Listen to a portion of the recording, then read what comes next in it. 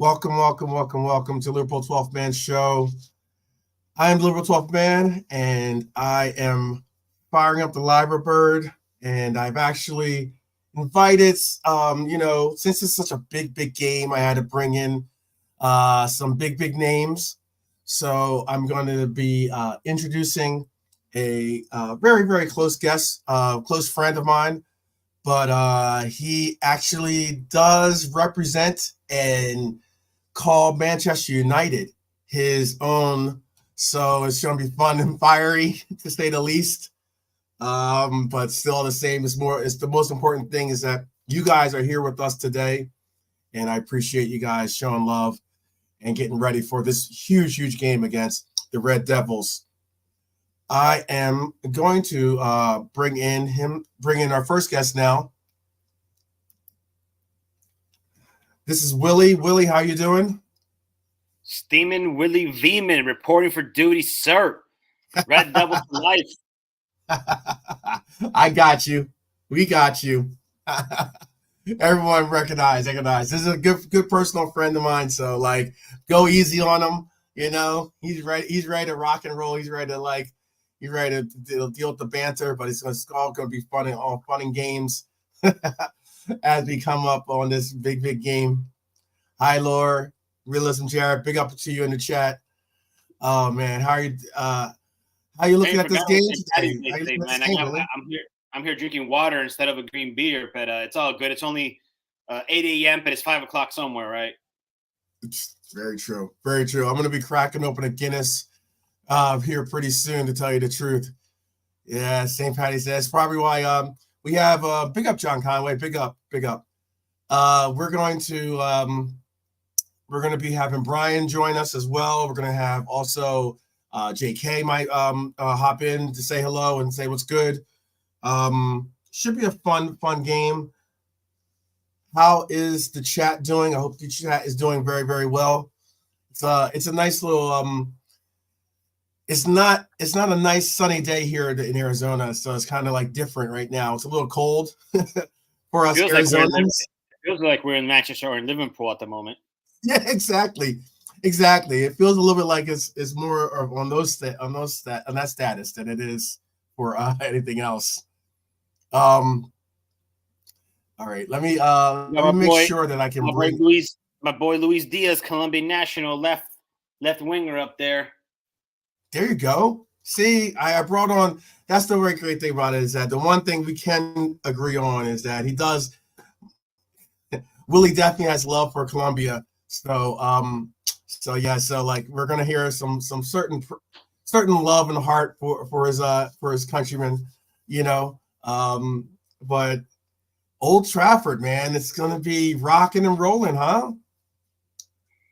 I'm still just disappointed because I really do want the Glazers to sell. Ever since they've gotten hold of the team, we have met our full potential, the greatness that is Manchester United. Because I've been spoiled growing up, seeing Fergie go for the treble. Always be competitive, always be in the Champions League, always be at the very least quarter, semifinal. Right? But now, ever since the Glazers took over, it's been a mess. It's been a mess. So we needed them to sell, and we need to go back to the greatness that is Manchester United. Wow! Already calling out the Boo Birds for ownership. You know how it is. Yes. Yep, man. Yes, he is. Man. Yes, he is. Big up, Nigel. Big up, Nigel. Yes, exactly. Jared, he is a Man U fan. I wanted to bring in a Red Devil so we could have a little fun, have a little banter. It was such a big game, huge game that, like, as in, you know, you can't expect much. You got Eric Ten Hag, excuse me, and and just wanted to, like, switch it up a little bit, make sure that we all have it.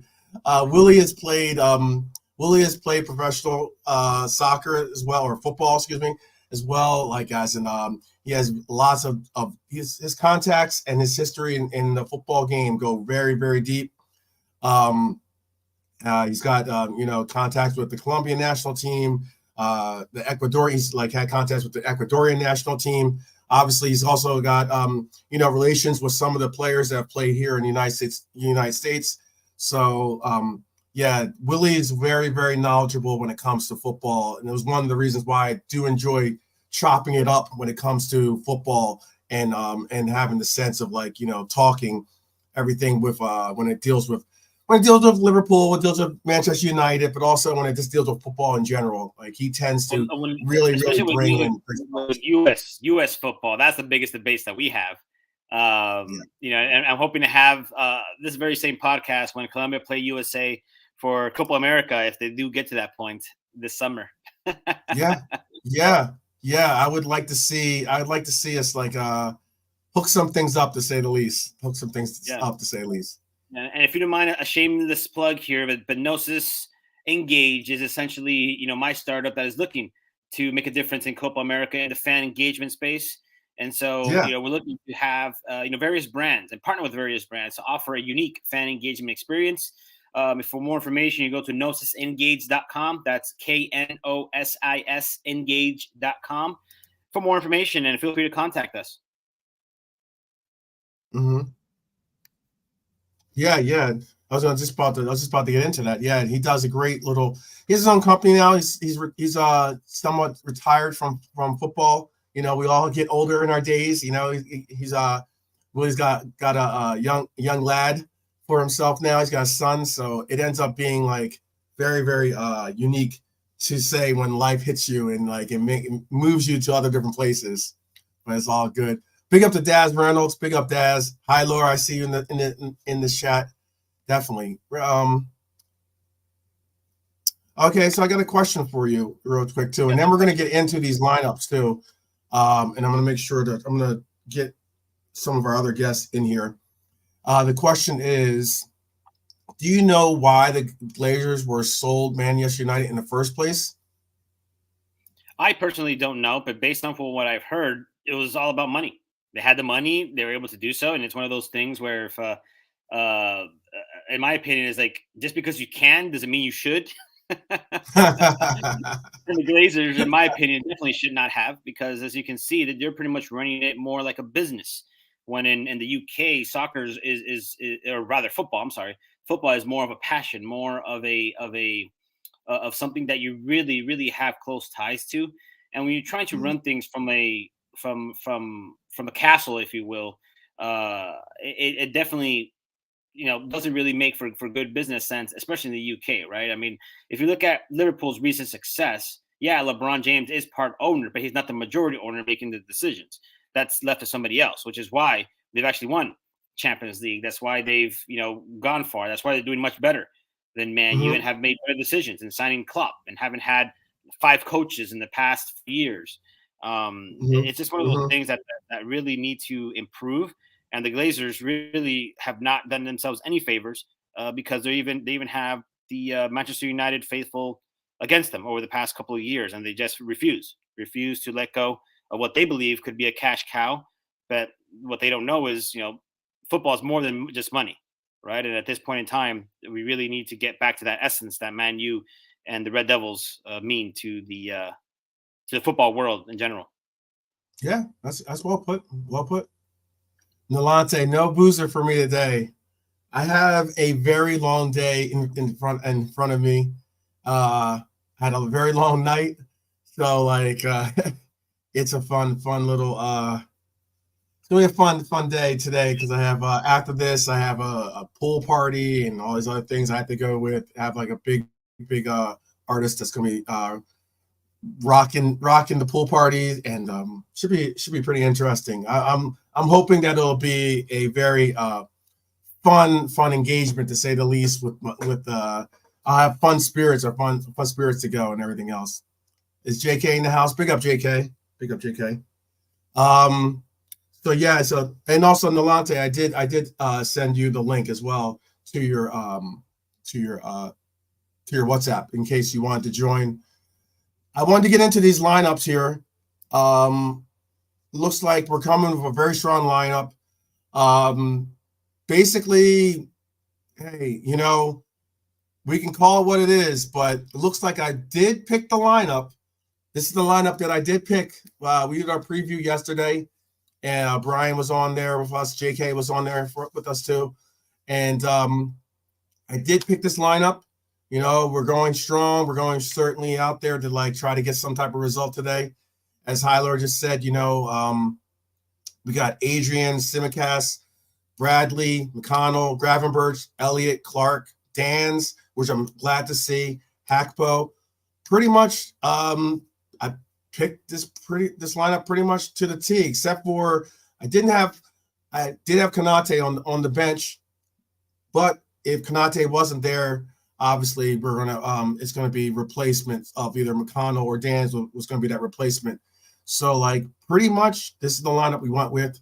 When it comes to Manchester United, we're looking at pretty much the lineup I picked up for them too. I'm pretty much on par today with lineup pickups. Hopefully I'm good with my score predictions too. But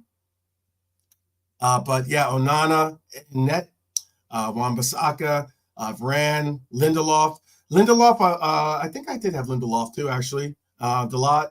I would have possibly either gone with Lindelof or I know that you have Maguire there too, but Maguire is just coming back off of injury. And then we also have Scott McTominay, Manu, Garnacho, Fernandez, Rashford, and you guys now have your what is he called? The Viking, I think, or something like that, right? Rasmus Højlund. So yeah, that's what we're going to be looking at. They're going with a 4-2-3-1. We're going in our traditional 4-3-3. 12 minutes to kick off. They're on the pitch right now. They're just basically, you know, they're rocking the green right now, which is pretty cool. How it looks definitely like locked and loaded. And also big up. I guess I go on camera now, so I'm looking at the screens right now, the warm-ups. Yeah. But I did see Realism Jared's answer. But you know, regardless of whether conflict or not, like it's one of those things that, like, for example, in the next couple of years, I look to purchase a team. I won't say who it is right now, just for confidentiality. But but it won't be because somebody is either bitter or there's a conflict or anything like that. It's just that, you know, I believe I could do a better job in running it based on my experience. And so yeah, so interesting to see some of the highlights here. I'm sure you're seeing the US feed on ESPN. I'm actually seeing the Latin American feed here on ESPN Latin America. So it's always interesting to see how the differences between how the two have pregame commentary and highlights. Yeah. It should be like yeah. We're watching it on I'm watching it on ESPN. Willie has a worldwide service. And I'm a worldwide man, 12th man. I'm a exactly. worldwide man. You're an international man. So like as it comes to like your travels, I know that you go all over the world actually, which is the truth about it. He's actually going to be he's going to be certainly you'll probably be seeing him actually in England at some time soon. I know that we'll bring that back up around halftime or something like that. But like he's got some really, really big things coming up. Oh wow! So Leverkusen's up 2-1, huh? Wow. They were just it was just 1-1. Leverkusen just won't lose. I mean, like Alonso's really doing a measure out there in the Bundesliga. I think one player to watch from the Man U side is going to be Garnacho. I think he's going to be a difference maker in this game. You know, it's one of those things that he's still not a household name, obviously, but he is an emerging talent. So I'm hoping he has a good game in trying to at least keep Luis Diaz busy. However, but also come up on the attack with Højlund up there.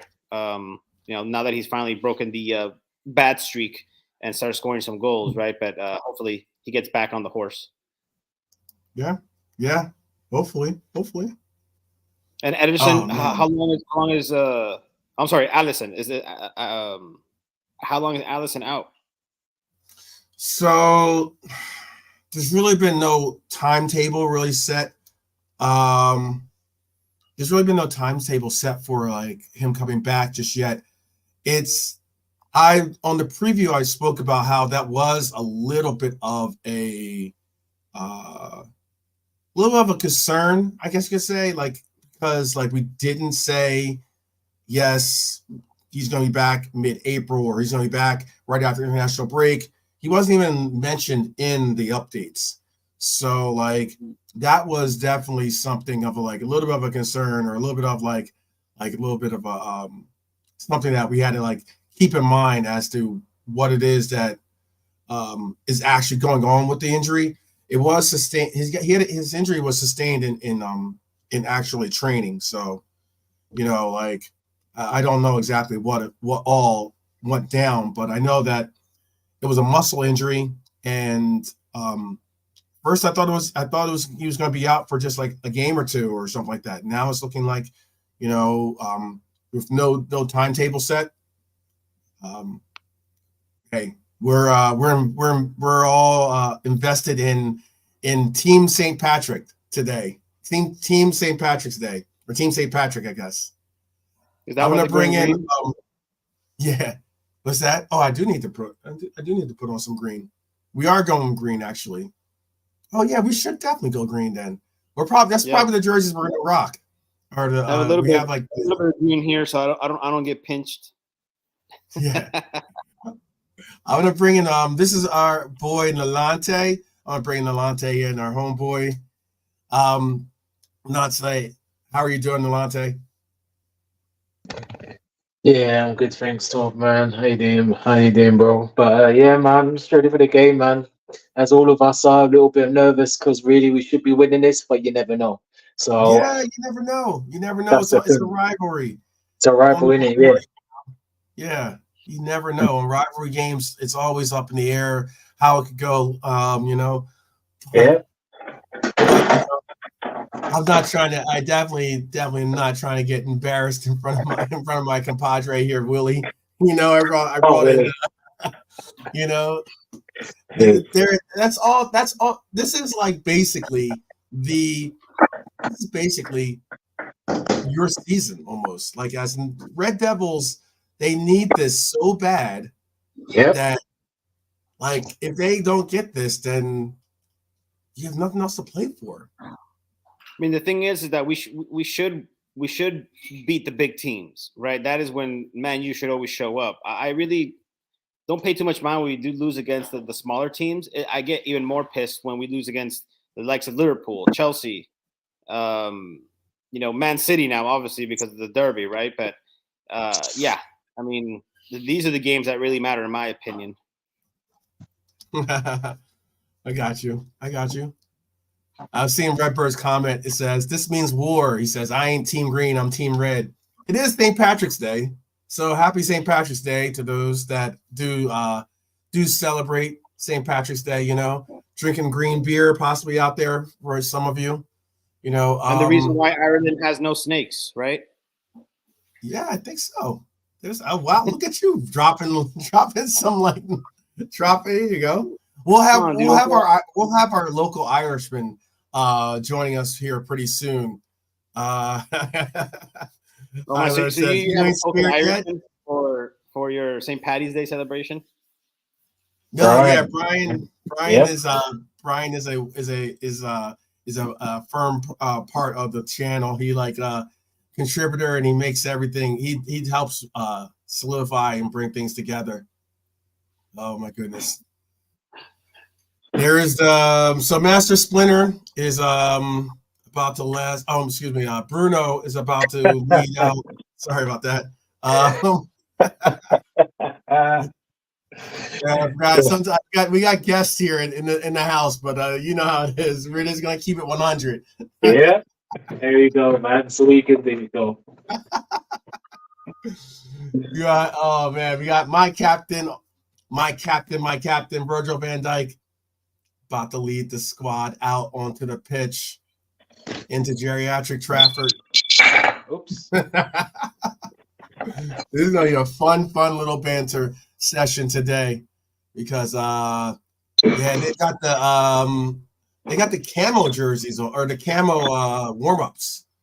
The Red Devils have the camo Red Devils warm-up jerseys or warm-up kits on. Here we go, boys. Here we go. About that. Yeah. Our record's been poor this season against the top 4 or 5 teams. So yeah, man, we need to make a statement, and today is the day. Yeah. Yep. Because real man, all this is this is what it's all about, man. Trophies. Very much. There's trophies. That's interesting too. They have usually when we get let out, we usually have they have kids on both sides of the line. We don't have any we don't have any mascots today for Liverpool. Yeah. Probably not, but who knows, man? Probably the boys mean business, so yeah. Yeah. We got JK in the house representing Berlin. Hey. Big up JK. Big up JK. Hey, Bless, JK. bro. Bless me, Nante. We get there, bro. Bless him, JK. Bless, Willie. You okay, yeah? How's it going? Oh, good. I just want to say, enjoy the game, guys. You know? Yeah, for sure. You too. Yeah, For JK's sure. gonna be jumping in saying what's good. Then he's gonna go. He's gonna go to his. I think he's going to the to family's house to watch the game. And then he's gonna rejoin us at halftime. For sure. Okay, let's go, man. Go, Jay. Let's go. Either Man United wins or Liverpool loses. Whichever one, I'm happy. Liverpool will win in this one. No. Yeah. It's in the bank. If this was back in 1999, I would say that would be impossible. But nowadays, Manchester United is a lottery. Mm-hmm. Yeah. True. Was that Rashford's baby? Yes, Rashford has 2 of his babies with him. Rashford? I don't think he has kids. No, I don't think he's got kids. Yeah, that's what I said. He's got kids, right? There, he was holding a baby. Oh, that must be someone else. I don't think he hasn't got kids. Yeah. That's it. I've never really seen him bring out babies for I know, right? It's if I had a baby, I wouldn't let some even though Rashford could be my boy now, but you ain't taking my baby out there. What's wrong with you?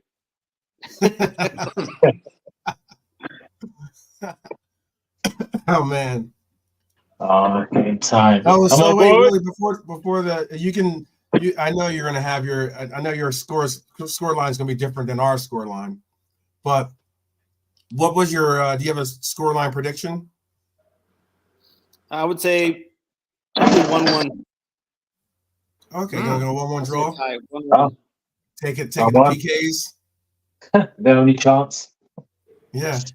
Oh, okay. I'm gonna bring in Brian. I'm gonna bring Brian into the party here. Oh, the man himself. Oh yes. Bless, yes, we have our live correspondent from St. Patrick's Central. Happy St. Patrick's Day, Brian. Top of the morning to you all. Yes, Brian. Just spent my afternoon getting shafted by technology. Several things nearly got thrown out the window.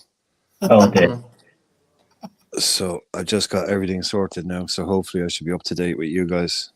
Yeah. I hope everyone's well. Nilante, Willie, nice to meet you. Big up, Brian. Big up. We are almost. Yeah, let's get this. Let me get this started. I'm gonna bring this down, and I'm gonna get this rocking and rolling.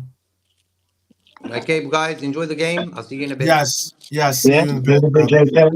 Peace, bro. JK. All right, so we are off and running.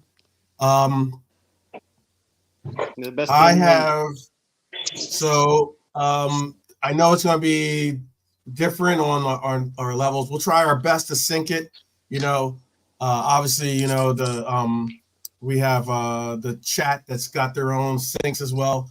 We'll do our best to try to not spoil anything for anyone really, but I have the live chat up, right, or the live feed as well going up, trying to show what's going on in the game. Okay. All right, Here we go, man. Here we go. I might be a little bit ahead of you, 12. So if there's a goal, I'll just keep quiet.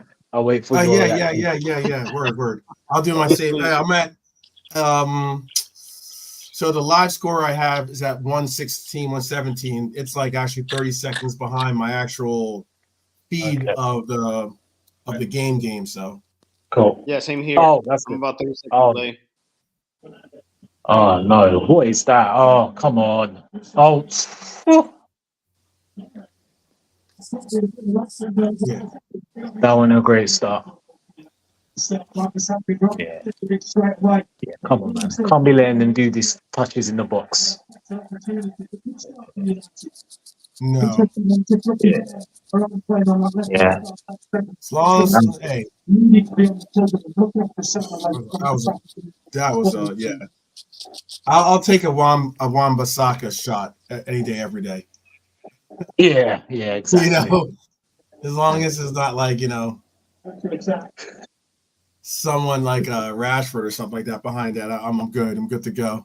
Oh, geez, but that was that Wan-Bissaka shot was not. Yeah, I just saw it. It just came through. Look, Manchester United. Let's not get twisted. Manchester United's going to come out and try to bring the pain, I guess you could say, early in this. After that, how they gonna get booed? Oh yeah, no, they're gonna try to. Well, you know, they've got I think it was like. Let me bring up. I still have the actual stat, but I believe it was like 10 out of 11. I want to say 10 out of 11 or something like that. That they've scored the first goal in games. But then again, you know, we've also scored the most goals after the most like secondary goals. May I share my opinion? Already, dude. Already. McTominay, come on, dude. Man, you're so far ahead of me. On those type of stats. How far ahead are we to you, Brian? Oh, you're well over a minute ahead of me. Your live score thing is a minute ahead of me. See, my TV thing decided to the box needs to be updated, and I don't have the software for it, so I can't watch TV. And this match is on TV, so I'm having to watch it on a shitty thing on my phone when it's literally live on TV in Ireland right now. That's why I'm so annoyed right now, man. So annoyed. Yeah. But yeah, so you're I'm gonna have to turn off your thing because your live score is just totally giving the game away from me. Yeah. No worries. No, they're saying this is no good start, man. United they're peppering us. Need to wake up. They're going to. I'm telling you, they're going to definitely. They're going to come out and throw all. They're going to throw all that they can. Salah, flipping heck. Yeah, no, they have to talk, man. They got no choice. I expected this, but still, need to wake up a little bit. Oh, come on. Oh, geez, what a shot at Rashford. That's better. Come on. Hey, Tough Man, how do you feel about those stats that show that, you know, hey, Manchester United haven't won a game since the sun was setting in the east and the drizzle was on the field and the the mascots came out with them and the those ESPN type stats that I seriously hate. Like that has nothing to do with the game. It's pure coincidence. You need to stop on that BS. I got you. I know, like they do all the like they haven't won a game since. Well, how about this? You know, if that's BS, I would say the other BS is maybe the fact that 1921 was the last time we've. Dom's just watching Dom's shot. Dom's gonna be looking for a goal today, people. Dom's gonna be looking for a goal. 1921 was the last time Liverpool won last time we've beaten the Red Devils in the FA Cup was 1921. It's a pretty crazy stat. Yeah. At Old Trafford. At Old Trafford. At Old Trafford. Yeah. At Old Trafford. That actually happened. At Old Trafford in the FA Cup too, not like in general. Yeah. Yeah, but those stats are like, oh, you know, Manchester United game when Marcus Rashford has worn his blue boots, and Bruno Fernandes doesn't that kind of stuff in the middle of the field. Like those are the stupid stats that I hate. Like don't get JK going on that, colors of boots. I'm about to say, we just had a participant come and go that is all about those kind, not necessarily those kind of stats, but he likes to take notice of people's boots. I saw Luis Diaz going. What about We got the team right anyway. Yeah, Brian, did you see that? We got it like spot on. Yeah. Like you were saying, a lot of it did pick itself, but it was good to see him go as strong as we thought he would. No point, no point taking foot off the gas now when you've got a 2-week break coming up. Exactly. And they went pretty much full strength as well, didn't they? Oh, yeah, for sure. Yeah, they've gone full strength too. Oh, dangerous attack there. Man, I'm going to head out in about 2 minutes, and I'll be back probably sometime there second half. Okay, no worries. Yeah, Sundays usually days that we have stuff to do here in the house, and I don't want to be in the doghouse. Yeah, you don't have to. Yeah, say less. Oh man. Nigel says the pitch looks sensational. Credit to United's ground staff. Wow. No credit to anybody at United for anything. Stop that, Nigel. I know it's Paddy's Day, but there's no need for this kind of stuff. Come on. You can start paying him compliments when we're 5-0 up, okay? So let's just there you go. Wait till that point. Yeah, way too early. Damn, I need the poor groundskeeper. Jeez.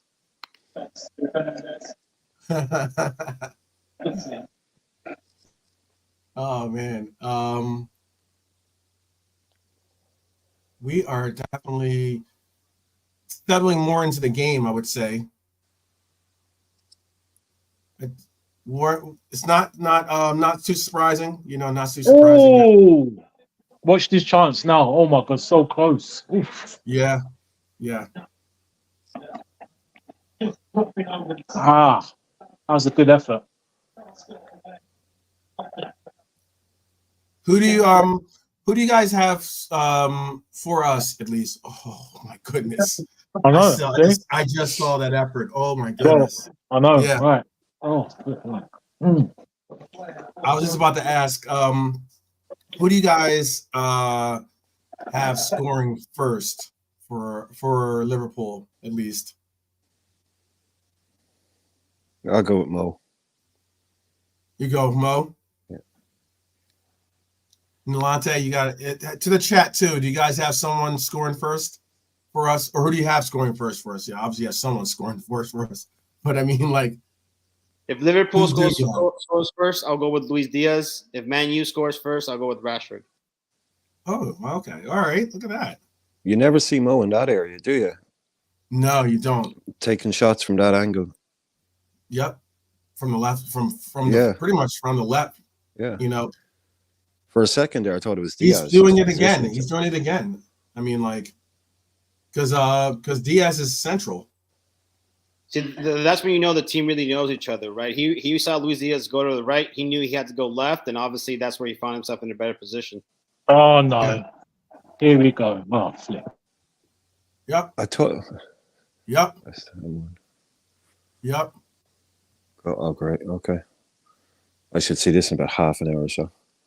Oh, no.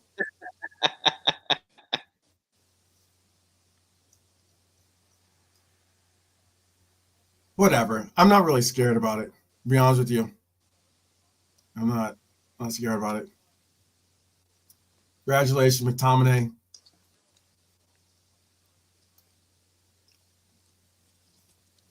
There we go. The Scotsman. No, we're sleeping, man. This is not a good start, man. No, man. We need to wake up. Yeah. Sleeping, man. Too much. I should have picked McTominay, who apparently is Man U's leading goal scorer. McTominay's been interesting actually for United because he's a very he's a fan splitting type player. Either love him or hate him. Basically, what I mean by that.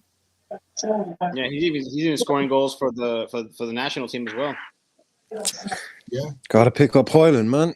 Hoyland is just wandering around doing what he wants to do, going where he wants to go. All the Nah, we need space to in the wake world. up, man. Stop, what are you doing? Nah, this ain't good. Look, come on, Joe. How does Hoyland have that much time and space in the box? I mean, come Right, on, you like. telling me?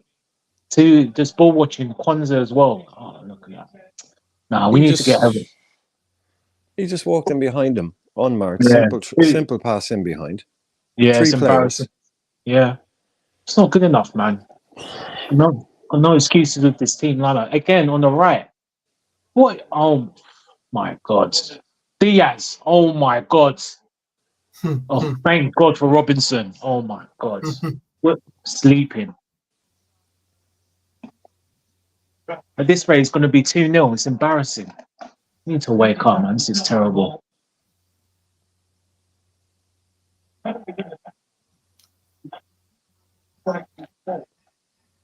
I see what the DS was. Yeah. Oh my Lord. Yeah. Why they they're appealing for what? A handball? Mm. No, that's not a handball.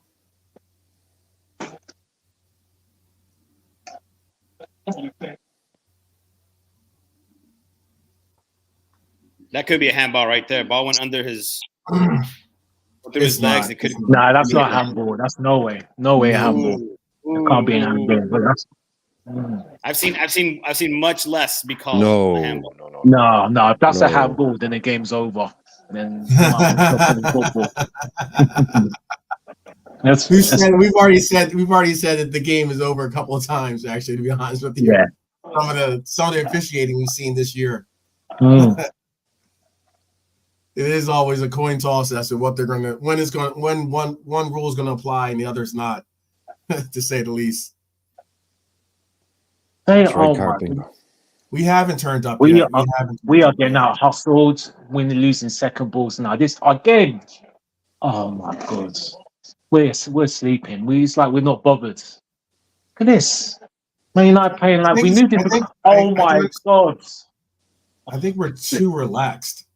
Yeah, we're letting them these average plays like just skill us up. It's embarrassing. Yeah.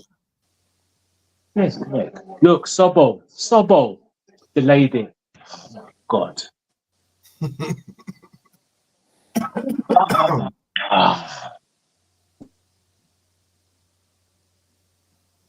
I'll be right back, bud. Yeah, definitely. Yeah. Easy. Oh man, so man.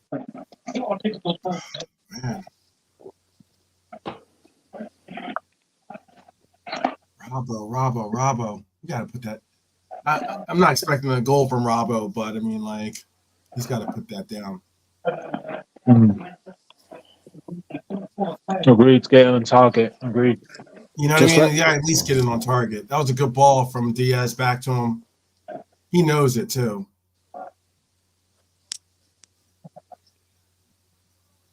That is one part of Robbo's game that's never really been his strong suit, which is like his shooting boots. Oh, if he could finish, he'd be a 200 million pound player. He's a left back, you know.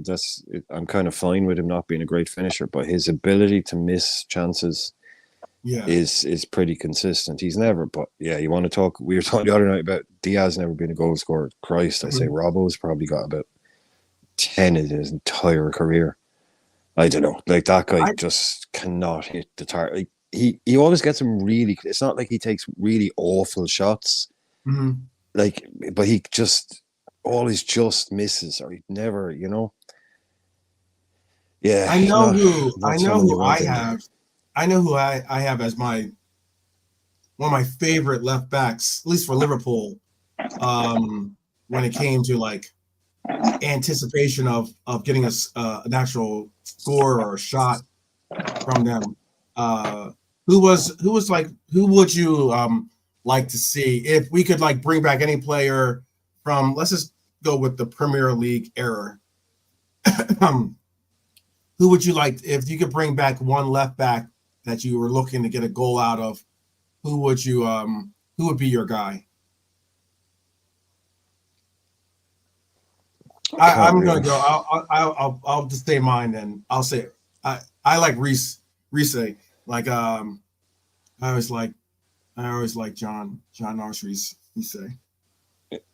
Yeah, he was decent. I can't remember us ever having someone at left back who I thought he's good for a goal.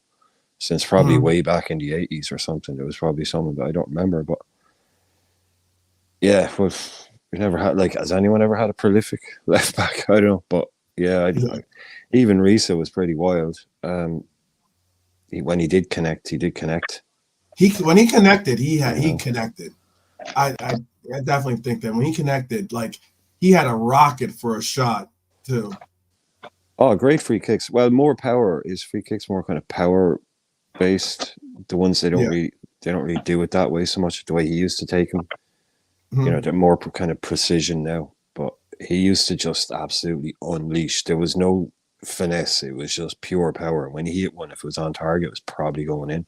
He just hit them so hard. But yeah, like, you know, my guy's Aurelio, but even like he wasn't a goal scorer. He could, you know. Yeah, I suppose probably Reese maybe on the end of a cross. Yep. It's not really like who would you think is like who would you think is that kind of left back in general in the league? Not even in the league, in football in general. A goal scoring left back. Yeah. Like maybe Davies at Bayern. Joey having a Grimaldo was scoring a lot of goals. But they tend to be wing backs. Yeah, maybe like when they play a player like Davies at left back for Bayern, he's basically a winger. Yeah. Oh, that was wild as well, Joey. Yeah. Yeah. Oh. But Grimaldo's having the season of his life, and he's got 10 goals or something like that in the league. Yeah, 10 goals or something. I saw someone saying earlier they're winning again today. They're 3-1 up again. Yeah. Against Freiburg. Yeah, I'm assuming that's the league, is it? Yeah, that'd be the league. Oh, would that be the clincher? Oh no, I mean in the league. If that's, I'm assuming that's the league match. Yes. Yeah. It's kind of gone a bit flat now, hasn't it? The game. Yeah. Yeah, I think they're trying to I really think that they're trying to get their footing in this game. I don't know why we came out so kind of like everyone said, like everyone's like kind of asleep in a sense, you know, kind of like sometimes we look at stuff and we act as if like, oh, you know, we know we're good, but come on. I think Healer must be on mute. If you're talking about Grimaldo, Healer, that's who we've just been talking about for the last minute, saying he's got 10 goals. If you mean Grimaldo, then yeah, we have. That's who I said. The two I said were Davies and Grimaldo. Did I say Grimaldo? I didn't say Grimaldo. No, that's what. Healer is saying Hintinti is playing in Bundesliga with Bayern, so he's trying to be all clever and go, I got you. When we've already been talking about him. I think Healer has this on 10 seconds ago. Fuck off, Rashford.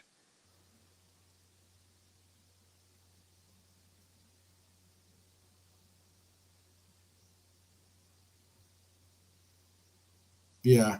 Yeah, we need something to happen here. We do need something to spark. Yeah. Like they've gone into their shell now because they've got their goal. They don't look too ambitious. We should start turning the screw here.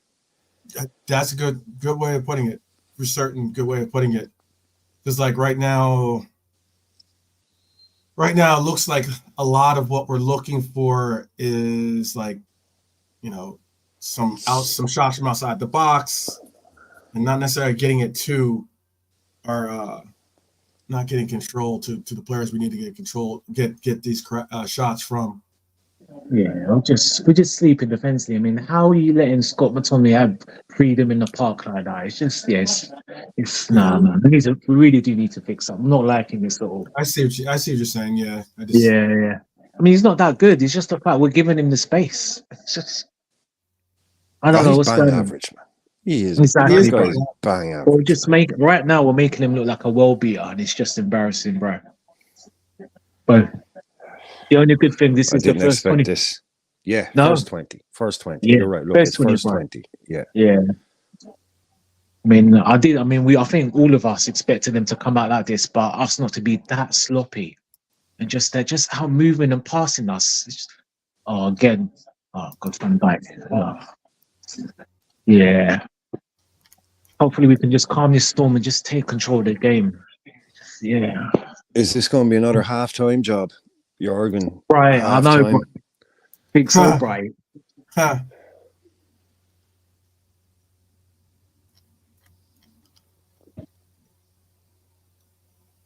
We're gonna knot this up before halftime. Just put him under some kind of pressure, you know? Yeah, Like, there's yeah, no yeah, press there. Look at that. Like, we're letting them play that ball out there now. And I don't really look, maybe that's part of a particular plan, but there was no pressure there. And Anna was allowed to give it to the right back, Dallo, and he just pinged one out to the left. And now they're in our box. There was no pressure on any of that play at all. That's not us, man.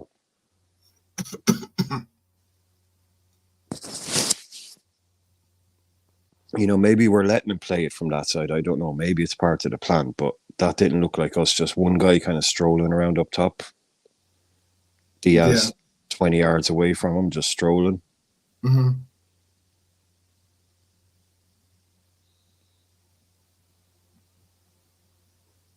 Yeah, they're looking at a free kick. Hide his boot. Hide his boot on him, the little rat. Just throw his boot into the crowd. Oh, You get a red card he'll for find that. it, man. He puts. I think he puts cheese in his boots. If you picked up his boot and threw it into the crowd, would you say get a red card?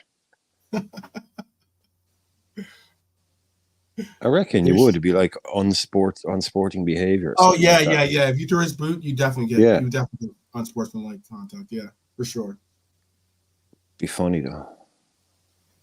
Right now, 57% of the attack has come from the left side. 32% has come from the right side for United. Oh Jesus! Fuck. Sorry. No worries. Get behind you guys. Yeah, yeah, yeah. All right, you just saw that free kick. Yeah. Yeah, hit the top of the goal. Look closer than it was. Yeah, but say it looked a lot closer than it was actually. I don't think it was ever really. What do you think on Kelleher for the goal? Could he have gotten that up and over the bar? Or did he have to? You know, if he was a bit stronger behind that, maybe. Yeah. I know we're nitpicking on it, but there seems, you know, like I'm saying, like Hoyland just being allowed to kind of have the freedom of our penalty area was kind of the main. That was the main part, yeah. Like, and then we were relying on Maka to basically track with McTominay. I don't know if it was. It's a good, like, as I would have liked to have obviously seen him just try to make an actual like save instead of trying to like parry it. If you're going to parry it that way, at least like parry it up. Yeah, parry it like up and over high, so that like if it's like a high ball, then at least you can like possibly like either react and try to like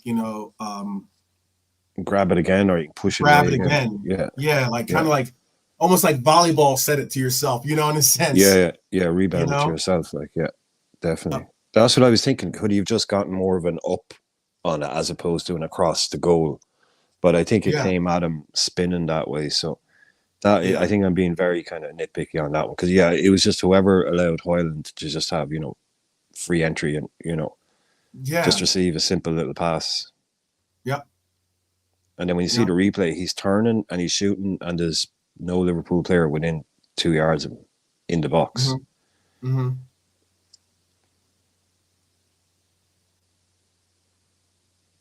Yeah, we don't look ourselves, do we?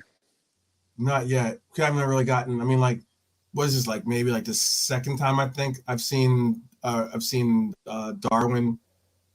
That was like one of the. I know I'm a little ahead of you on my actual feed. I'm far behind Nolante and the live score here, but that was like one of the first times we've seen Darwin actually like have the ball at his feet.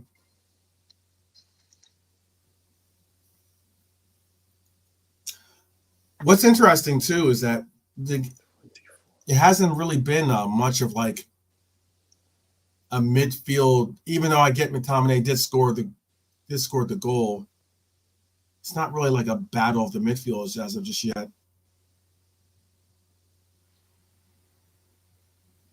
Do you think that more long balls from them than anything?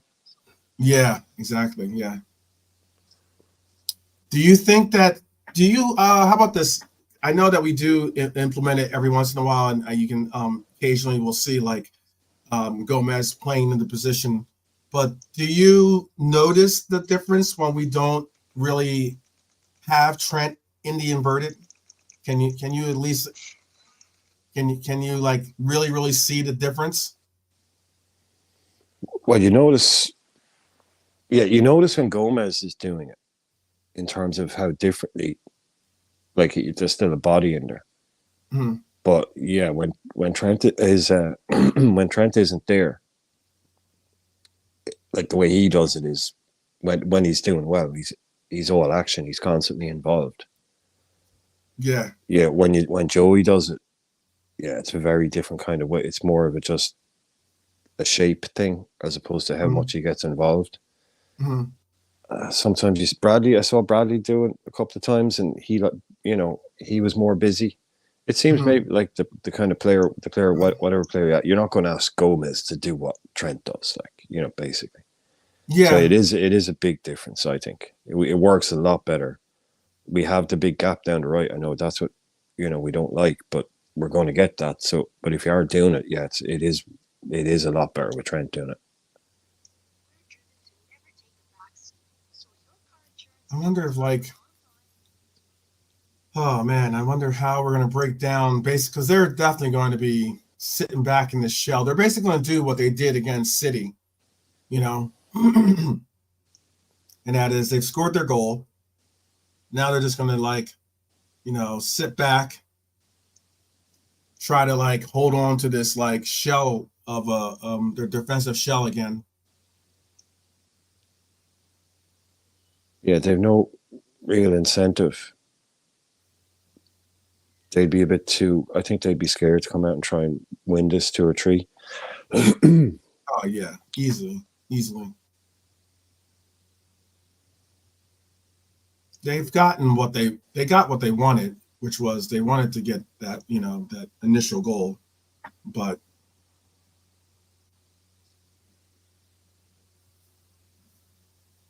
they've got their guys on the pitch definitely want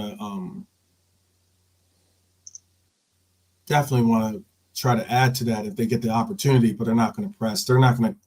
They've probably been told to really hold their form, their shape more so than not, rather than try to press for that easy counter-strike goal. Oh yeah, they'll be just saying, wait, let Liverpool try and do something. Mm-hmm.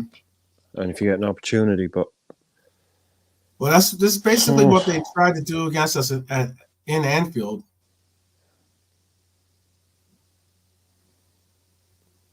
Yeah, they're just sitting in now. Yeah, no.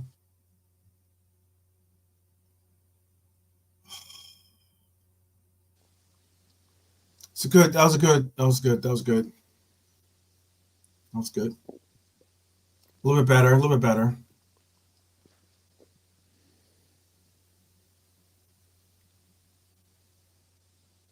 Ooh.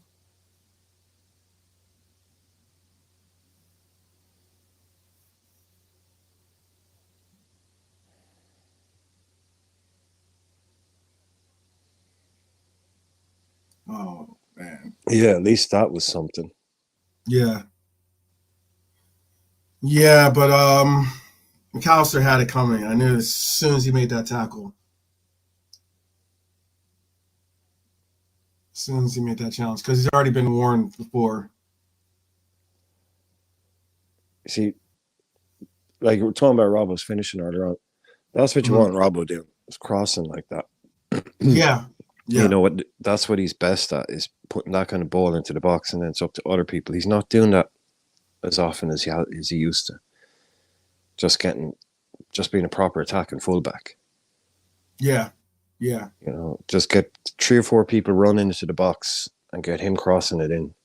We see the quality on that ball. Like, even if the keeper has to save it, you know, you see it came to the guy on the edge of the box.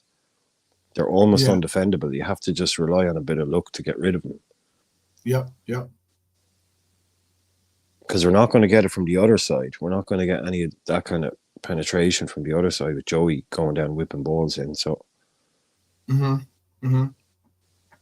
West Ham up 2-1. That goal's been taken away. The earlier goal.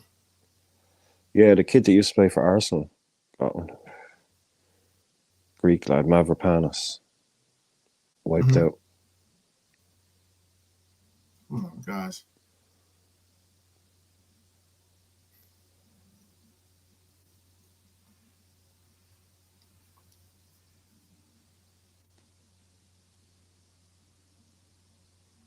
Take a corner.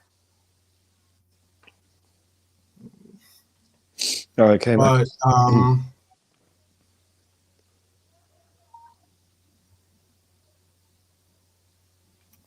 K-Max saying, "Big up, guys. I'm watching this as Roz just showed up on the page on the screen." That's what's up. Big up, K-Mac. How you doing? I'm sure K-Mac's going pretty wild right now. I'm sure he's going pretty wild.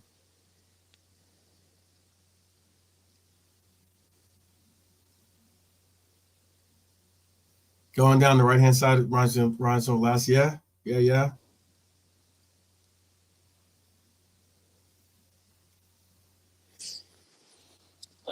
It's just been, I don't know. There seems to be no life in it, not a lot of energy in it. Maybe not so many ideas. Like United are doing all right, but I'm sure they're happy. But is very much. But you're right though. There's been like somewhat of a lull, you know, like a quiet lull to the point where you can't really. Neither team really has been able to, as of late, really consistently get some type of like ebb and flow with their attack. It's always something falling to the wayside.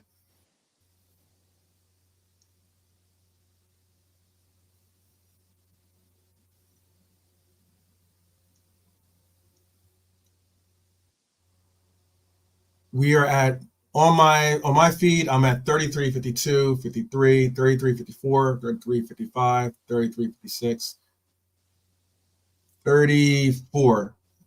Just so that you guys know, in the chat, that's where I'm at.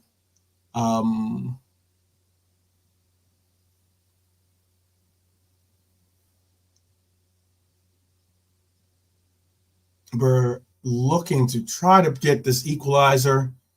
I wanted to say, I really would like to say or think that we are going to get an equalizer before halftime. But again, like Brian was speaking on earlier, really has not been much to write home about with our play. What's very interesting about this too is that maybe it's I get that we are that the guys are out there are, you know, certainly the more what's the words I'm looking for, the more noticeable, not necessarily noticeable, but like oh my goodness. Yeah, we need to freshen up here. Need to freshen up and get our SHIT together here. It's another half-time job. Typical us. Absolutely nothing in the first half. Then he's got to get him in, give him a whatever, to get him going, and then hopefully come out. But like, we can't keep relying on these kind of performances being absolutely useless in the first half and having to come back, use a load of energy up. But this game against United, there should be tackles flying in. There should be stuff happening. They're playing this like it's a dead rubber game. The league is over. It doesn't matter who wins. Yeah, kind of like not really, for some reason, not really just. They're getting frustrated. You can see they're getting frustrated. I just saw you watch what I think it was Dom, just like was like telling him to like give the ball central to him instead of trying to go deep right there into the corner. Yeah, I'm not advocating violence, but somebody just needs to go through somebody and liven everybody up. Yeah. Well, that person can't be McAllister now that he's on a yellow. No, but I'm telling you, Dom is gonna get our goal. Oh no. Oh. What? You're kidding me, right? That's got to be looked at. What's going on? It will be checked. Don't worry. It'll be checked. They're all checked.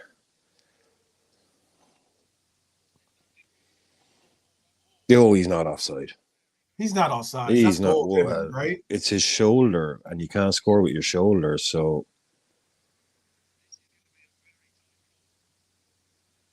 wow, dude. Wow. No, I knew as soon as he scored it because they were all kind of half looking. That's why I wasn't sure, because I could just tell it was like, I knew it was just going to be one of those that just wait, because that's really close. That's super close, yeah. Like, his feet are onside at first glance. I don't know. I didn't see them. Are we going to see the lines? Are we getting lines? Yeah, they showed the lines. Oh, here come the lines. Oh, come on. Yep. And it looks like his head is offside. Come on, man. Right, look, we've scored. We've opened them up now. We've seen we can do it. So that should give us a bit of a lift. Yeah, come on. Like, okay, but take it and go and get another one. Yeah. Whatever. But maybe that, like we're talking about, just anything to spark it. And that'll do. Even if it's an offside fucking goal, that'll do. Yeah. Just to kind of like, wake everyone up and say, let's. Yeah, you remember the whole putting the ball in the back of the net thing? Yeah. That. How about that? Yeah, how about some of that? Yeah. How about that? Even their crowd is quiet. Like, I can hear them, but they're not like baying for blood or anything. This is not the old United. It's nothing. I used to be terrified going to this ground. Sides, man. But I used to be terrified going to Old Trafford. Literally terrified. I didn't watch the games most of the time because it'd just be it's just so horrible. They were always so good and they'd beat you and the crowd were just non-stop. Who's all sides? Are we going to have one of these? Are we going to have another situation? Who's all sides there? I'm not sure even they know. There was Salah.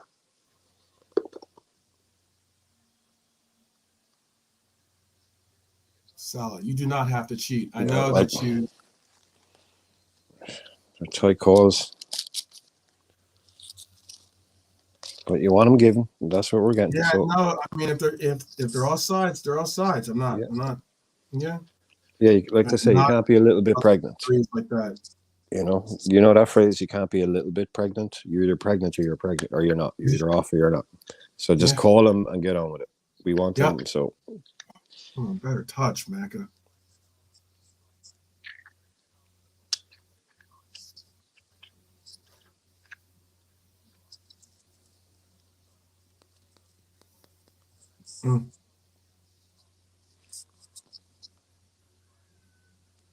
So 41st minute coming up for me is at 40-37, 40-38, 39, 40.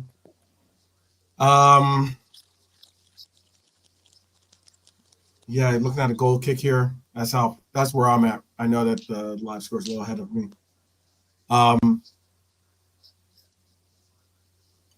am definitely want to see something come out of this first half. We need to. I would like to see us get knotted up in the first half here. Endo almost made my prediction come true. You had him for a goal, yeah? I did have him for a goal. I had a bunch of people for a goal, to tell you the truth, though. So I know, like, you have 5-0. Yeah, my 5-0 is. Yeah. I had a 5-0, 4-1, 4-2. 4-1, 4-2, 5-0, 6-1 has been scores called out. A lot of those are more to closer scores. 3-1 was another score that was put out there. Oh, Nilant or JK went with a 6. Yeah. 6-1. 6-1. It's a lot of goals to be scored in that second half, if that's going to be the case. Steven says Manchester United is always difficult, as is Everton. Yeah, any rivalry game that we go through is always. I always say, just throw form out the window. Doesn't matter necessarily what you did last game, or like how you've been playing for the last whatever umpteen games that you've had a run on.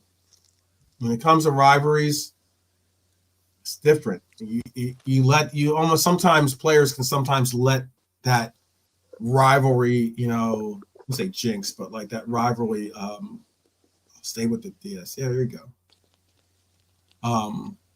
They know we're better than them, though. You can see in their faces. They know absolutely. We're better. They're scared. See, this is what I wanted to kind of see, is like once you get like that little like splash of water on the face, or that smack on the back of the head that, like, Klopp and those guys and BBD like to do, to wake them up. Slaps all around at halftime. I think, come on, Robbo. Oh goodness, trust me on that. Yeah, I'm gonna look like Bernie Mac in Head of the State. Hey, look, at least Robbo's involved. So he's. Oh, absolutely. Like we said, these are his kind of games. These big games. He knows what it takes. Get in there. Yeah, give. Oh, that was an obvious ball, Diaz. So just give back to him. Is it? What did I say? We're not bringing this one back. We're not bringing this one back. Oh, great goal.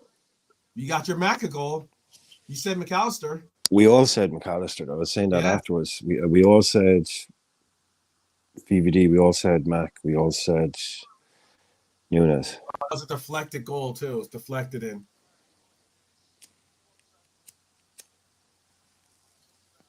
I think Manu got a deflect. Got a cleat on it, and then great time to score. Yeah, but it's still Macca's goal.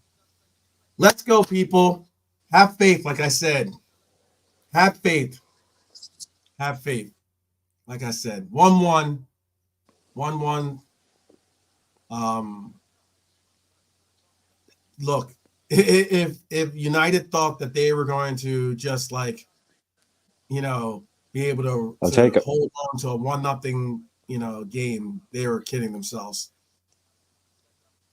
No, that's going to set it up perfectly now, because their game plan has had their halftime team talk has completely changed. Oh, absolutely. Absolutely. Looks like we're going to go 4 minutes of extra time.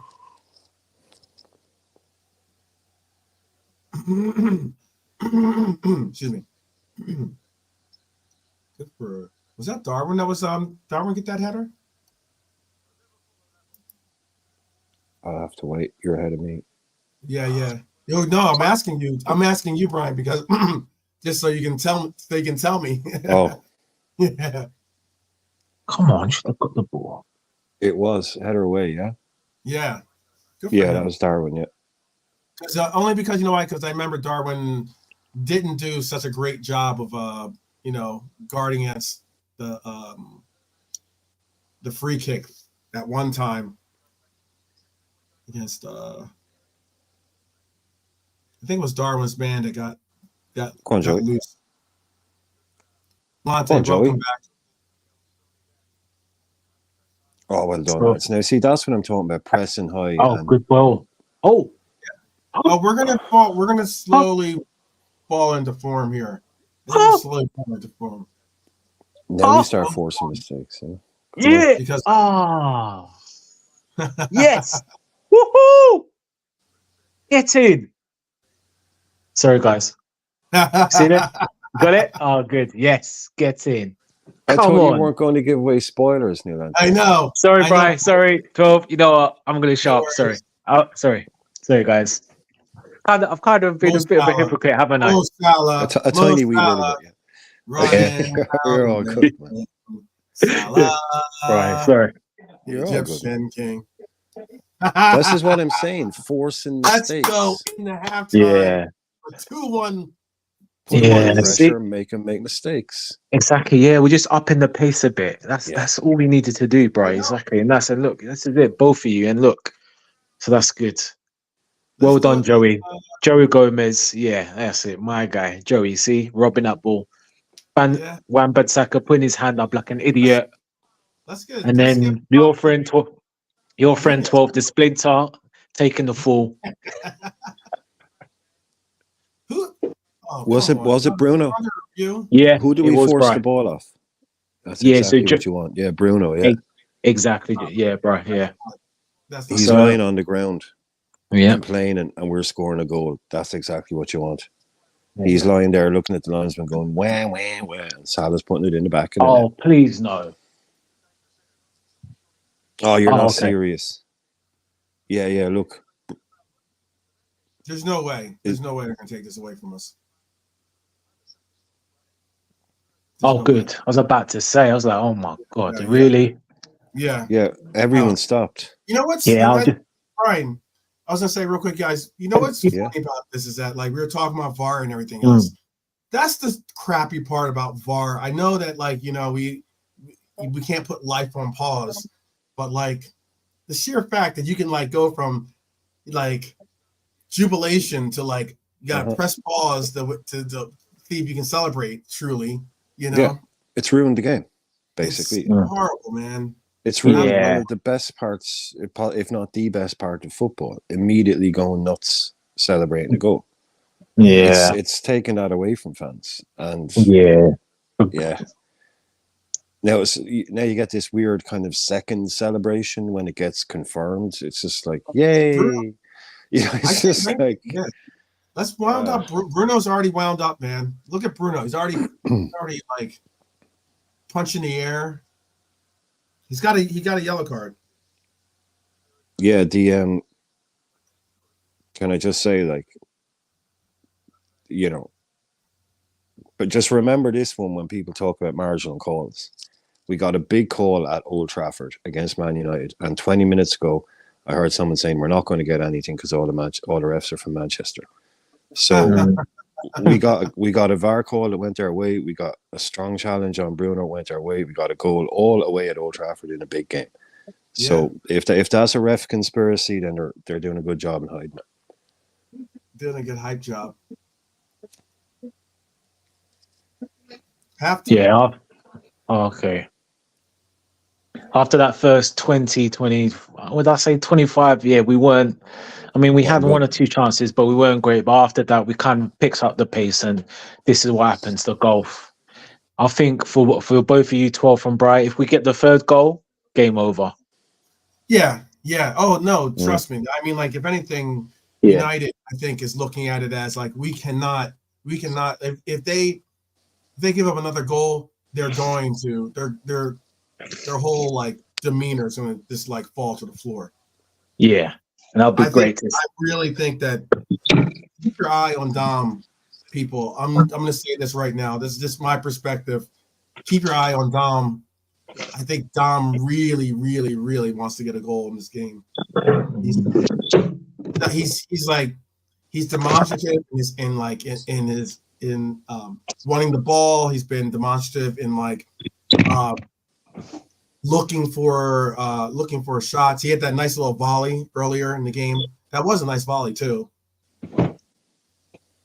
I mean, Brian and 12. I mean, what do you think about Dom's performance? I'm a bit this first half. I'm not sure. I mean, again, I could be wrong. What do you think about his performance this half? Now, who in particular? Dom. Us? Dom. No, Dom. Oh, Dom. Yeah, both of you. What do you reckon? Because I'm not being a bit with him. I think sometimes you've got to center the energy. You know what I mean? It's good to have the enthusiasm. It's good to have the the chaos, if you want to put it that way, or this the pure unadulterated energy. But you got to if everyone else is at frequency 8 or 9, or what we look like was frequency 6 or 4, and you're on 9, you're just not in tune with everyone. We're gonna get it. I don't think that United is really properly constructed to be able to hold back this Liverpool offense that, as usual and as of late, always seems to take a little time to get ratchet up into gear. That Sparta. Whoa! Rewind. What was your opinion on Dom's performance in the first half? I know you're trying to not criticize him. You're trying to be say it without saying. So I'll just say, yeah, he's been okay, but he hasn't been great. He hasn't done. No, much. He hasn't been great. Yeah. So just in terms of Dom first half performance, yeah, I think I know what you're trying to say in terms of everyone else has been doing so he has to be a bit more reserved or something. I don't know, maybe, but he hasn't. None of them have been brilliant. I just feel Dom sometimes Dom right now seems like he's jacked up on Red Bull or something. He's in it. He knows he wants to be a part of something. He wants to make a difference. But there's none of them great. There's none of them. I know we've come back there a bit at the end now, and we're 2-0 up, and we're all really happy. But there's none of them have been really brilliant or anything. No, not until those last kind of little while. There, like you were saying earlier on, there was no midfield battle. Yeah, there wasn't really a whole lot going on in the midfield where McTominay is dominating Endo, or Endo was getting the better of whoever. And they're winning it in the midfield. It wasn't. It was going wide and it was going long. Yeah. So I thought maybe Robbo was kind of our busiest player. But until Headkeeper and Raskrab and Dustin and everyone else is coming in. Who was great? Who was really good in the first half? Nobody. Nobody. So nobody. Good. Nobody. There's not. So far, there's no one I would say. And what's funny about it is that you're right. Us being up 2-1, you would not have expected us to be up 2-1 from our play. Hell no. No. I was happy with that. I was oh wow, 1-1 going in at halftime. This changes everything. Absolutely brilliant. Yeah. And then to be 2-1 up at halftime. Yeah. I didn't think there was time for a second one, really. I didn't. Yeah. That's unbelievable. Yeah. We were talking before you came out saying Ten Hag's halftime team talk has completely changed. Yeah. From being 1-0 up to being 1-1, and it was a great time to score. Well, now he's gone from he went from a 1-0 up team talk to a 2-1 down team talk in the space of about 4 minutes. Yep. Yeah. Okay. Deal with that one. Well, I wouldn't have said for instance. Let me say. Let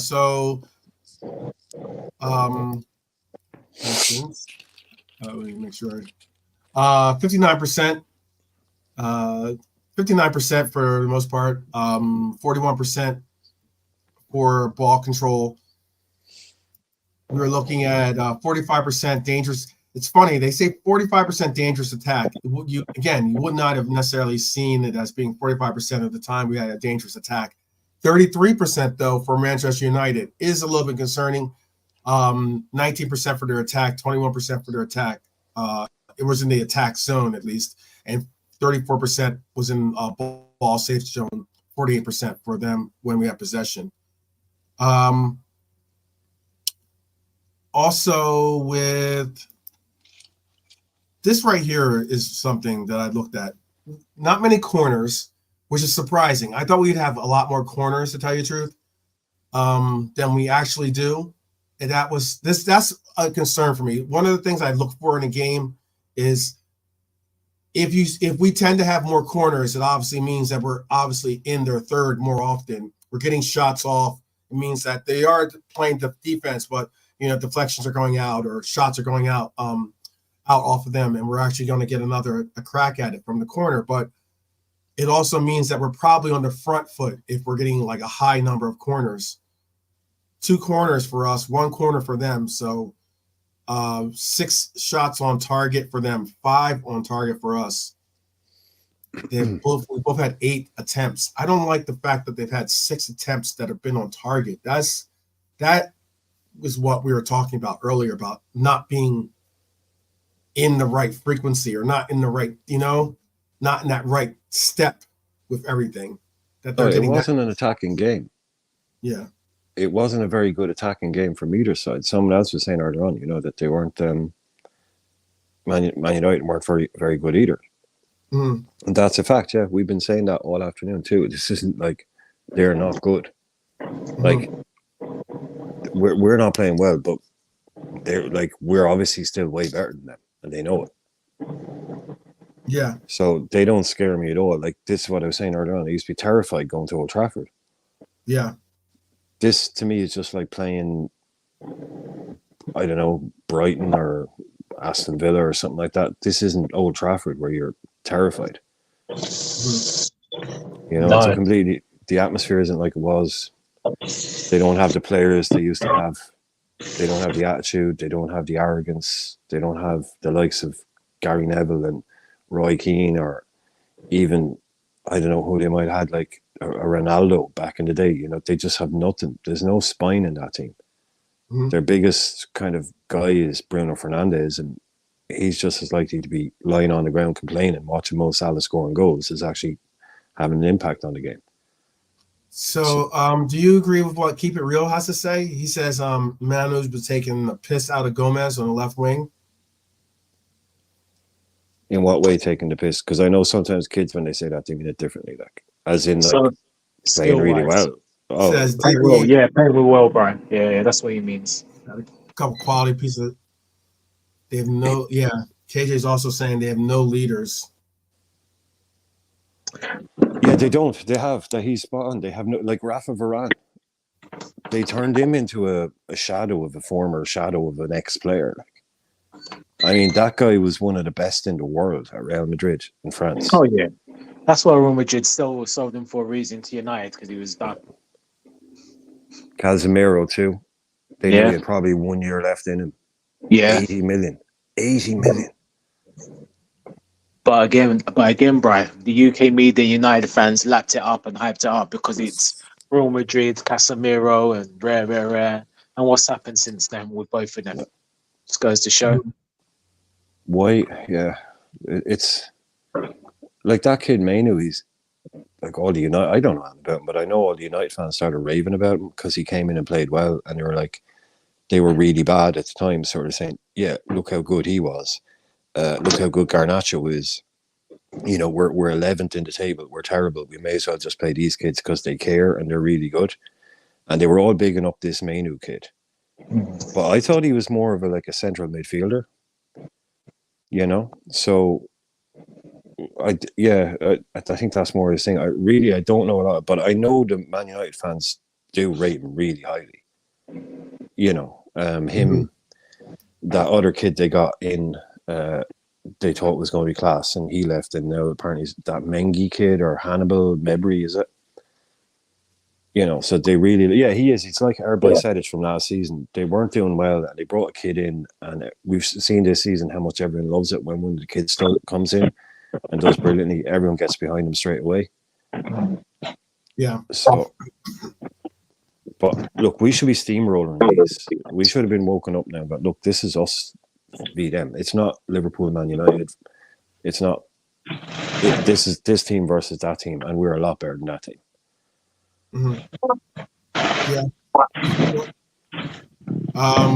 KJ's comment actually was pretty spot on too. He said he actually rates McSauce in this United that name. And that name. And he said, but that's how poor this United side is. I mean, like the sheer fact that they're relying on McTominay, like that's the level of where United has fallen, and that's how I look at it. I if that's what KJ's saying, that's what that's at least my sentiment when it comes to everything that's going on with United and how we're seeing a lot of their high priced talent that's not exactly giving out high price returns. Do you see anything? Do you see? I don't see us making any changes at halftime, to be honest with you. But do you? No. Oh, that was a quick answer. No, I'm with you. No, just don't get another one or two. Yeah. Don't be messing around. None of this, grabbing Birch for Diaz or anything weird like that. Right. Just straight up, Bad was that goal for that second goal was horrible for them. Hylor says leadership. He says Hylor says, quote, leadership starts at the top, unquote, and who is the top Glaziers. He says he's willing to bet a lot that when Sir Jim Ratcliffe is at the reins, they will be a new story. Oh yeah, 100%. Yeah, they'll definitely have a different emphasis on trying to make a difference. But it's going to take a lot. Let's just be honest. It's going to take a lot for them to get through it. A lot of what they're dealing with, because I mean, look, it was not an easy process for any of us to go through the Hicks and Gillette years, and then even less so, it was a testament of how the new ownership was going to have to bring in the right pieces, get the right pieces to actually get settled into their jobs and get familiar with the environment. And it's not a turnkey kind of operation, if you know what I mean.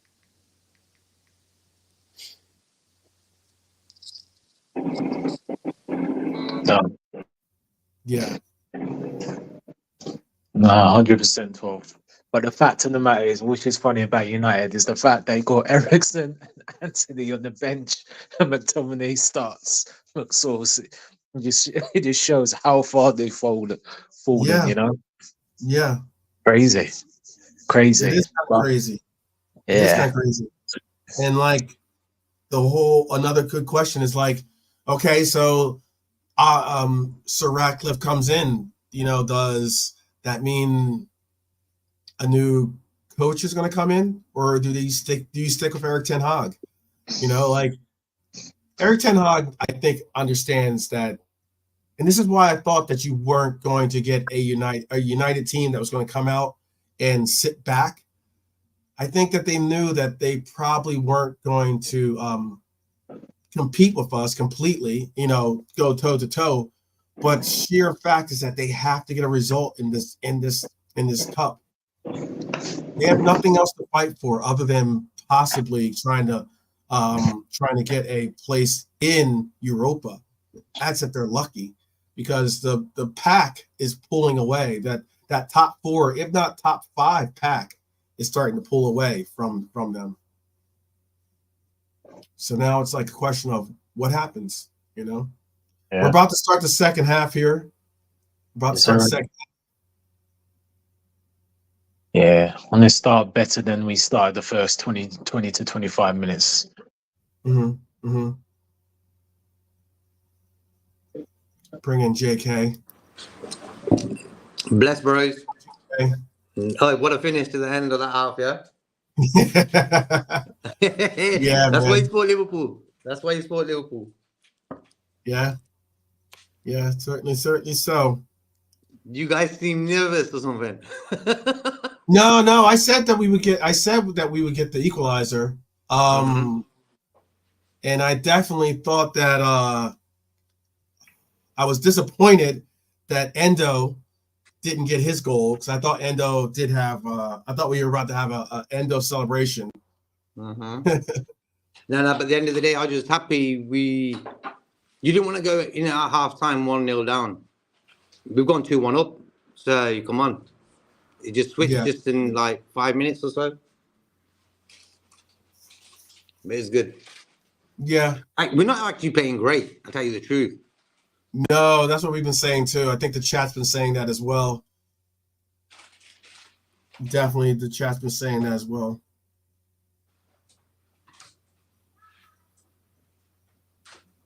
But I mean, like they haven't been playing. I mean, they've had a couple. They've had a couple of decent chances, opportunities at least. Yeah. And then, like, you know, they've shown their pretty much their measure of like the Wan-Bissaka approach is kind of synonymous with like their finishing quality. Yeah. It makes me laugh when you see people of autonomy all of a sudden like jumping up and down and stuff. Like, yo, that's one Man United player. None of us like autonomy, man. Oh. Yeah. McSaucy sauce. McSaucy sauce. McSauce. This is what I mean about their club. He will score goals. Damn, I leave and see what happens. Second, bro. Oh, sorry. Yeah, I read double and back. autonomy, like some fans, like they give him grief all the time. The guy actually scores goals and stuff. You know what I mean? He has done in his United career. He's always popped up with goals and stuff. So funny. What did you think of the first half, JK? It was pretty bad, bro. I don't think we played good. Yeah. We only got rhythm at the end, sort of in the last 5 minutes or so, where we got the 2 goals. We actually started getting a bit warmer there, but all in all, not great. Oh, geez, Darwin. Yeah, he almost kind of fluked. He nearly almost fluked it, and he slipped and hit it. Holy hell! That was good play from Darwin there. But yeah, that assist for McAllister, where he laid it off for him, beautiful. Yeah, and Darwin was just unlucky just there with the new post Darwin's shot. not really been in the game, if you think. No, 12 man was saying that earlier on. He was in it like what 2 times. Did something and that was it. Mm-hmm. Oh no! Till we all eventually woke up. Yeah, I think Darwin works with a high line. When the opposition play a high line, you'll see the best of Darwin. When they sort of playing the way they're playing, he's not really going to get that round the back sort of where he can run onto sort of ball. You know. I was going to ask, like, who do you guys think of? Who would you rather have on corners? Would you rather have Dominic or would you rather have McAllister? Because Dominic just took that corner earlier. And then we see Robbo every once in a while take him from that side too. But, you know, predominantly you're going to see either Maka or Dom probably take those corners. Who would you rather see on the corner? I'll probably go with McAllister, bro. You go with McAllister, JK? Yeah. Who would you go with, Nolante? I don't mind Dom, to be fair. Although he definitely needs to improve. But yeah, I guess Dom. Oh, Salah. Okay, guys, enjoy the second half. Yes. Big up. Big up, JK.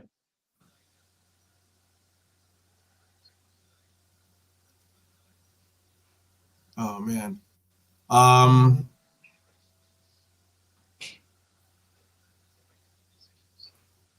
We can't get complacent though. That's certainly true though. We can't let you can't let them kind of like sleepwalk their way back into this game. If you know what I mean, you know. We've been fortunate to be up 2-1. I would say fortunate too, by the way, because this game does not deserve this. This game deserves to be a 0-0 draw right now. To be honest with you, because all 3 goals have kind of been kind of goals. Hyler says he thinks we have to say that Kelleher was our most important player in that first half, saving us in that period when we were asleep. Yeah, he's had a little bit of a part in that. I'm maybe I am being a little bit too critical with him not making that save, or the way he did make that save. I don't necessarily think he had to go down to kind of save that way. He probably should have just tried to like I said, either parry it up or try to just straight catch it, bring it into the breadbasket. Yeah, I think he maybe could have pushed it up a bit more, but that's been really hypercritical of him. Yeah. I say. But yeah. I'm with you. That was on. That type of save was on. Mm-hmm. It's all they've done, really. It's all. They had that one other chance. Look where we are. Look, we're they're trying to win this game, and we have them pinned back at home. Mm-hmm. Mm-hmm. And they're trying to boot it long. They're trying to boot it long. You know, this is where we have them now. This is ours to. We should go and get this 3rd goal now. Really work hard to try and get a 3rd goal. I don't know how many shots they got off at Anfield, but I would certainly say that they're not exactly doing what they did at Anfield. I don't think Hoyland is fully match fit. I don't know if Willie is still there or whatever. I don't think Hoyland is fully match fit. I can't see him lasting. Maybe he will. I don't know, but he's only just back from a decent chunk of injury at the time out. Mm-hmm. Bruno is so over the top. Is Bruno really appealing for what? What's he appealing for? Why is he so?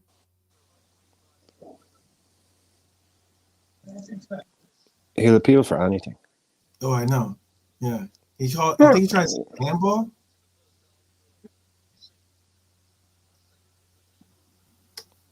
Oh, he wants a corner. Oh, why would he? It didn't even go out of bounds though. Or it didn't go out. It didn't go past the touch line here. Or not a corner. Sorry, yeah. A throw for them, yeah. Their throw. He said it's their ball. Yeah, not a corner. Sorry, throw. We're looking for this 3rd goal, people. Looking for this 3rd goal is Michael Edwards is in attendance today. Hylar says, "Wow, look at that! Oh, Darwin, yeah." We're still a bit suspect. Oh, come on. We're still a little bit suspect. Defensively. I don't know why. Just a bit not liking this. United is looking for any type of gift they can get from this referee. They're asking for everything right now.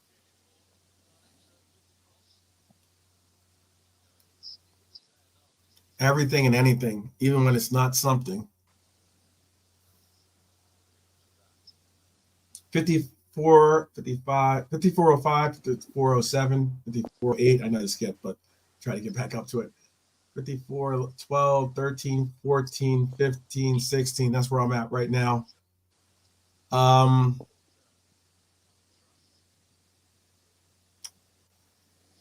we going to get this from? Let's get this down. Just get some rhythm.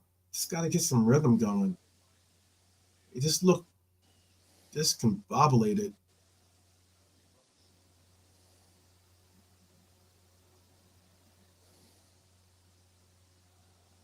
We also need to You know too, like sometimes what I was saying earlier was like sometimes when you have a team where like with ourselves where we have a team like Salah finally being implemented as like as a true starter.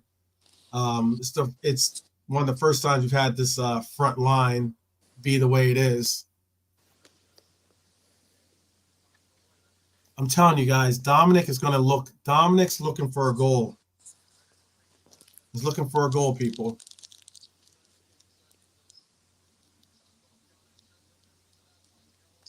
That's a good crack too from it, to be honest with you. He has got a cannon for a right foot. He's not shooting from there, is he? Yeah. Yeah, he was hitting better than that. Yeah. Yeah. But he's looking to try to make contact with one. We're gonna get like again, it's not a corner kick. Starting to get up on the corner kick tally. Oof. Come on.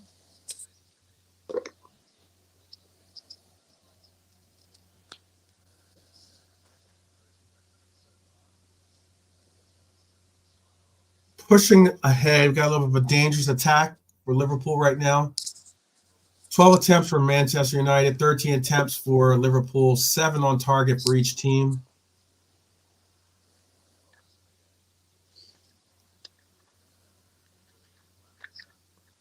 Trying to recycle the offense here. They may have had 7 on target, but it doesn't really feel like it. It doesn't feel like it for either team, to be honest with you. Nope. Like that's the United has had a bunch of free kicks though. 10 free kicks so far. Oh my goodness. How's that not a card? How does that not a card? And then how is that not a card?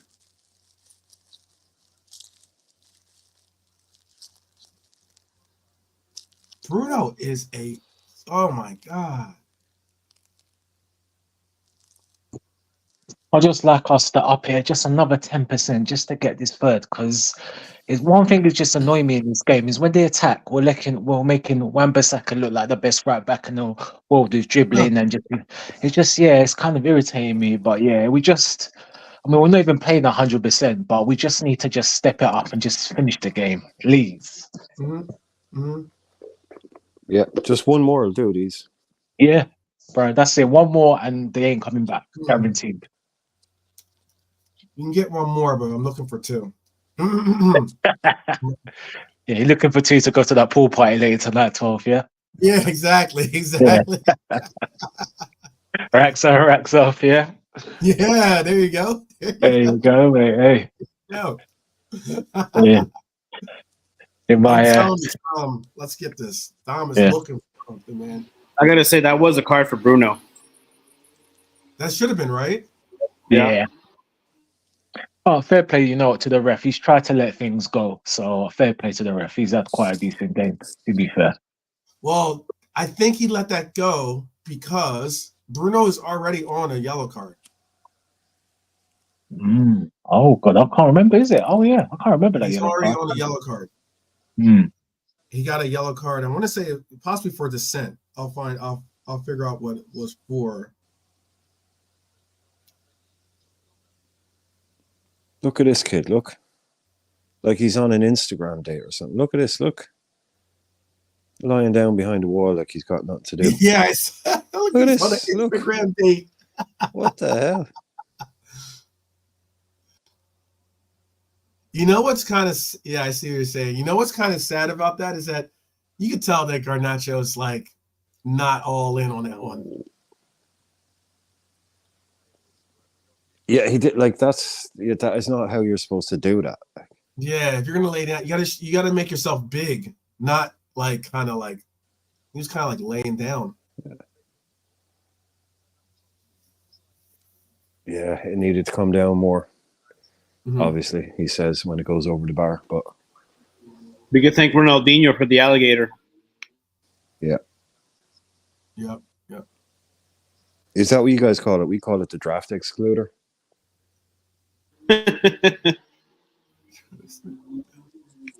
All right. The alligator. I prefer the alligator though. There's your like Wan-Bissaka. Oh, come on. Let me see where was the foul on this? Oh, yeah, he got him. Oh, that's harsh. He got him. Come on. Like, yeah. It's all good. I see. All right, we're getting in the 60th minute mark right here. This is usually right around the time when you do see subs start to like warm up and get ready to come in. Do you think we need a refresh on our lineup here, or do you think we let them rock for a little bit longer? Maybe go to the 70th minute. Yes, a little bit later than normal in terms of mass changes. Mm-hmm. Maybe one now, but in terms of that thing where we normally bring on 2 or 3, mm-hmm. No, Yeah. I don't see that happening mainly because I don't think we have the bench for it. But no, little changes maybe, but none of this normal stuff. Where are you? 6. Oh, like a 3. You don't think Yeah, sorry, I'm just trying to refresh or something like that, or yeah. Sorry, I'm just trying to get We'll a new probably stream. double. I mean, like on our bench, we have obviously taken away from Adrian, but Simicast, Bradley, Gravenberch, Elliott. I think the first subs we'll see will be Elliott. We'll probably get to see. We might even see Bradley now that Gomez is on a yellow card. Oh, unlucky Nunez.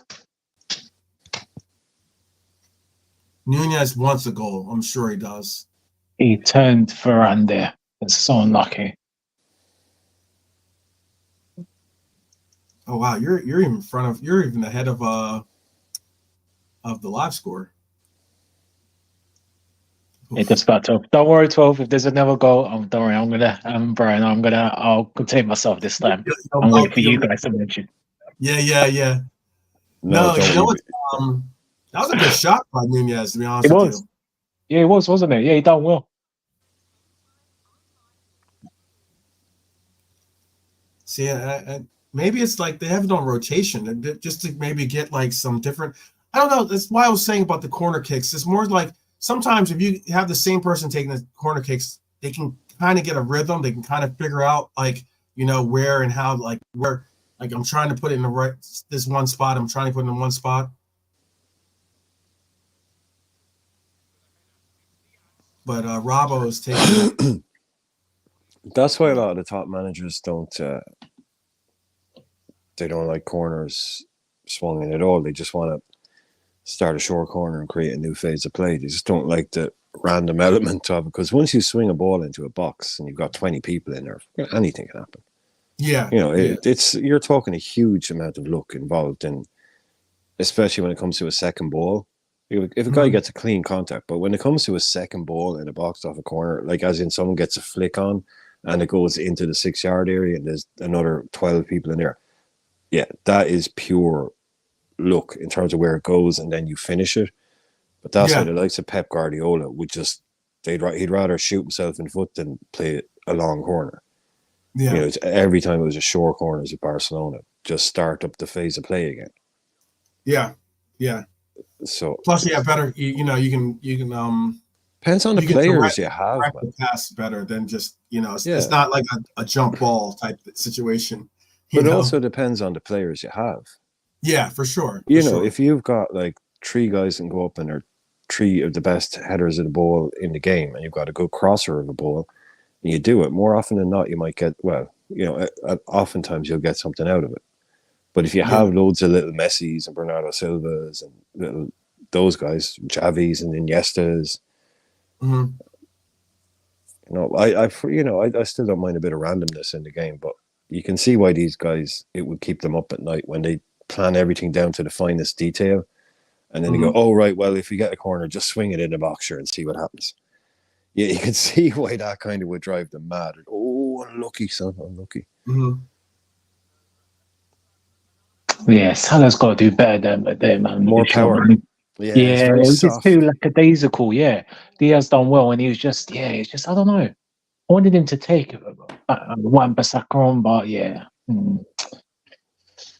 Just it's just kind of. I mean, both you guys and even you, the chat. The game's there for the taking. It's just that we just, I don't know. We just need to just up it, man. I'm just getting a little bit.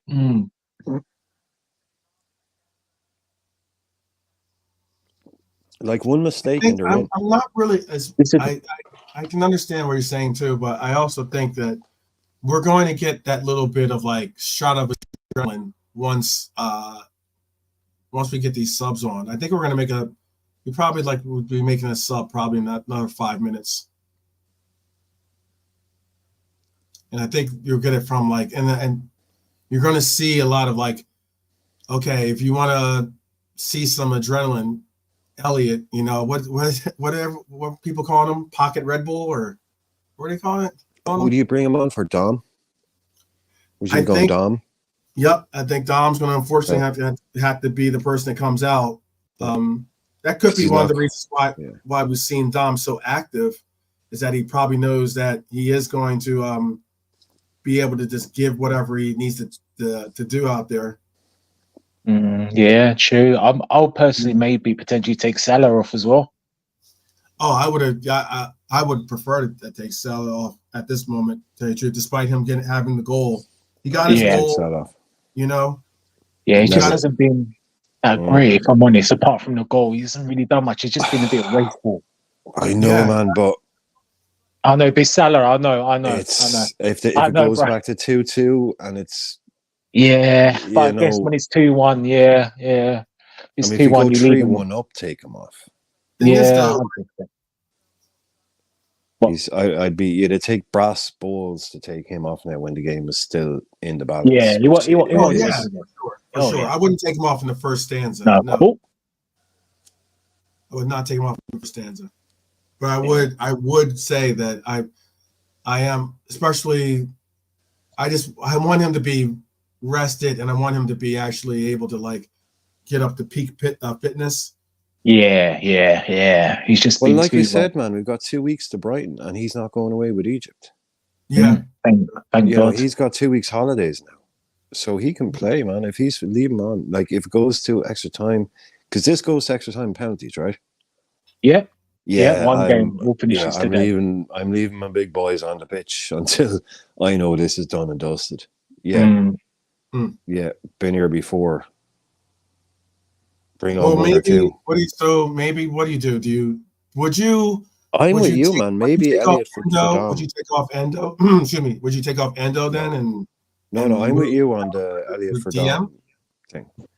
No, I'm with you on the Elliot for Dom one. I think that's a fairly obvious one, considering Dominic is still coming back from, he's not fully 100%.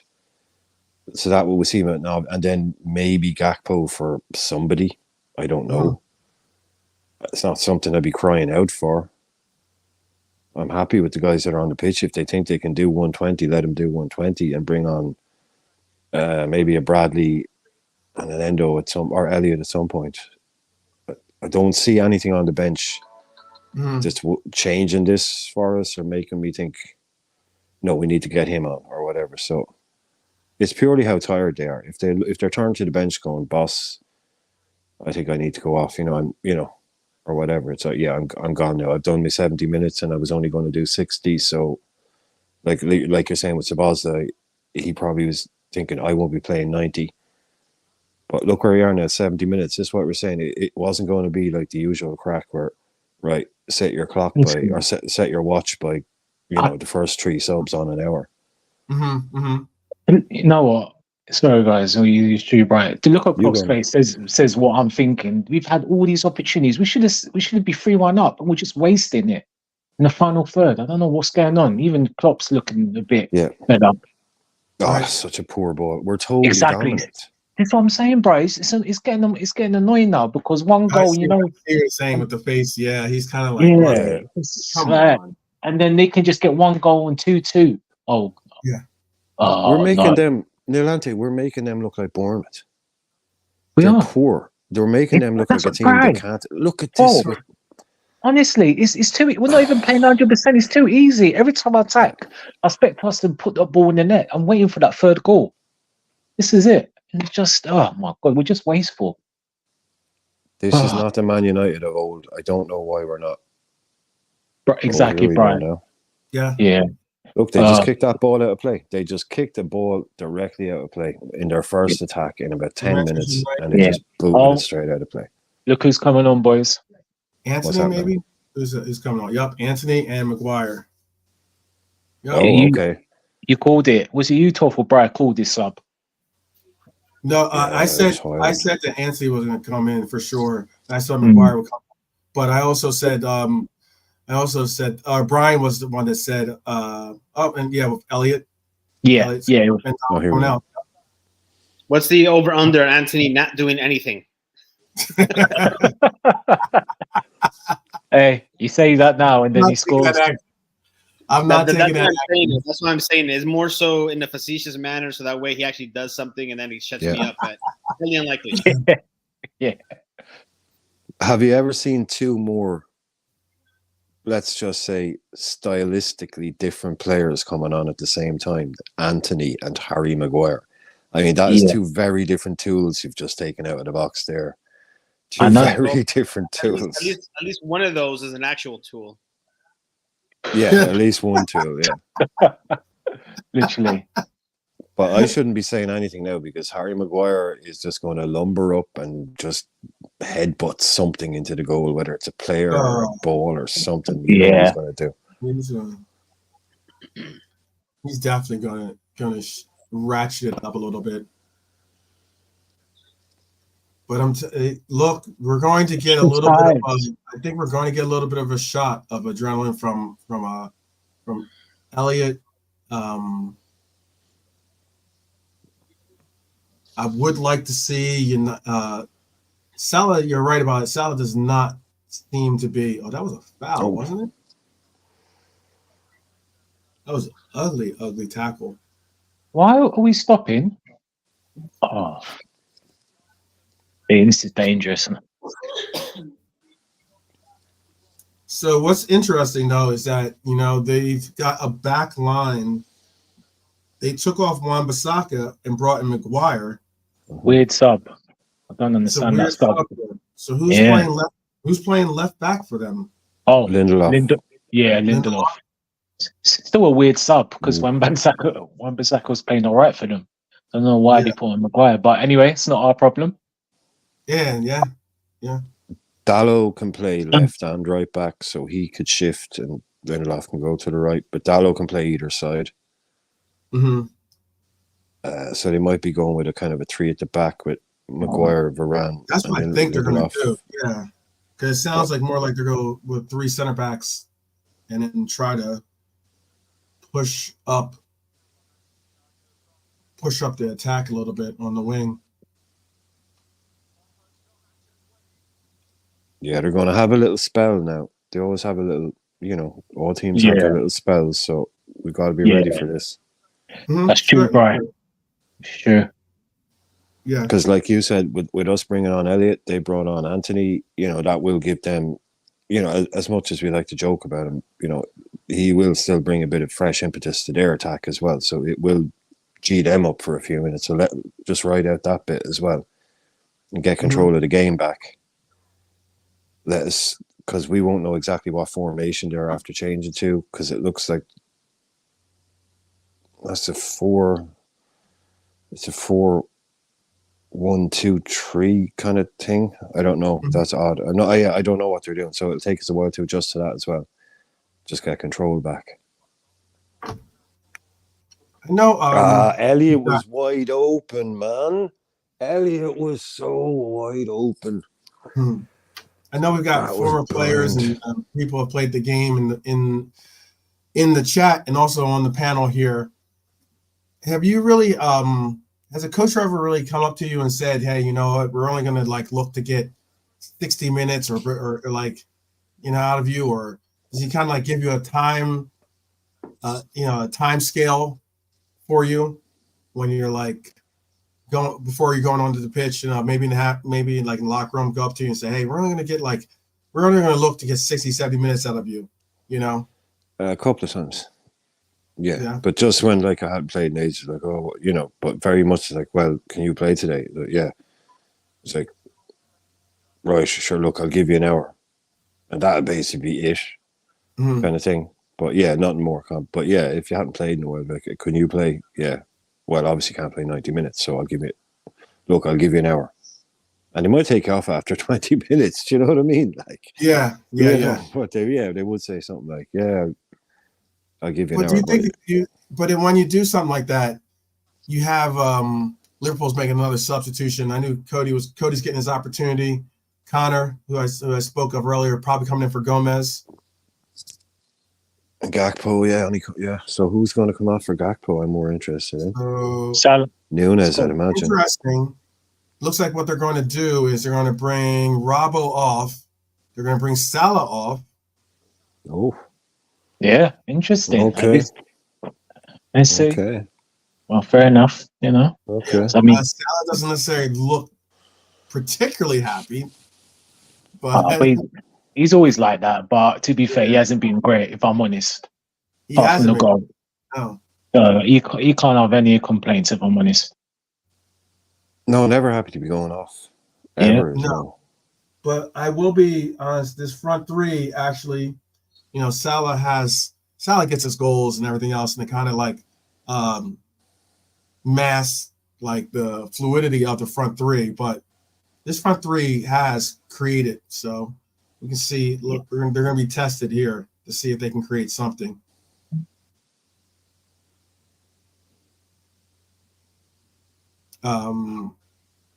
I was asking that because you know why? Because I was asking that question because, like, for instance, like I know Willie can answer this too. If you have the mindset of thinking, okay, I'm only going to get 60 minutes or I'm only going to get 70 minutes, it's like if, for instance, that's what I saw out of Dom. I'm like, Dom took a lot more shots than normally he looks to take, you know? Oh, they're in. Yeah, they're putting Connor. Yeah, I suppose it does give you. I suppose it tells you you're on the clock a bit, but like I say, anytime it ever happened to me when you were younger, it's kind of like, look at where's the corner man? Look at that's actually cheating right there. That's borderline if it ain't. It's not on the line. It doesn't have. It only has to overhang. A portion of the ball only has to overhang. Yeah, it's really fine line. It's really fine. You can't see that with the naked eye because that comes down to, you know, microns. But yeah, he's pushing that to the limit. And I don't understand why, because how much more benefit can you get? And you risk of getting called back if you score. Yeah. It's silly. You know, just make sure it's definitely over. Roll it back a half inch or something. Why are we so freaking wasteful with the ball? Oh my God. Help me, Lord. We're not going to. We're going to pray to the Lord for Nalante. Yeah, honestly. Oh, look at this. 1, 2, 3, 4, 5v2. It's got to be a goal. Obviously, it isn't. That was poor. Sorry. Oh, Harvey. 5v2, man. Flipping hell. Play that ball. Take him on, shoot. Simple. Yeah. Just wasteful. I don't know why I tried to put it on his left foot, to be honest with you. Yeah, I don't understand it. We're just either cross it or something with it. We're having another substitution. Honestly, we want this to go to extra time because that's the way we're playing. We're not playing to like seal this game. Dummy, just look. What is this decision here? What is the decision? He sees who? What does he see? That's an awful decision, Harvey. I'm sorry, but that is an awful decision. That ball, even if it's on, it's not on. If you know what I mean. Yeah. You don't play that ball across two defense. Oh man, 5v2. We win the game. We have a saying in Colombia: if those who don't score him see him get scored. Yeah. Well, he didn't either there, did he? He literally. Neither there at all. I didn't think Eriksson was balding that much, man.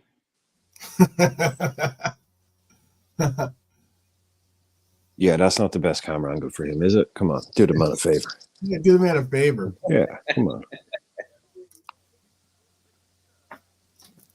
It should be, Stephen. This game should, and even just with that one move, I mean, either play it earlier. I think he played it too late. All you got to do is go wide earlier. Or Yeah. when you're in the box, don't try the highest tariff pass out there. I mean, and then he even just and even when he did it badly. So, oh man, we love you, Harvey, but yeah, you gotta do better. You done fucked up there. God, Maguire with that. Oh God, Maguire with his head.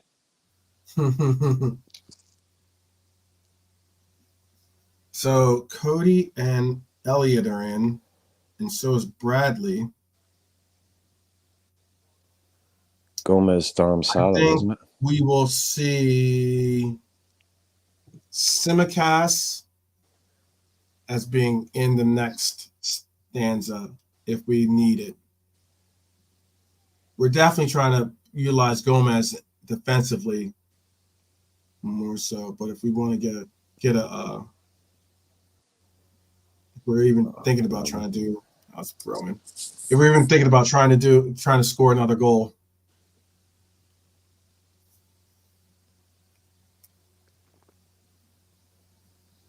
This is all or nothing right here. 82nd minute coming up, or 82nd minute that we're in right now. Hasn't been too much stoppage time probably that so far at least, or wasting time at least for them. No, there's been no big injuries, so you're not looking at an 8 or 10 minute job. Maybe 4 or 5, right? With all the subs. No real dust ups or anything like that so far. It is lacking passion and fight this game. Yeah, it is. Endo trying to answer that one right there. And fight in the metaphorical sense. Yeah, totally. Mm. Yeah. But also the odd right hook wouldn't go miss. Do you know what I mean? Yeah. No, I'm sorry. I was just watching this morning. I was watching oh my God, Tyson. Oh, Tyson. I know, Tyson. You had to, didn't you? You just had to. Oh, man. Talking Michael Tyson? No, Tyson Fury in the crowd there. You'll see he's wearing an Irish tracksuit with a... Yeah, he just looks ridiculous. He's straight out of... He's straight out of... Tell him that. He's straight out of Snatch right now. Yeah, exactly. He's like a cross between... Yeah, he's like a cross between that and the guy from the Lucky Charms box.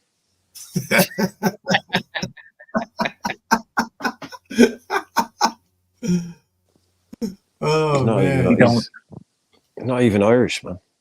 Are you saying they're not like that in Ireland? Is that what you're saying? Yeah. That's everyone in Ireland wears Ireland tracksuits, and yeah, you got us. Yeah. It's just that he doesn't wear it well. That's the issue. It's not that it's embarrassing. It's just he wears it wrong. But like I said, if I met him in the street, I'd be like, wow, looking good, Tice. Looking good, man. Looking fresh. Looking fresh to death. Yeah. I think he is United fan, right? Yeah, the vest over the tracksuit is a little over the top. Yeah. Yeah. Hey, Yeah, when you got money, you can wear whatever you want, pretty much. Yeah. You don't really care about what people's opinions are on. Come on, guys. On your outfits. Man United making another sub. Who's it? Who's coming in?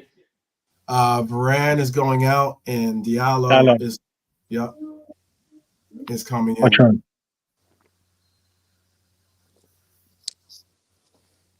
Well, it's an attack and change anyway. Yeah, Ahmad Diallo. Yeah. Diallo or Diallo? Diallo. Diallo. Diogo Dalot.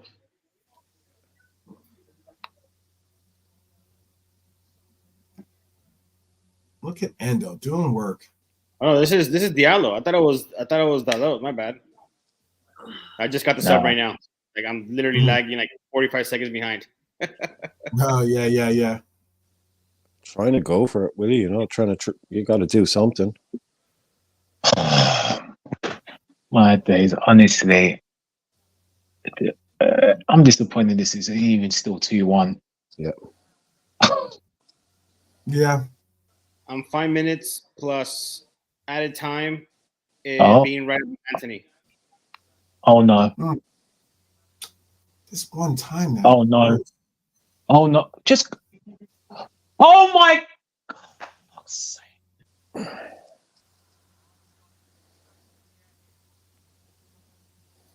Yeah. Yeah. 2-2, baby. I knew it. Yeah. I knew it. Yep. Oh, for fuck's sake. Yep. How? Oh my lord. This play of all time, I said it. And oh my god. Not Anthony, man. What the hell? All these chances on the final third, and look what happens. That's all he needs. Yep. One chance, one goal. Flipping it. We didn't even fear it. Oh. Elliot, what are you doing there? Endo, come on, Endo. Hey, this is what better. I was talking about. Anthony shutting me up. This is what I was talking about. Yep. Yeah. Come on, Endo. You need to do better, man. You just block that. Yeah. Come on. It's embarrassing, man. 2-2 with this. Oh, honestly. Oh no, Elliot should have had that. To tell you the truth. Yeah. Elliot should have. Then Endo should have done better. Yeah, Endo should have done better. This is all across the board. Anthony making Ten Hag look like a coaching genius. Yeah. That's the understatement of the year. Yeah. Well, I'll tell you this, guys, and we've been sleepwalking for this game, and I mean, to be honest with you, don't F this up now. Get it to extra time. Either win this or get it to extra time. Don't F this up. Remember what I said about Liverpool? Those who don't see those who don't score, see the chance, see those goals go in, and Liverpool side. Yeah, you're spot on, man. Got to take your chances. Gotta take your chances. Flipping heck. Come on.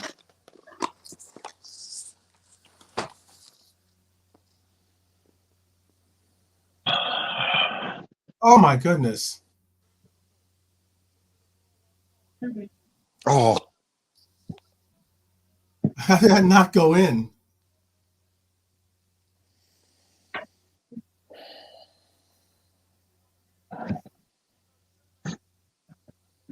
How did that not go in?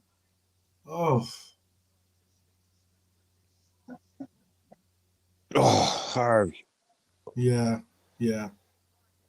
Harvey with the really, really good attempt. Unlucky. Come on, So boy. we're gonna have Look at this. Come on. Look at the space. Virgil, what you do? Oh my God. Can't believe this. This team's rubbish, man. Oh God. Flipping it. I know. I don't know where. I know that Nilante's a little ahead of even the live score. Sorry, so that's why. sorry. No, it's all right. I just say because I just know I'm just scared that getting a little scared there. I might have to get myself a dog. Give myself a dog here. Yeah, we look a little bit like Dash Round says 12th man, what would you do now if you was Klopp? To be honest with you, if I was Klopp right now, Sign I would Mbappe. possibly bring in. I'm telling you, we might need Simicast in at left back. Get a nice little cross. Yeah. Put in a Darwin winner, or You know, I'd get Cody a penalty Hackman. taker on the pitch. Yeah. How much Look, extra time are we going to be looking at here? We're just hacking it away now. This is not. Look, Manchester United most likely is going to play for pens. Oh, I don't know about that, man. You don't think? Do you think they smell blood in the water? Endo, what are you doing? They should try and go for it. Oh, God. Can't believe what I'm watching right now. But teams naturally go into their shells a little bit in extra times. They just wait for mistakes. They don't really try and win games. They wait to pounce on a mistake. Elliot, just get the ball on Bradley.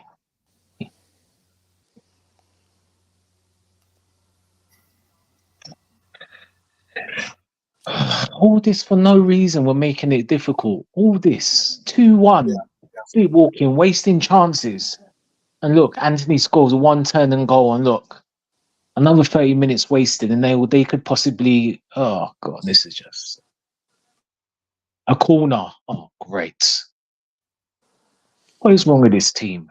It's like the City game, man. We should have had it won before any of that reffing nonsense at the end. We should have had that game won. Yeah, right. We should have had this game won before they came back in.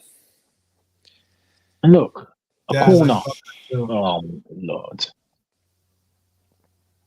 Corner to United. I can't believe this. I really can't believe this. All right, let's get corner to United.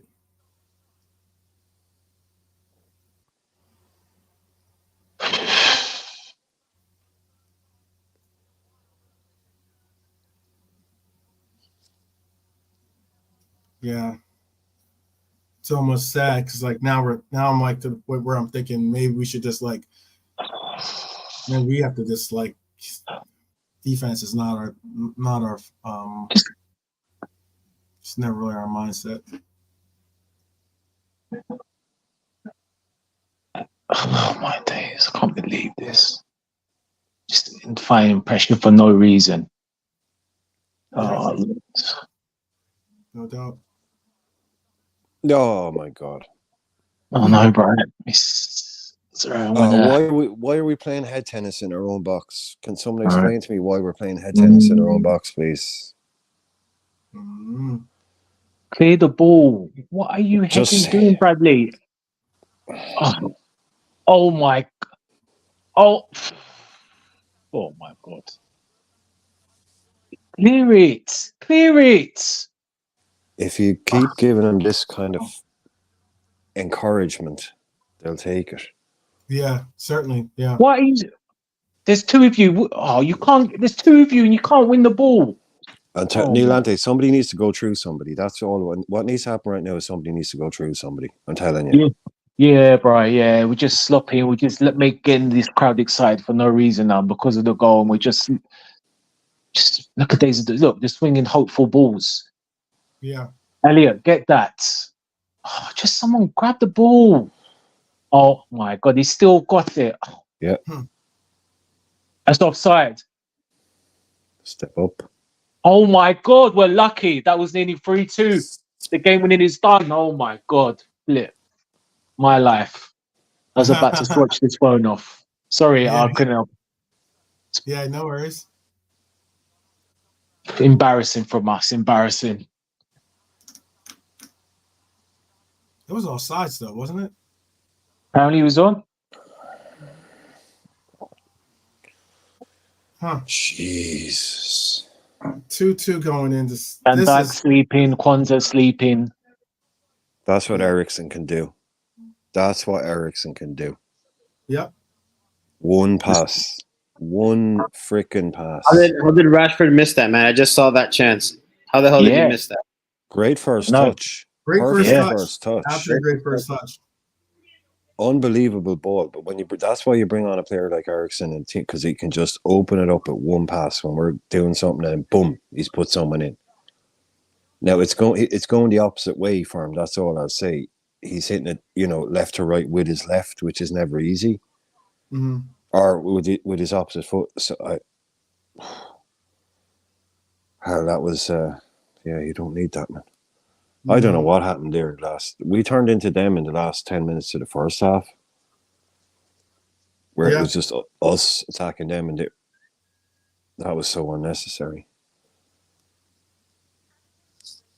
Game should be done. Game should be done, man. It should be. It should be. It should have been done and dusted. Or if anything, if we're gonna have to hold on to a 2-1, there's a reason why I don't know. You take off Robbo, you put Gomez on that side and try to hold it down in the middle. Look, I don't know what's going on with us right now, to be honest with you. What's left on the bench now? We've got Clark, Dans, McDonald, Simicast. McConnell, yep. Dans, Clark, McConnell, Gravenberch, Simicast. Okay, I mean that's all I see there is fresh legs with Gravenberch, McConnell, or Clark. Yeah, there's no game changer there. Obviously, no game changer, but I know we're not going to bring Dans on because we've already brought on Gakpo. Yeah. Unless he wants to take off Diaz for Dans, put Gakpo on the left and put Dans up front. I don't know, but how many? We've got 2 subs left, is it? We've got 2 subs left. Yeah. Yeah, but we only have one opportunity to make them, right? Or do you get you get an extra one in extra time, actually, don't you? You do. You get an extra one in extra time. So all I could see us doing is bringing on a Gravenberch because maybe Endo is tired or something. I don't know. Clark, Grav, both back from injuries. Yeah, exactly. Gravenberch wasn't really expected to make this. Dan's on for Diaz for me. Yeah, maybe that's what I was thinking with K-Mac there. Like maybe put Gakpo to the left, put Dan's through the middle and take Diaz off if Diaz is tired. But other than that, you're going to put Nunez on the right? Yeah, exactly. Other than that, man. Or put Nunez on the left and Gakpo on the right. I don't know. Other than that, we don't have much options there. And even that's not a brilliant option. They're more just fresh legs than anything more like. All right, gentlemen, it was a pleasure. I'm gonna head out. Thanks for having me, both, man. Really? Appreciate it. Definitely, nice one, man. Nice one, Bill. Nice one. Awesome. Steaming, Willie Beeman out. Yeah, there you go, Willie.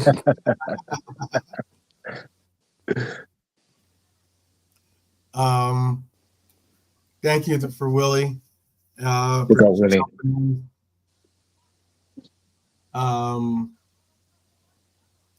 Definitely enjoyed the fact that he joined us, not enjoying the fact that his team is now knotted up with us at 2-2 going into halftime, or going into extra time. Man.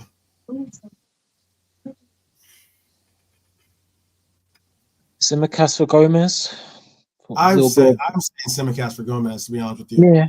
Yeah, a bit of attacking impetus on the left because I don't want penalties, man. We've got ourselves into this mess, and let's fix it and win the game in extra time. Because I'm not confident with penalties, if I'm honest. Oh, okay. Brian, be back in a minute. Cool. Mm-hmm. I don't think I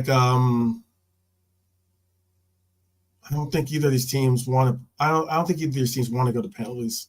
No.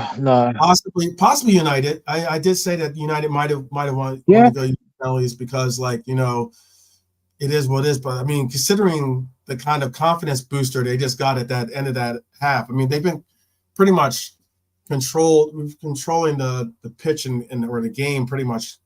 Yeah. In that second half, but it wasn't like overwhelming control. You know what I mean? It wasn't like not really. Yeah, they were just quiet. I mean, they had one half chance in that second half, apart from the Anthony goal. But again, it's our fault because with 2-1, you always know they're gonna get. All they need is one chance, and that's it. Unfortunately, and paying the price now. Honestly.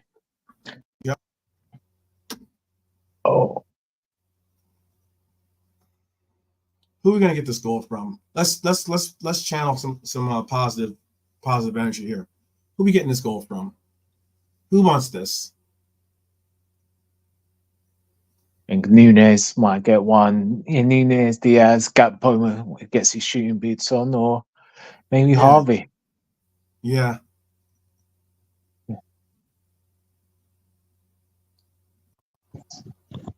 We've not been able to get really any service to our front line though at all. It's disappointing. I don't get why we haven't. Our midfield should be able to control this. We've been talking about talking about how this team is like this midfield is the midfield that we've all been waiting to see and everything. Yeah, that's the thing. I mean, we should have really, apart from 25 minutes, I think we were sloppy and we were taking the ball. I think the midfield done the job, but it's just the second half, man. It's just the final attacking play, just the final third, man. We're just so like a daisy all 12, just so sloppy. It was just unbelievable. And I just felt it. And I wasn't that 2-1. You're never comfortable. Doesn't matter who the team is. And look, we've been punished, unfortunately, Right. 12 free kicks. How many shots did they have in this game here? Yeah.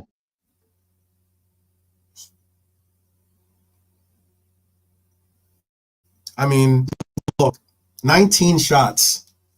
That's how many shots Manchester United have. 19 shots. That's way too many for them to be having against us. Yeah. 100%.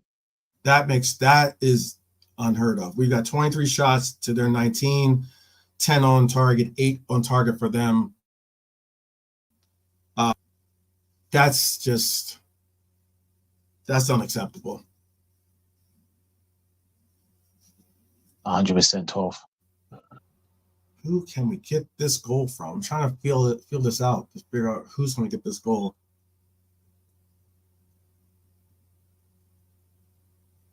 Ooh, Connor, come on, good ball.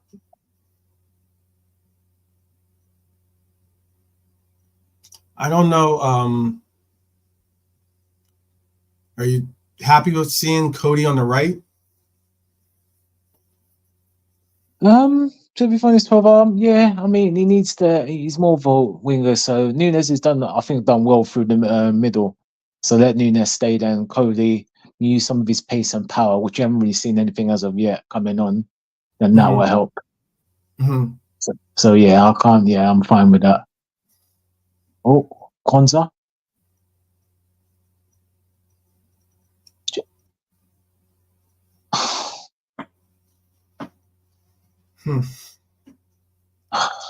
No, what are we doing? We just wasted some good play there.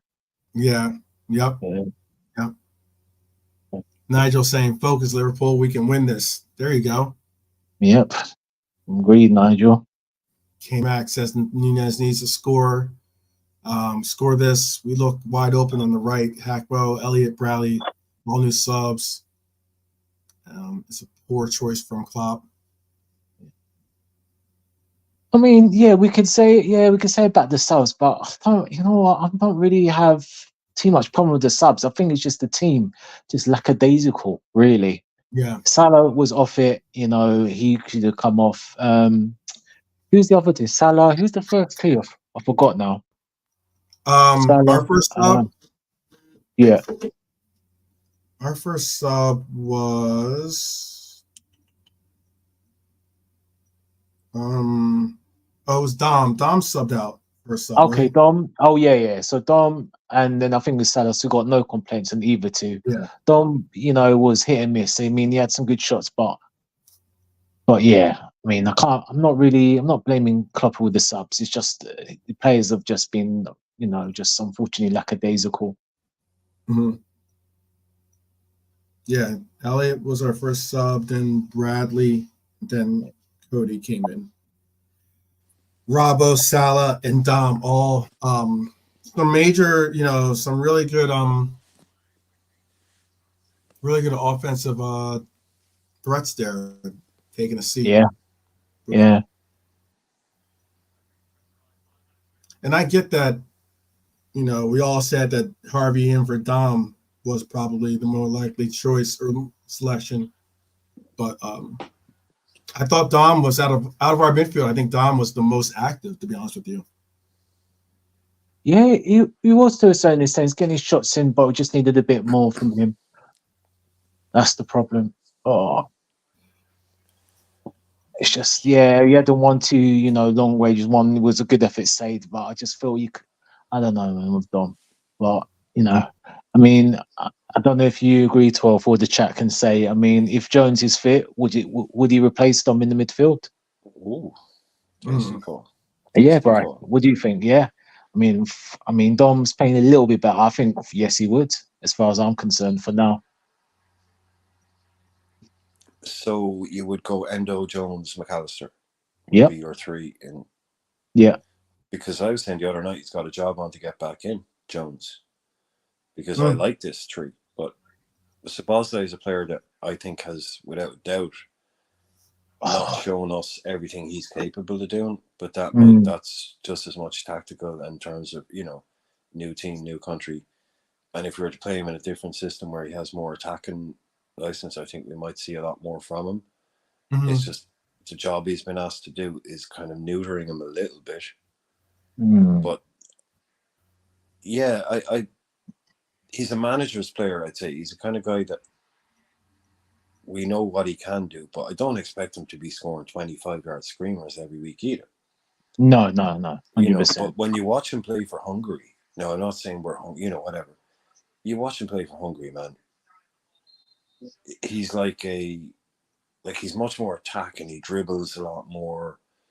He's a lot more involved in him. Obviously, it's Hungary, not us, but you can see it's in him. And I think, if a new manager was to come in and put him in a slightly different role, then maybe. But he is, I think, fallen victim a little bit to the unfortunate kind of expectations and workload that comes with being in a Jurgen Klopp midfield three. You're not always going to get to be expressive and creative, and you are going to have to work a lot. And that's not a criticism of Klopp. It's just how our system works. Yeah. So if he was playing in a different type of system, I don't see him as an out-and-out kind of wide forward on the left or a left winger, but some kind of slightly more attacking role, because he's not fast or rapid or anything. He's just pure quality technical. So yeah, he's a real interesting option for the new manager. He's one of two players that I'm really interested to see what the new manager does with him and Trent Alexander-Arnold, because I'm really interested to see what a new manager has in store for Trent. But Dominic Szoboszlai also, because if you can unlock him, not suggesting that Klopp is keeping him under lock and key, but he has, K-Mac's been saying it, when you watch him in almost a kind of a free role, he's so good. He is so good. Yeah.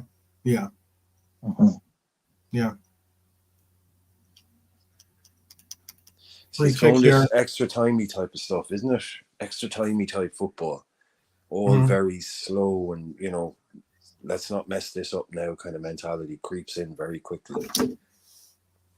Especially second half of extra time, it's like, okay, look, don't mess this up now.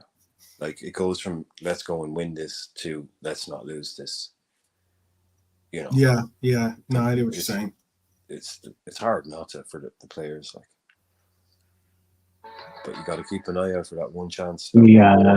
Diaz, what are you doing, Diaz?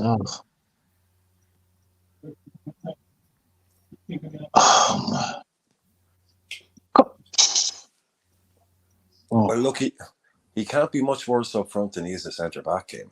Come on, you may as well try him out. Yeah, totally. Yeah, K-Mac, man, you are playing. Maguire is very forward. Letting Maguire play almost as a forward. It's classic old school football. Oh, holy shit! Yeah, but what? So here goes. Looks like Klopp got my message. Simicast is coming in for Joe Gomez. Yeah, just scrap. Let's get to the win, man. Scrap pens. I don't want pens, man. Let's get to the win.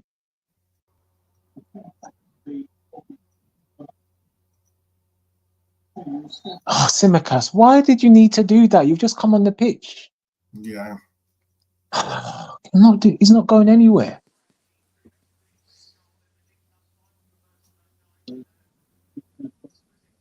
This game is making it 10 times worse because all three of us know this United team is completely dead. Yes. And even if they had their full-time Martial, I can't. If they had Casemiro, Martinez, it'd probably be better. But still, I mean, it's just anyway. Let me try and not say anything. I'm getting both of you. I'm just gonna. I said a 12th man earlier on, Nilante. You can see it in their faces that they know we're better than they are. They know we're better than them. Yeah. This is not Man United from me hiding behind the sofa when Liverpool go there. Oh yeah, back in the days, yeah. Oh god, yeah, Fergie days. Oh. This is a shadow of that team. They're just a bog 100%. standard, normal football team with a couple of decent players and a big stadium. This is just not the fear factor of going to Old Trafford has completely disappeared. Yeah, and we're imposing our game on it, and that's the most disappointing thing is that we didn't, take control, even maybe that third chance when we were just dominating that game and we were making them look like a bog standard six-place team playing a team at the top. The fear factor has certainly gone, but I don't know if the fear factor for we're certainly not playing like there's no fear factor in this. No, I mean for fans. We're not playing for fans. Focused. Yeah. Oh no, but I just mean for a fan watching. Yeah, for sure. It's completely that whole, like I say, the whole hiding behind the sofa thing. Now I'll sit there and watch it happily, whereas before it would be just like, actually, do you know what? I might just go and do something for 2 hours and check the result afterwards because I can't watch us getting beat at Old Trafford again. Mm-hmm. Now I'm sitting down going, yeah, let's get the beers in, get the popcorn because this is going to be 3-4-0. I don't care how good they are. Everyone's good in the Premier League, got good players, but nah, man. They wear red and it's got the same name, but it ain't the same team. Yeah. Oh, again. Oh no. Even though he's offside for one. Yeah. Offhand. Yeah. That's all they're doing. Look, Hendo, look, middle. No, wrong pass. He wasn't just offside, he was well offside. Yeah, it's that annoying thing. They just keep it on. You don't know, and it's just lastminute.com. It's like, man. Yeah, lastminute.com. I get kind of the reasoning behind it in certain circumstances. Yeah. But there's other ones where it's obviously not going to end up in that circumstance. Yeah. And then you get a situation where a player is in the box and a goalkeeper will end up diving at his feet.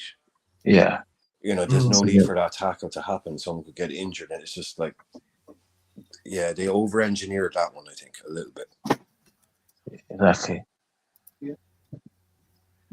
Yes! Oh!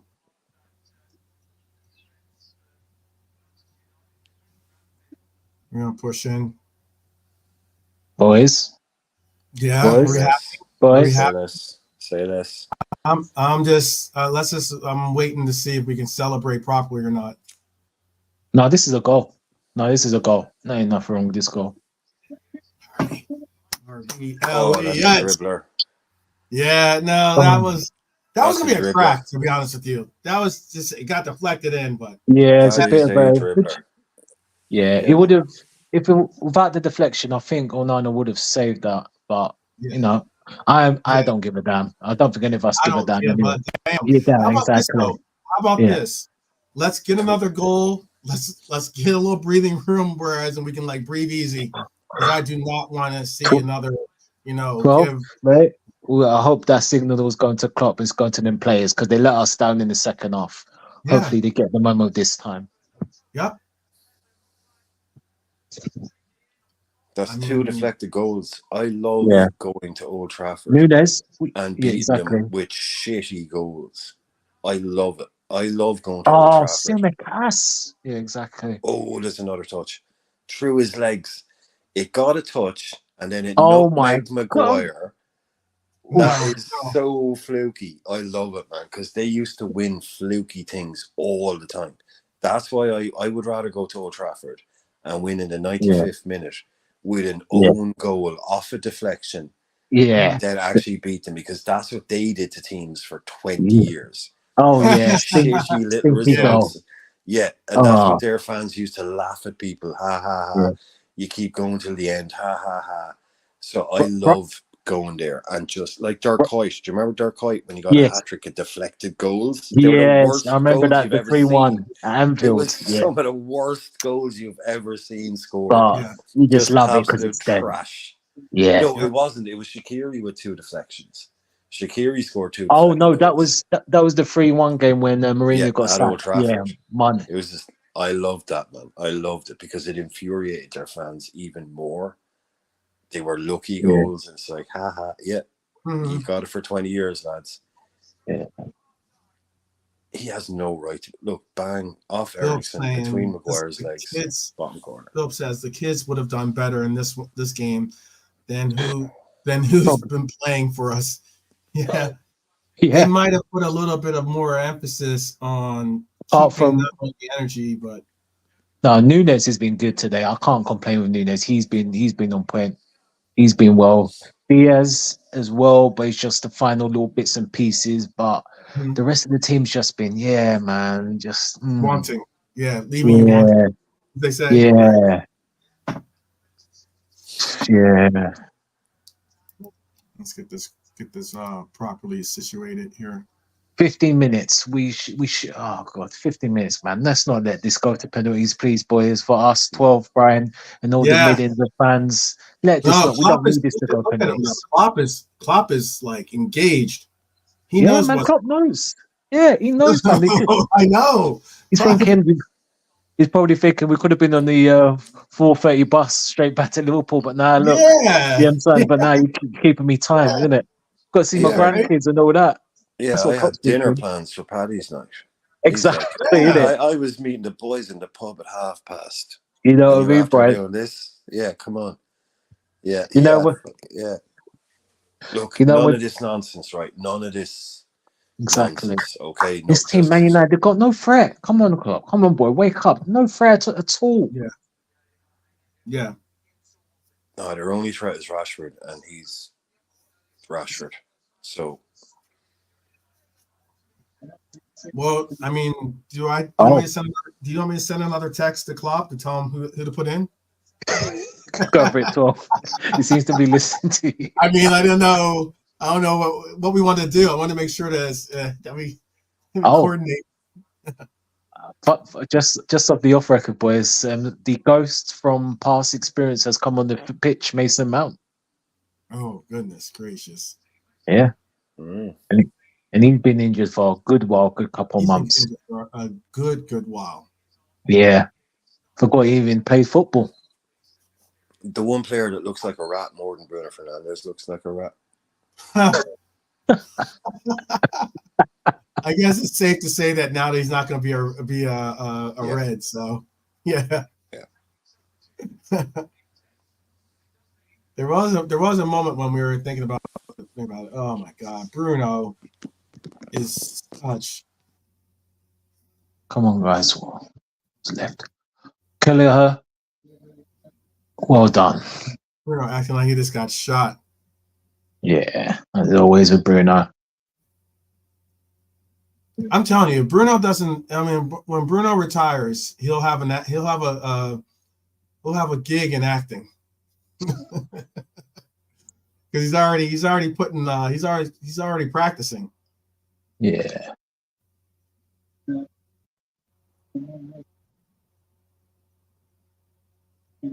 3-2 is now in the 17th minute of extra time.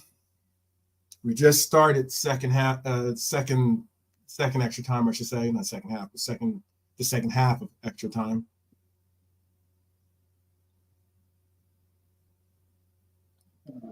Oh wow. Looking for possible fourth goal here to get 4-2. Yep.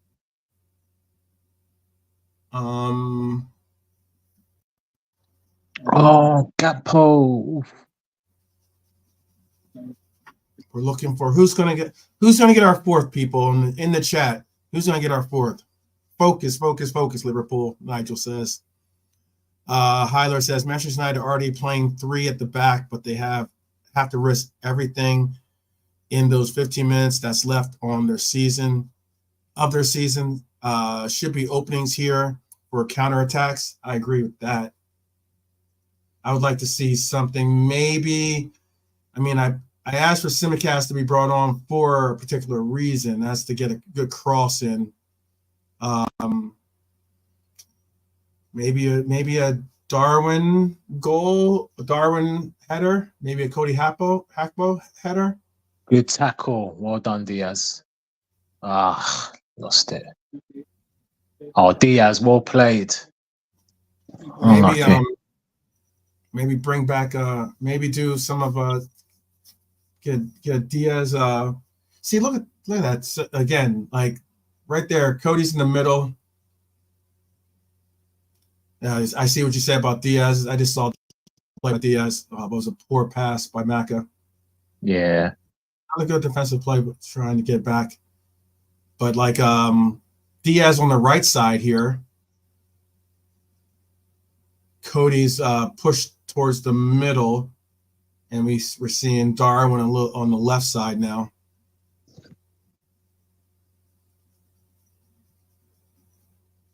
Look, I think they're definitely gonna push forward. They're obviously gonna have to get this goal. McGuire's definitely going getting advanced quite a bit. I mean, McGuire thinks he's playing striker for them. Yeah, we can take McGuire all day long. Oh yeah, for sure. If you tell me that you're gonna have to rely on McGuire, I'll take that all day, every day. Yeah. They're gonna give what are they giving? Time wasting to Kelleher. Oh, good ball.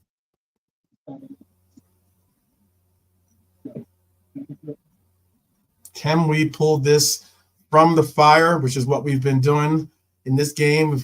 We're down 1-0. Battle back to knot it up 1-1. Should have been a goal by Endo, to tell you the truth, to be 1-1, but all the same, end up getting 1-1. Then we push it out to 2-1. Wake up, Bradley. Good header.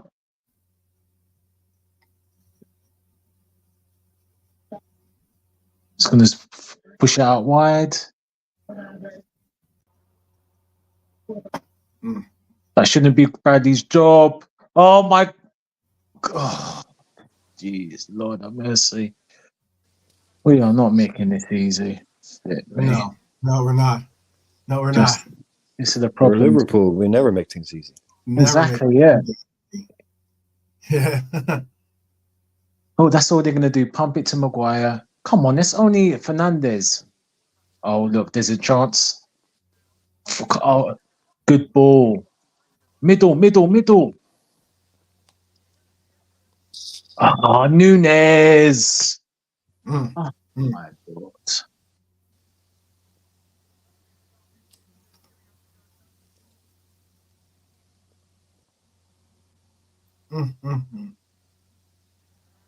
Been quiet from our back line for someone's got to say man on when Nunes has the ball like that. It's another 3-on-2 wasted. Yeah. You know?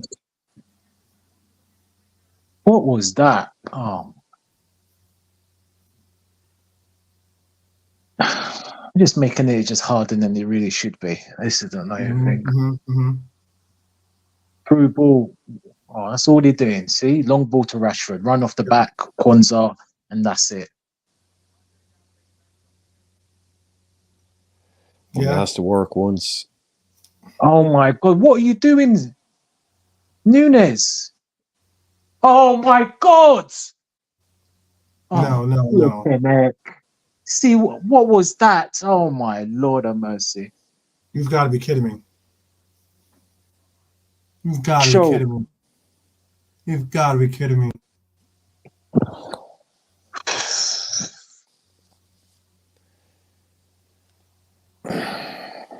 That's just bad. That was just bad. What were you doing? I said it only has to work once. Yeah. Just a simple look at that. That was just bad. Flipping heck. This is going to penalties, man. Flipping heck. This dead United team, they're rubbish. And look at the way we got No, it's like, poor giveaway. And then, yeah, just not dialed in. Just not dialed in. my Lord, this is embarrassing. That's an awful pass. Yeah. Nunes, I'm sorry. Like, that's not your game. This is embarrassing. He just literally set that attack up. Lord, where he's going to go to pens. Oh, my Lord, this is embarrassing. This is very, very embarrassing. Yeah, Diaz, I don't blame you. You played well. You played all right. You tried.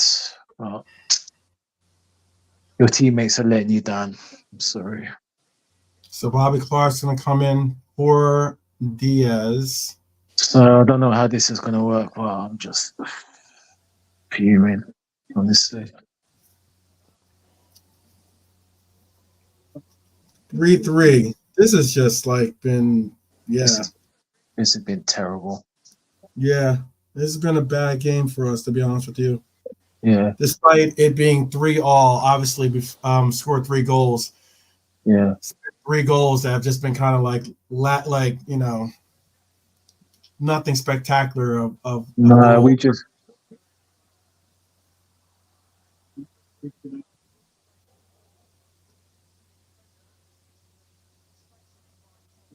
And this United team is just awful as well. This is making it even 10 times worse. How was that? Terrible. The card. Who was meant to have Rashford? Was it VVD or Kwanzaa? Yeah.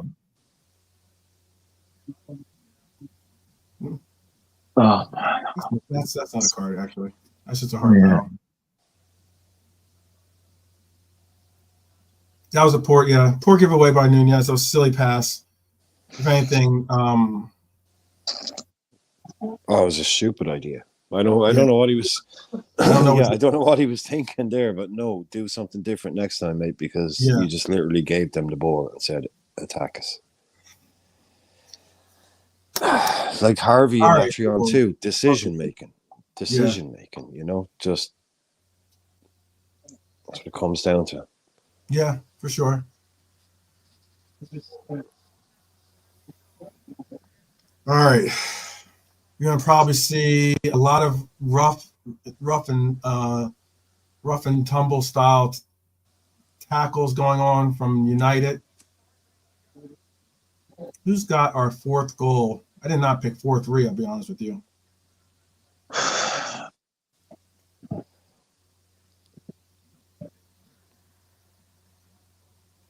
OG Maguire. OG Maguire, yeah. Yeah, it's been pretty much a pretty crappy game from everyone. Gakpo, can you just look? Oh my God, Gakpo, you idiot! Oh my! Spoilers now out there. Spoilers. Yeah, right, sorry. The game just 3-3 now. No. Some of the spoilers are also scary spoilers. Let me say that right now. Yeah. since we're drawing, I can't help it, bro. I know. Lord. Come on, man. Come on. Hold the ball. No. Just hold the ball. Stay on. Jesus Christ. Stay on, right? Stay on. Yeah, in it, yeah, bro. Is that McTominay in it? McSauce. Honestly, it's like a cat with 9 lives at this moment.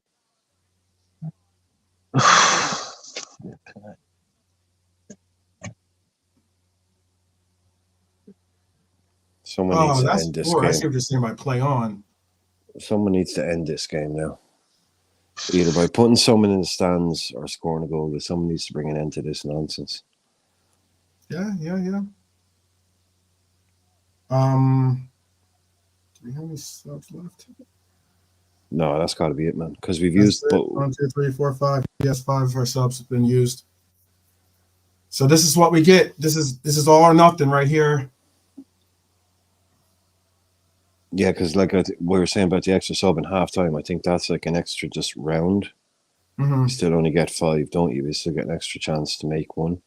Because in the other game, you can make 5, but you can only make 3 rounds of substitutions. Right, yeah. You can't bring on 5 different players at 5 different times. You can only bring on 5 in 3. Wow, that was never. We should have lost this game twice. Hackbo and Nunes have given the game to them. Given this game to Yeah. them. So, But we should have won it twice as well, King. yeah. We should have won it twice. We should have won it. I don't want to keep going back to it, but 5-2 with Harvey Elliott. Give over, ref. Give over. What's wrong with that? Oh, come on, ref.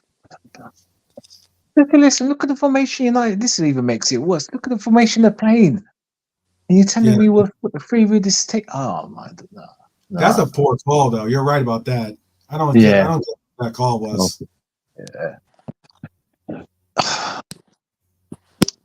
You know what? Even at this stage, we're looking like, unfortunately, it's going pens. But if it does, even if we win, it'll be a hollow victory for me. Yeah. I can agree with that part. Yeah. Like, as in, this should not have. This gives them more. Yeah. The only good thing is that we'll be potentially the next round and we've knocked them out, but that's about it, really. But it's just 50-50 right now.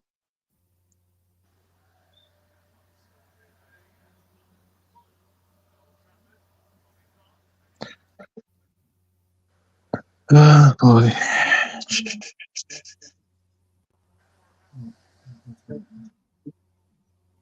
Yeah.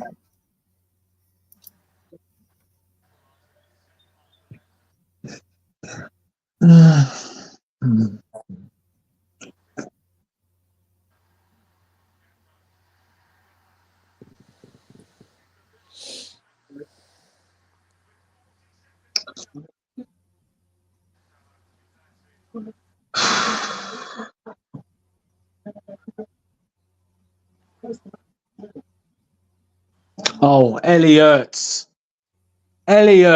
what are you doing? Oh my God! In hell! Wow, we're out of it. Shit team. Wow, we're out of it. What? No, this is embarrassing.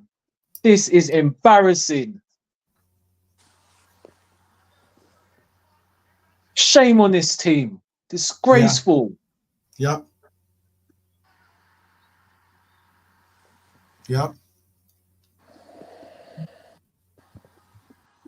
No, we definitely deserve to lose this game if this is how it's going to be. Harvey, what are you doing? And look, Bradley's by himself. He's got nothing to do now. He can't do anything. And Bradley, oh God, Bradley, you took 2 steps. You could have. Yeah. I can't believe this. This is one of the worst. Oh my God, my weekend's ruined now. Again, choking against the Big Six. Choking. First Arsenal away the Emirates, and this is even worse. Oh my Lord of mercy. Yeah. No, this is going to be a lot of. There's going to be a lot. This is going to sting, man. This is going to hurt. It hurts. It really puts a definite sting in going forward, considering, hey man, this is going to be. Shit. It's the worst result. Obviously, it takes us out of the quad conversation. It saves United's year, considering they just had an absolute terrible year. That's a lot of shite. Oh my God. The only way we can redeem this is winning both the league and Europa. I don't even win. I don't even win both of those now. You got sent off Oh for my Lord, this is ridiculous, man. This team is. And listen, man. As much as Klopp, I'm not even going to blame this on Klopp. Blame Yeah. it on the players. I'll blame it on the players. But Look at that. This team is just dead. Oh my God. I am going to get it in the chat. yeah, we're gonna Oh get it. no. We're gonna Yeah, get I'm it. going to get big time. Can't even say anything. Yeah. A lot of the told you so's and all the people that are the doom and gloomers that come out. Definitely so. Look, this team. This was the team we wanted. This is the team. This is the team that should have given us the best hope of getting a result today. And I'll just be honest with you, they're just not playing to the levels that they.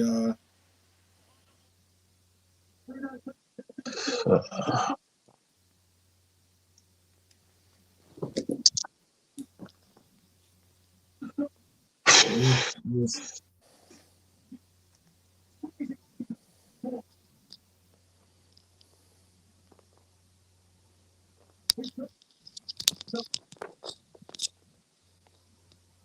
It is what it is.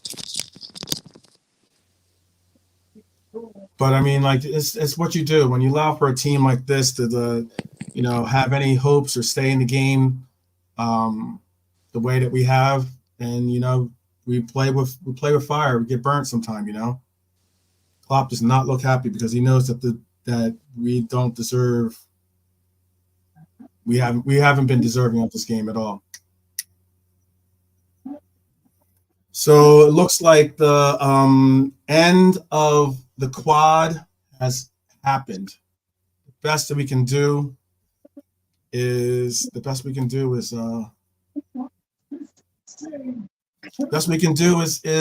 for the league and go for Europa. We are out of the FA Cup.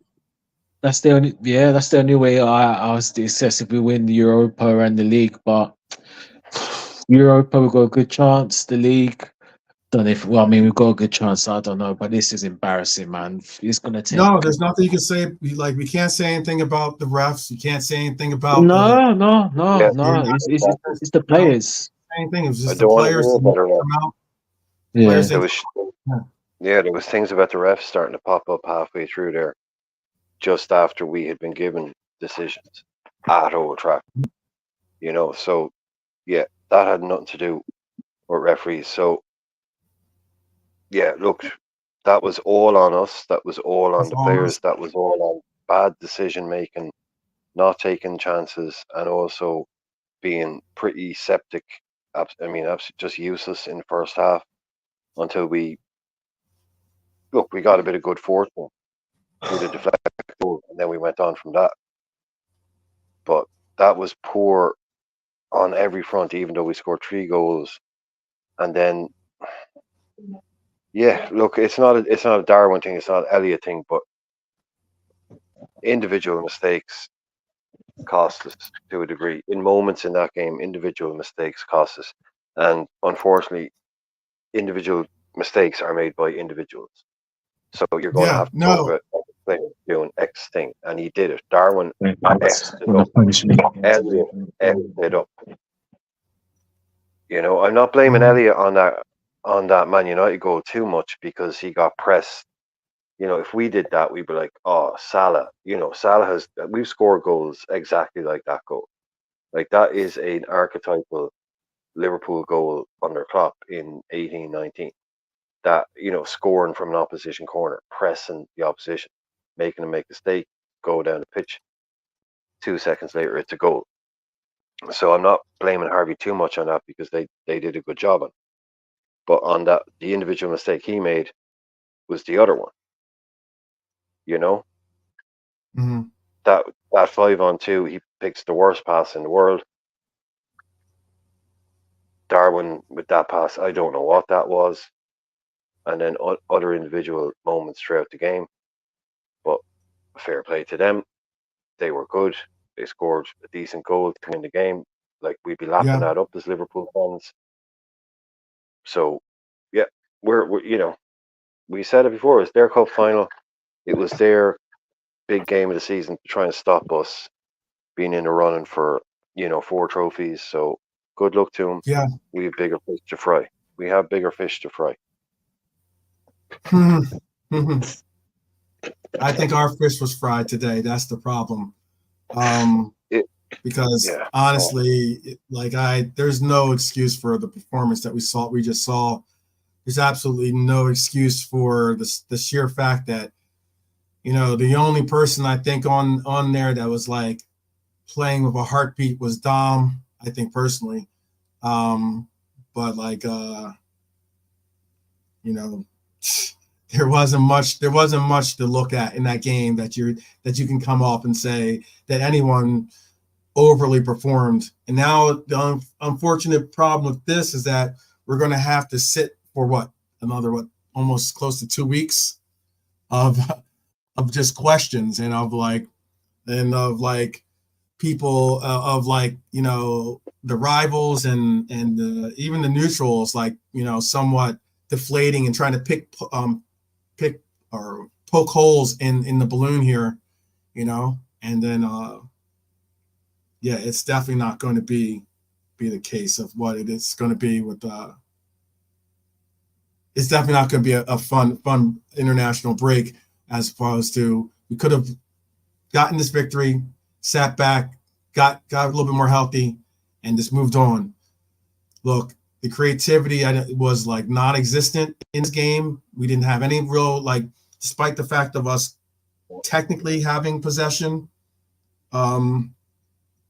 technically having close to 58% possession of the ball. It didn't seem that way at all in this game. Didn't seem like we had we might have possession, but we certainly didn't have necessarily control of our pursuits. Yeah, today's a day that's not going to be remembered as being a good day for us Reds. No, you can have the ball all you want, but you can't do anything with it. Then, if you don't do anything, you don't create. We they played us a little bit, the way they wanted to do it. Hit us on the break, counter attack, and it worked out for them in the end. In the end of it, but. Yeah, it was just poor from us. Look, the sheer fact that we had, let me see this, make sure I just read this right. 25 shots, 11 on target, but yet you would think that Manchester United was the team that was not only informed, but the team that wanted this more so, considering that they had 28 shots. 28 shots from Manchester United, 11 on goal. That is absolutely unheard of when it comes to the matchups that we've seen from these two teams as of late. For it to be that case is absolutely stunning and upsetting, frustratingly upsetting. That is poor. And our record in the FA Cup against Old Trafford against United still continues, winless in how many years? 40, 50 plus years, honestly, embarrassing. Yeah. The streak continues. I mean, the 1921 streak, it continues. Absolutely continues. And I mean, there's nothing to take from it, What's that? There's nothing to take from it. There's nothing. I don't understand. That is the biggest. One of the biggest concerns for me is that, yes, we all would have wanted to win this game and continue to march on towards silverware glory. But I mean, this is a real wake up call for this club to say, hey, we can't keep pushing. We can't allow for a team like United to get that first goal. We can't have a 2-1 lead going into halftime and then allow for United to equalize against us, and then to push forward once again, and then allow for them to not only equalize but then go forward. That's unlike this team. That is completely unlike this team. I don't understand what it is, but it seems like we're just resting on our laurels in the sense. I just didn't like the energy from our club today. It just seemed like everyone on the pitch knows that we're better, but they just didn't. But we kind of like played to the level of United. All of the big players, all bad. We conceded 4 goals, so I don't want to hear any Virgil van Dijk shite. We conceded 4 goals. No, everyone calls it. Yeah, like it's going to be harsh ratings for everybody. This is, I don't care what your name is, kind of territory. This isn't about agendas or anything. On this game, on this 120 minutes. All of them didn't show up. McAllister had a few bits and pieces. Dom, like you said, was energetic. Salah had his moments. I don't know. Diaz looked lively, as Diaz always looks lively, but nothing. Nunes, nothing. Yeah. There's nothing to say. Like sometimes you can lose a game 4-3. Oh yeah, but we were brilliant, doing this and that. It's just like, how the hell did we lose that 4-3? No, you're right. No, you're absolutely right. Look, I don't think we got anything. The lineup picked itself, as we said earlier, somewhat picked itself, I should say. And how we got to this spot right now of saying that our subs that came in would offer little to nothing. I mean, I think we obviously did get a goal out of Elliott. Elliott did come on and bring in some little aspects of energy, but again, he was suspect on a couple of different defensive exchanges, and yeah, it's not much you can say. I mean, let's say some of the gracious in defeat, says Nigel. Philip says our best performer can't get over a 6 when you do the game ratings. That's for damn sure. Neon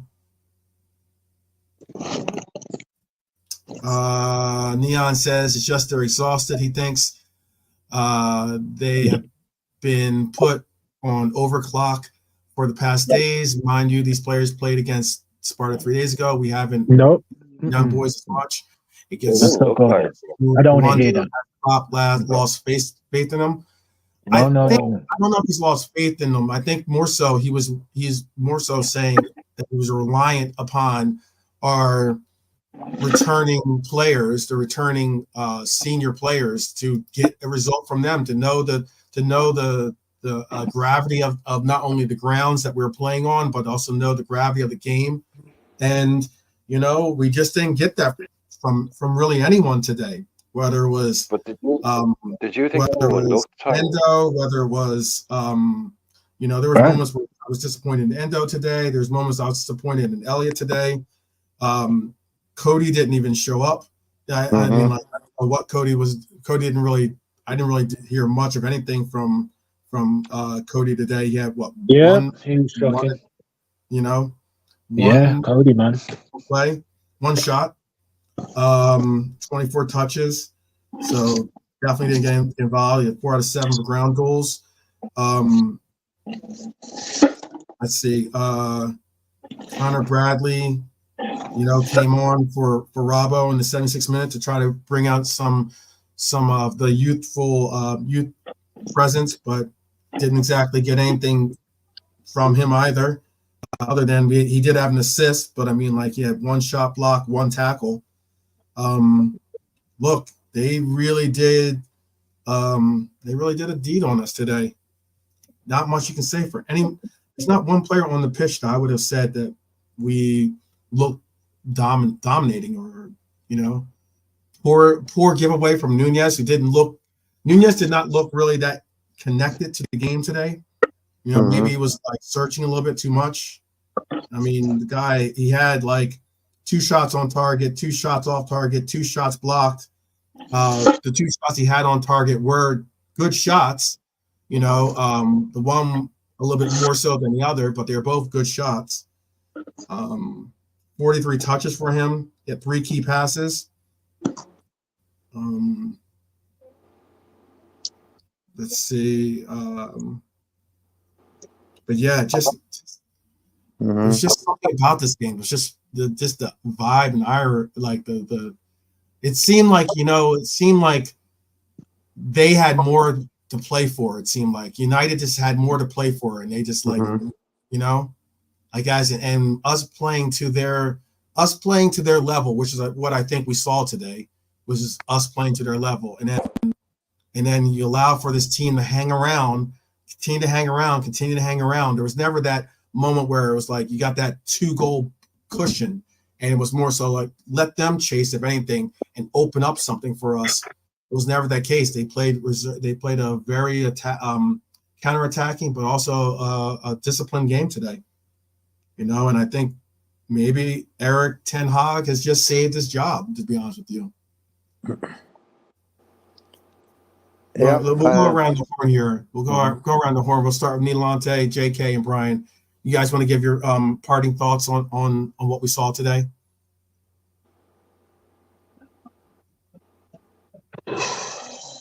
Yeah, no. Take a breath. Take a breath. You know what? Come back. I'll come back. I'm trying to collect my thoughts. I'm still annoyed. Yeah, Come back to me. Come back to me.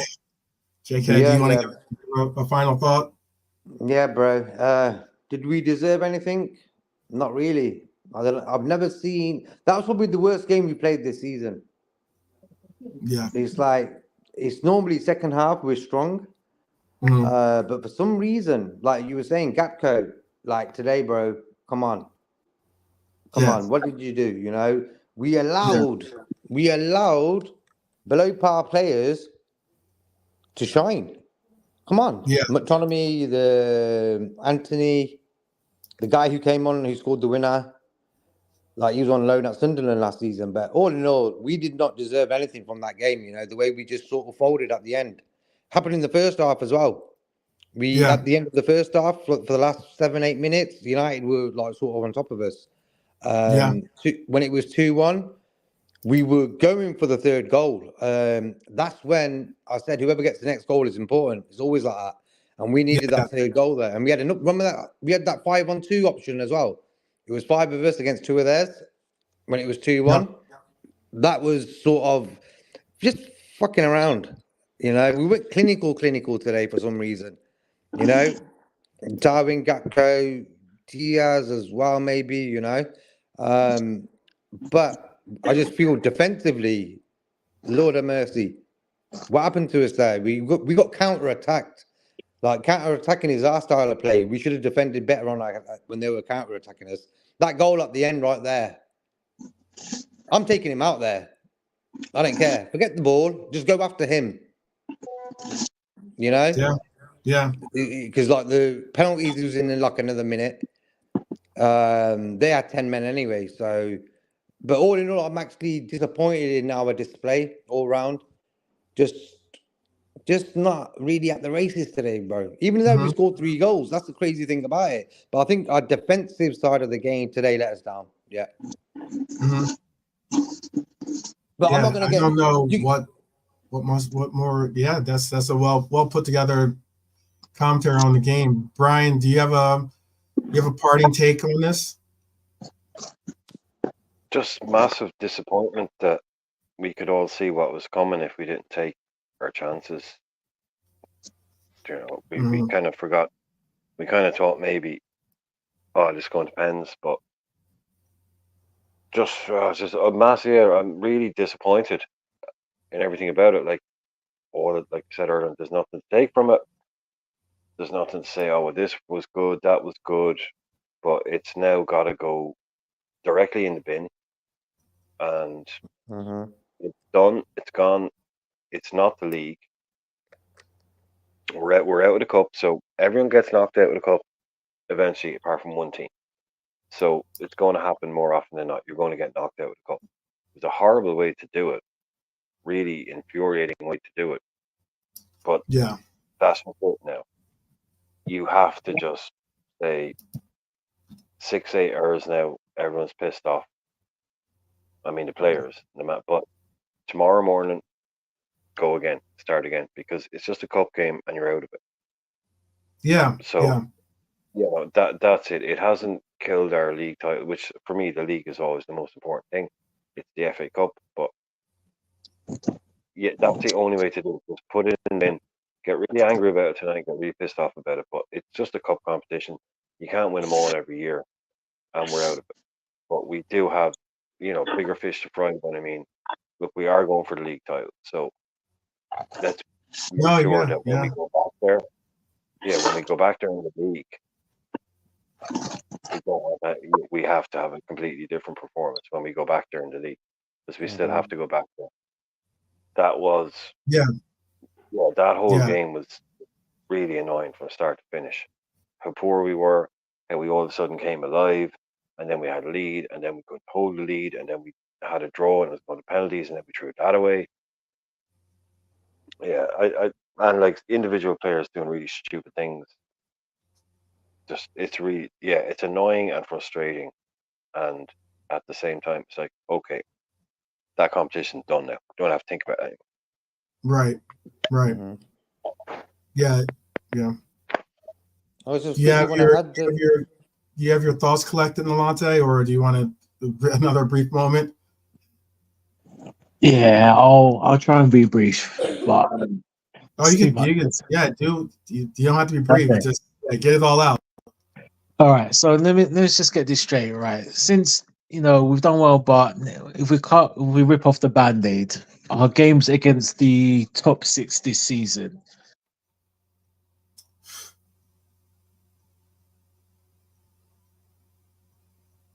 The games against top 6. Go ahead. Oh, we might have lost Nalante, I think. You there? Yeah. Okay, cool. No problem. So Arsenal at Anfield 1-1 away. We lost 3-1. Yep. Yeah. Villa. Okay, fine. We beat 3-0. Spurs. We lost in the league 2-1, and we know that was a controversial game. Okay. United 0-0, and now today the FA Cup run, and then realistically, apart from I forgot the Arsenal game, we won the FA Cup, but the record is just and the Villa game, but Villa, I mean, again, depends. It's just atrocious, and this is the problem. And they were again. These fixtures are reminding me of the 21-22 season when we drew all the games against the top teams around us that kind of cost us the title, and it feels like it's deja vu again. And you know what? There's losing, and there's losing in this manner. As me, you, and Brian discussed, and JK, if you heard this stream, this United team is average. Bang average. Bang average. I'm sorry. If the 4 of us can get our football boots on, we'll do a better job than today. And I'm sorry. And we're not professional footballers, but we've all played the game at some level. But I'm sorry, we will do a better job, because that was just atrocious. I mean, did they understand the momentum of the game? And I don't want to hear anyone in the chat blame Klopp, because Klopp did what he had to do. I was just arguing with an Arsenal fan saying, "Oh, you should have kept Salah on." Forget that. Salah was, let's rip the Band-Aid with Salah. Yeah, and he's coming back from injury, so I get it. Apart from the goal, he was non-existent. Yeah. His 1 or 2 efforts were just a bit. That's exactly, Salah power buff. So, Salah was not something that. No, I don't think any of us were saying Salah has to stay on. Salah has to stay on. No. And he was saying the match when I said, but it's the Danza plays 2-1. Gakpo, it's not like he's some dead player. And in the day, that game should have been wrapped up. And now we're sitting here, my week's ruined by those scumbags out Old Trafford, 4-3. They're going to be locked in at us. So, the forums, the social forums are going to be wild. Going to be going wild. Like we just gave the. That's the lottery ticket. They win the lottery ticket. Yeah, we exactly. We literally just gave the biggest gift that we could ever give to United by them having that this one thing that they could hang their hat on. You know, they're going to call the Diet 7-Up, I'm sure, or something like that, considering 7 goals were scored today. But it was 4 for them, 3 for us. If you were to tell me a team that couldn't that sat back at Anfield and just prayed for a 0-0 draw would go out in this FA Cup match and score 4 goals on us.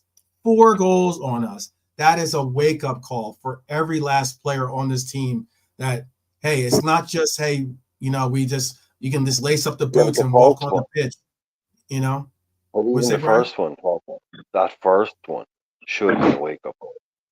Like, that first one was amateur hour. Like, Hoyland just being able to walk in and just go, hello, here I am, in the box, in a load of space, pass me the ball. And you know, that was really... Tomine picks up the rebound. The times we're there at the start, we looked lethargic, we looked sluggish. Exactly, yeah. I think, you know what, it might be a decent analysis of today is that we look like we're already on international break. It looked like people were already looked like some of the players out there were just already like their mindset was already on that break from everything. You know, whether it was Salah, knowing that he's not going to have to go on international break, obviously, but some of the other players are, and it looked like a lot of them were already like thinking about like, do I have my bags packed, or do I have my shaving cream? Like it was almost like they weren't focusing on this game. They're just focusing on like whoever's on the list for their international break. No, I hope not, man. I really hope not. I don't. If any of our players were out there in cruise control, I don't want to hear that. No, this is Man United away at Old Trafford. I don't want to hear anybody wasn't motivated properly for that game, and they didn't look like they were. And this is what Klopp's thing is famous for, motivating people or whatever. But you don't. That's one of those games where you don't need a team talk. It's Man United. You're Liverpool. You're playing Man United away in a cup game. That's all the team talk you need. Exactly. Yeah. Regardless if you're a scout or not, doesn't matter. Yeah. Where was the energy? Where was, like I said back in the day, I was kind of making allusions to it in the game, but like not the violence. But somebody needed to go through something. Back in the day, there would have been tackles flying in that game. And don't get it twisted, man. We would have loved it. Roy Keane versus Steven Gerrard, all that. We loved that shit back in the day. As much as people get kind of annoyed by it now, but in those games when you saw Steven Gerrard or Jamie Carragher just go through somebody, fair but hard, you're like, yes, that's it. It's Man United. It's a battle. It is a war. It's not a non-contact sport. It's not friendly time. There was none of that energy there. Whatever way you want to make that energy now today, of course you don't go around kicking and punching people. But whatever the modern version of that energy was gone. That fight, that aggro, pushing, just going up and grabbing a ball and pushing them and just starting a fight with, a verbal fight just to get the crowd up, just to get the players up. We just didn't seem to have players there who, this may be because it's a new enough team or whatever, that are used to like going to war with Man United. Carragher, Gerrard, these players are used to go to war with Man United every single year. Maybe that's not in this team because it's definitely not in that Man United team. That's a shadow of the thing they used to be. But those Endo, McAllister, Szoboszlai, Kwanzaa, Bradley, Gakpo, Diaz, did they know what it means to really go to war with Man United? How to win a game with them? Yeah. What it means exactly. I'm not sure it's clicked yet. I'm not sure they're long enough, or they're not enough scouts. Like if Curtis Jones was on that midfield today, I think you would have seen a lot more aggression. The scousers in the team, bringing it to McTominay, just ratcheting it up that level, because in games like this, I don't want to. We don't want to dilute it. Yeah, let's not dilute the sport. no one's saying kicking and punching. It's men's football. It's an aggressive sport. Getting people's faces, pushing and shoving, but keep it on the line. Don't cross the line, but bring it right to the line. Don't just sit there shaking hands like that. We were talking about, oh my God, that crap after the City game where they're all off for drinks together and shaking hands. No, come on, man. No, please. Yeah, and that's what we were lacking today, bro. I feel that energy, that sort of aggressive sort of energy to control the game that we have in the second half, that was lacking throughout the whole game, but there's two ways you can look at this result. You can sit there crying, pointing fingers, or you can think, you know what, as Brian said, it's a cup game. You win some, you lose some. Everyone knows who played bad. Everyone knows who didn't play. The players themselves know. Did they put a shift in for the fans? It's one game. We don't really lose a lot of games. Like when we do, it hurts. Like it's just we're not used to losing. So today was like a proper slap in the face, and because it's against United, them guys are going to be loving it now for 2 weeks until until the next round of games. So that's what it's going to be like, and I just don't like that sort of energy, in general, and that's why I'm a bit annoyed with just our second half display. It was just it wasn't just up to par, But I'm not going to sit here crying. I think fans don't do it. Just like it is what it is. Second half, we just look deflated. Yeah, you're right about that. And then it looked like I'm telling you, it just looked like we were just not. We weren't in the zone for us, Just weren't into the zone, and unfortunately, but I didn't come away from that thinking they're better than us. You know what I mean? Like before, if you went there and you got bet by them, thinking you were good, maybe you weren't sure if you were good or not. Building a new team, and you went there and you got bet by them, you'd be like, oh, maybe we're not as good as them yet, or whatever. I still know we're 10 times better than them. No, we are. I get it. We are bright, but again, the result doesn't show it. And let's be honest, vice versa. If we were them, we'll be loading it. So we can't really blame them. To be honest, it's I get what JK.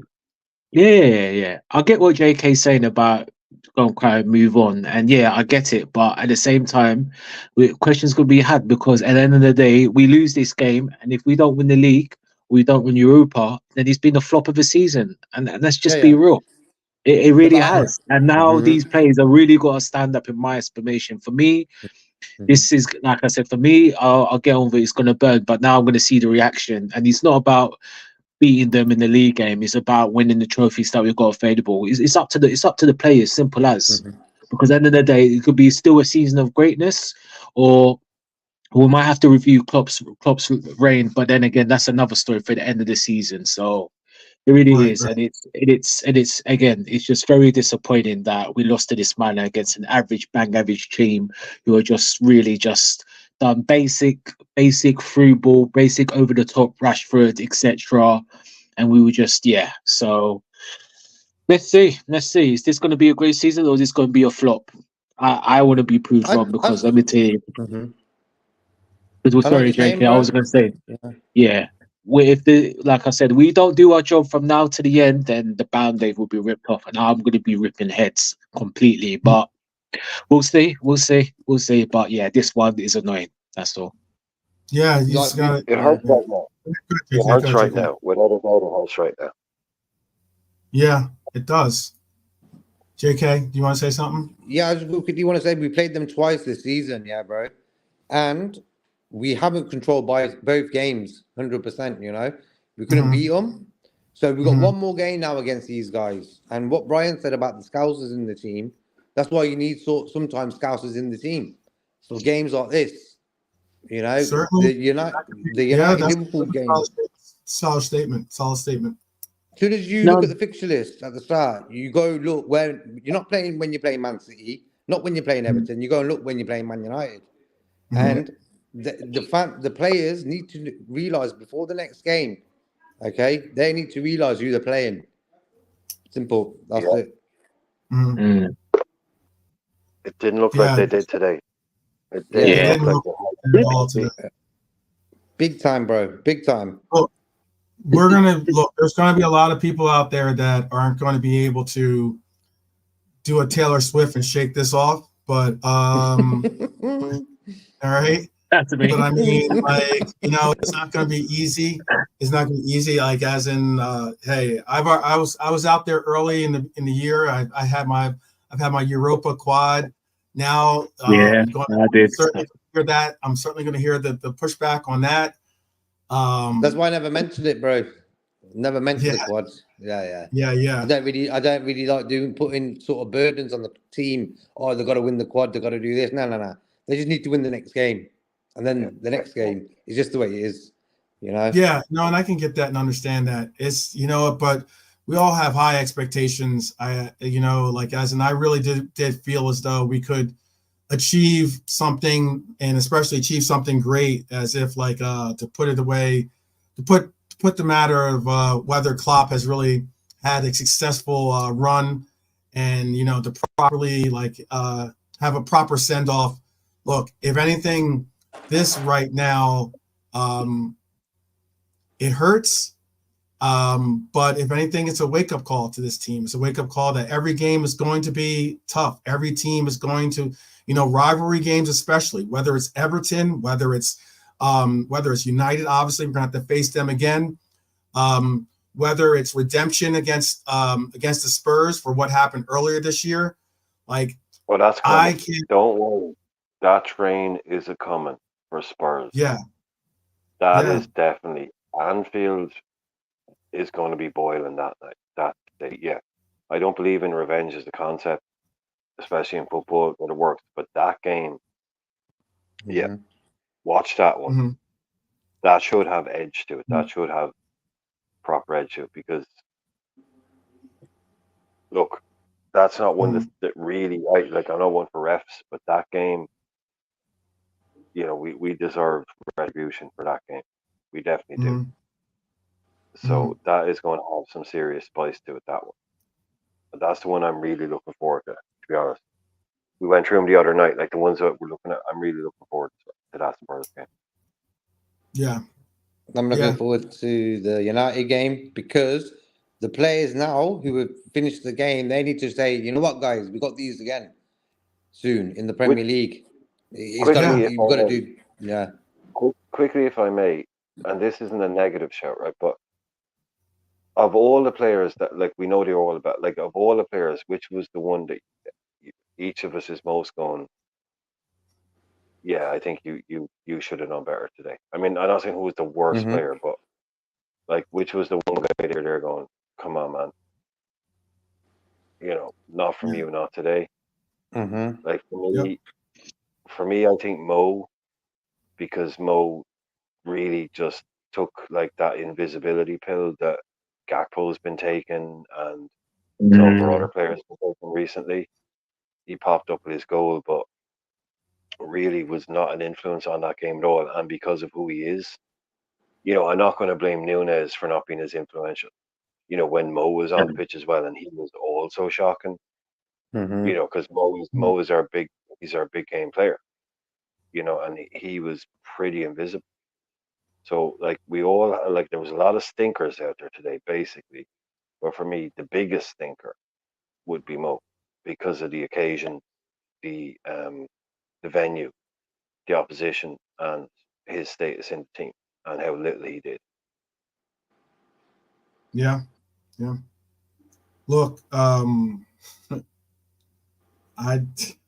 it goes when it comes to sometimes when it goes to the stats. Yes, it'll show that Mo Salah got a goal, but it will not say that Mo Salah was almost as Brian said, was doing his impersonation of the Invisible Man today, because you would not have known, other than that rebound, you probably wouldn't have known that Mo Salah was engaged. I didn't see any real. I didn't see I didn't see many diagonals going to Mo. I didn't see him taking on his player today. putting like the Mo Salah that was in the 7-Up game when he was just cooking Martinez. I didn't see any of that from our right side. The only caveat I'm taking from this is that we're heading into this break. Let's get healthy. Let's get these guys hopefully back on the training pitch where we can actually see something evolve from them getting back to familiar surroundings, to having some players that can find some form, and that's about all we can say. I mean, like, am I fuming? And I'm definitely angry. But I'm just like in the side. I'm like, what else can we do? It's like, we fall down 7 times, get up 8, man. That's how it is. So that's it. This one hurts a lot. It's going to hurt even more that it's the Red Devils, excuse me. And that it's not the Reds that are victorious in this one. But I don't know, man, there's not much else that we can do as other than just rally around the flag and hope that we can that we get some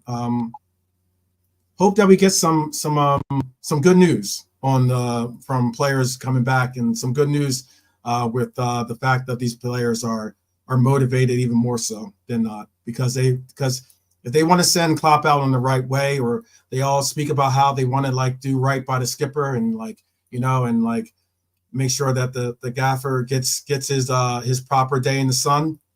There's no other time, but that's one less competition, so it means everything. It means going to Italy, or actually, going to actually not going to Italy. It means doing the business against our Europa foes or our Europa opposition. And it also means, hey, we have to put it into 4th, 5th, 6th gear. I don't care what gear, but it can't be first. It can't be neutral, which is what more like we were in today. Yeah, so. I don't know about those guys, but just saying you want to win everything from the manager and doing it doesn't work like that. Football doesn't work like that. Got to go out and do it. Got to go out and do it. Just saying you can't like manifest it. But JK, who was your biggest thinker today? I would go with, I've got 2, bro. Szoboszlai and Darwin. Darwin, for some reason, bro, the game, Old Trafford pitch is massive, okay? The ball over the top for us was just perfect. We had Diaz and Darwin just running like crazy, man. That should have just been the tactics, The more we attack, the more goals we got, the more they would attack, and the more they counter-attacked us. And that's what hurts me the most. Their goal they scored at the end, that's what we do normally, But for me, Szoboszlai and Darwin, bro, I think never really got into the game, But then the defense as a unit was also, for me, the big letdown. The way we just sort of folded at the end there. 2 goals just like that. Embarrassing. Yeah. That's why the next game in the Premier League, that is, Klopp needs to just take a photo of it, of the fixture, put it in it and send it to all them guys WhatsApp. Say, listen, get yourself ready for that game. Simple. And that will be the best sort of sweet revenge on them guys. They're going to be celebrating now. But they're in the locker. Yeah, they're in right now. The Red Devils are in the locker room, is celebrating like they just won the FA Cup. Yeah. They're in the locker room celebrating like they just won the FA Cup. I'm almost positive. And guess who they got in the next round? Oh, I knew it was. Yeah. Yeah. That just makes the day complete. Who they have? JK was hoping for the Klopp return to Coventry. That's why he was saying like going back to Coventry, because it was on. Yeah. If we won in Coventry, it was on. It was on, bro. It was on right there. Lord of mercy. It just makes the day go. You can't make this up, can you guys? You really can't make this up. It just makes the day even greater. Oh, the joys. The joys. Yeah, but you can't really. Man City are going to win that, out of them 4 teams there. Well, again, they should, but let's see. I mean, Chelsea, depending on their day, if they play like against them in the Etihad in the league games, then they've got a chance. But again, it depends. But Man City are clear favourites, so I'll give Chelsea a little bit of a chance. I would say that the most I'm looking for from the FA Cup, at least now, being that we're not in it, is that City can really press and push, Chelsea can really press and push City to the extent where they get a little maybe banged up, or they get a little bit, get a little overexerted. And hey, like City, hopefully, then I wouldn't say hopefully, but City moves on, because like I don't want to see Chelsea win the FA Cup. And then no, but let's carve all the way. And then Coventry. Right? That's it. Yeah, all them 3 teams. Like, how great would that be? How great would that be? Imagine Coventry beat United. Yeah. No, that's it. No, JK, I'm not messing, man. From now on, we're FA Cup Coventry fans. That's there you what we're go. doing here. That's what we're doing here now. Forget that. Yeah. You know what I mean, bro? We've got to do that now. Yep. That's all we can do. It's like that's all we can do. It's the one. It's the semi-final at Wembley, isn't it? Yeah. Yeah. Could have got tickets for them. That's what I'm saying. Coventry on their day could surprise Man United. Like, you don't know. They could.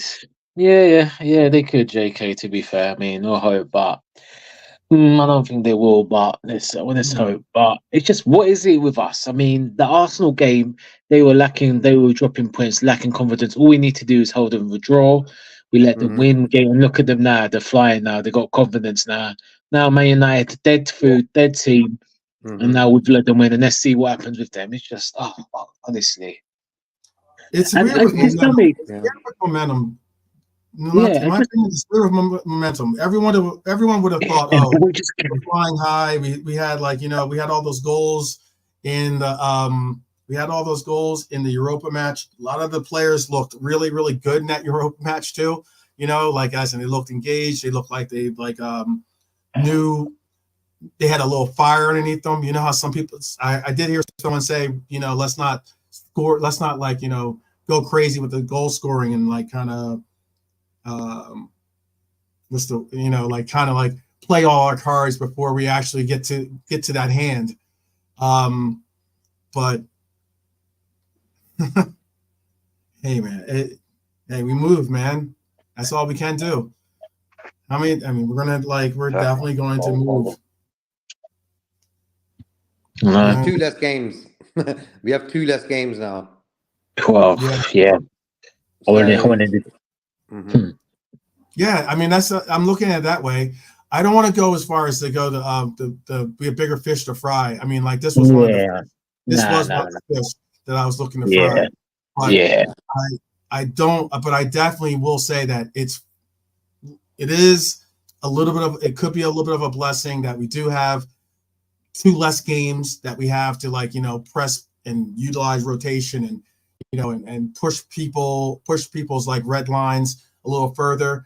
But yeah, you don't get this deep into cups.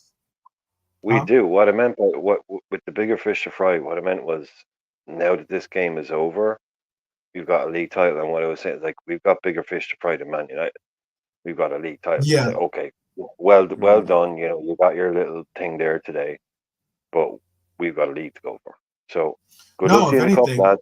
But we've got a league title win. So that was what I was trying to kind of comfort myself in terms of Man United aren't winning the league. This was the kind of thing I was saying. A lot of times, sometimes you go there and you get beat by them, and it used to kind of make you think, are they back? Are they better than us? It's just no one's coming away from that game thinking they're better than us. We're still clearly way better than them. It's just it didn't happen today. They're not back. They're not, capable of beating Liverpool or whatever. That was just a really bad performance from us. doesn't No, scare you're me right. about them at all.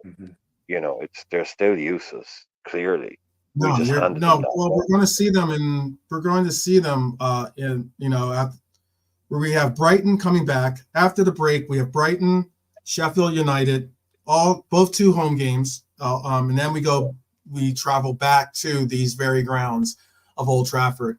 There you go. I definitely have to see us get some crazy momentum. Brighton is looking like another trap game, if anything, despite it being Anfield.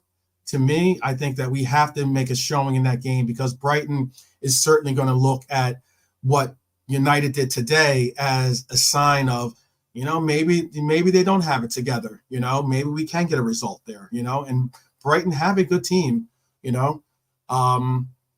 So we have to put 3-4 goals up on Brighton. We have to go into Sheffield, host Sheffield United and absolutely spank Sheffield United. I don't want to see giving them any light of day in that game.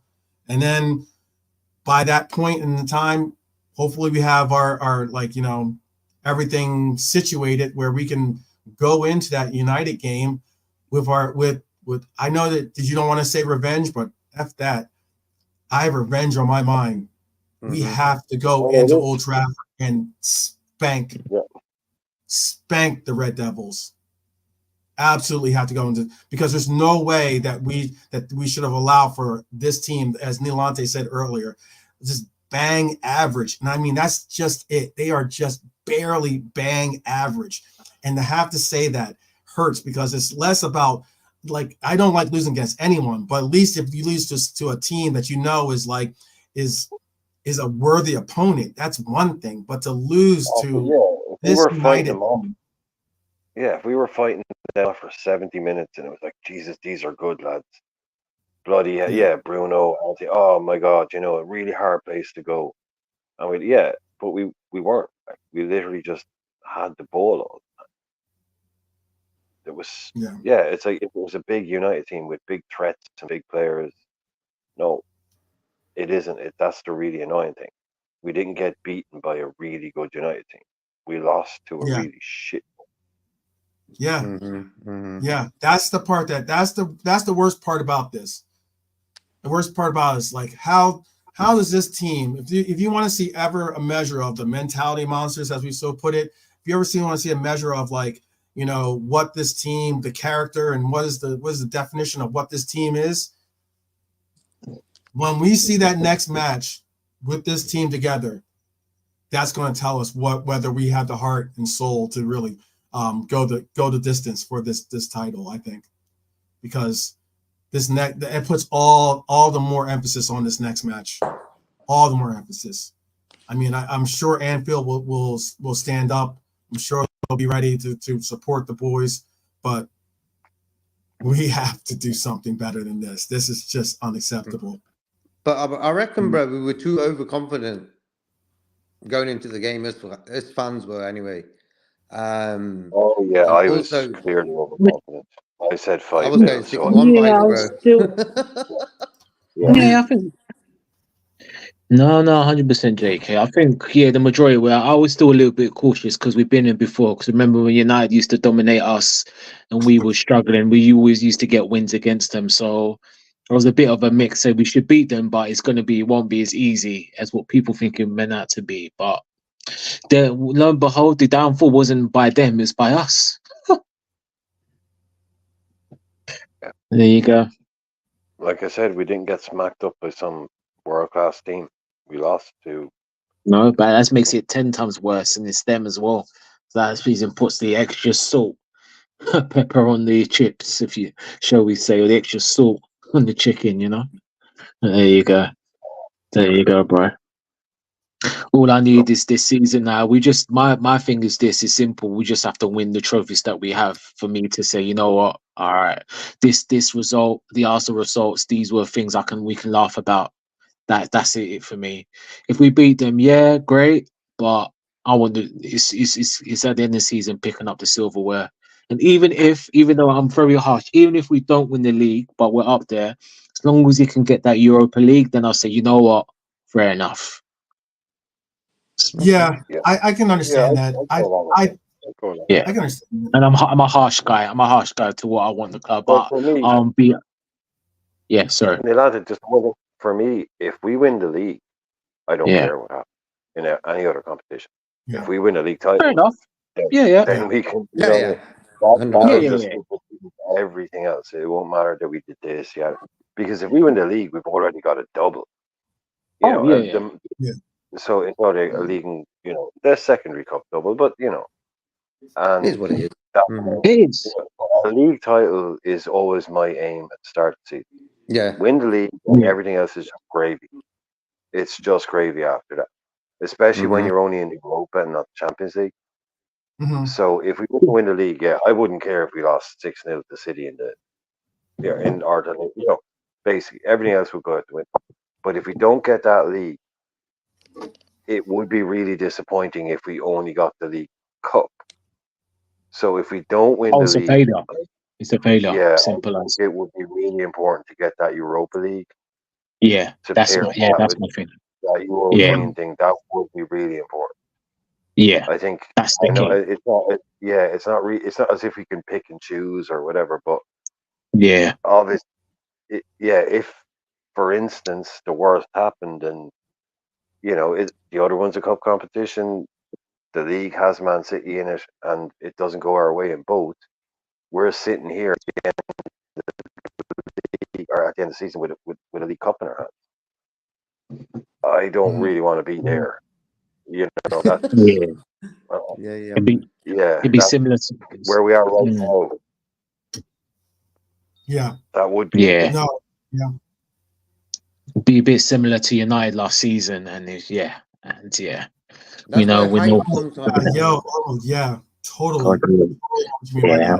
And we're bigger than that. That's the thing. And like I said, it's up to the players. And let me ask you a question, all three of you. And where was you? Let's ask you, where was the Klopp? He's leaving. We're going to do it for the manager. Where was that today? Klopp, we're going to do it for you, boss. Jurgen Meister, you've been great to us. Where was that today? That was down in the bedsit. That was down in someone's local job. That I didn't like the Harvey Elliott quote from about fortnight ago, maybe a month ago, that every game was a cup final from now on. With Klopp leaving, every game is now a cup final. And I was like, no, man, that's not good energy, because cup finals are, hyper dramatic, one-off game. The energy that he was saying, every game, he must win every game. I was like, no, Harvey, man. At that stage, there was like 14 league games left and a load of cup games. It was like, no, man, if we're going into that energy, then you're going to burn out real quick. It can't all be every game is a must win for the manager. Every competition is a must win for the manager.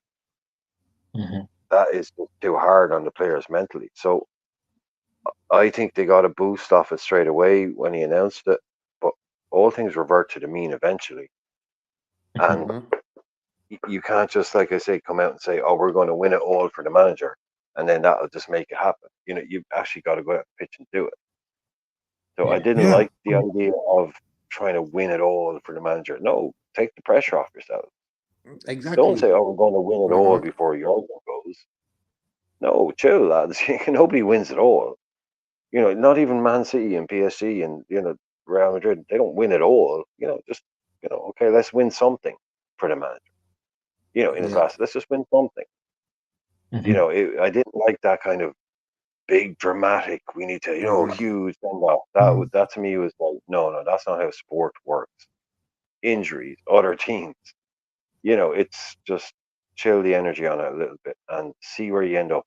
At the end, you play every game in front of you, try and win every game, and at the end of the season, you see where you end up. But exactly, I think Harvey had the sentiment right, but I don't think he quite had the idea right. That Klopp would be like, no, Harvey, it isn't every game is a cup final, because cup finals are crazy.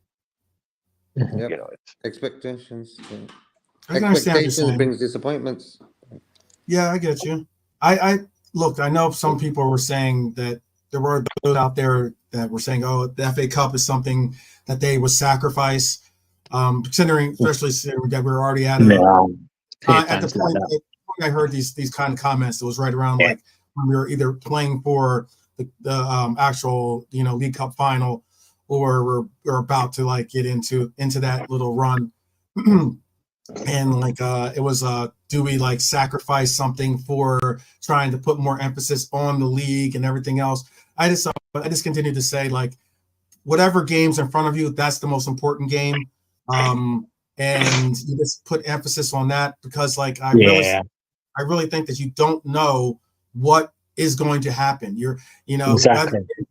If we had won this game and gone on to the semis, then obviously you really like your chances of being able to lift the silverware. But it also, yeah, possibly.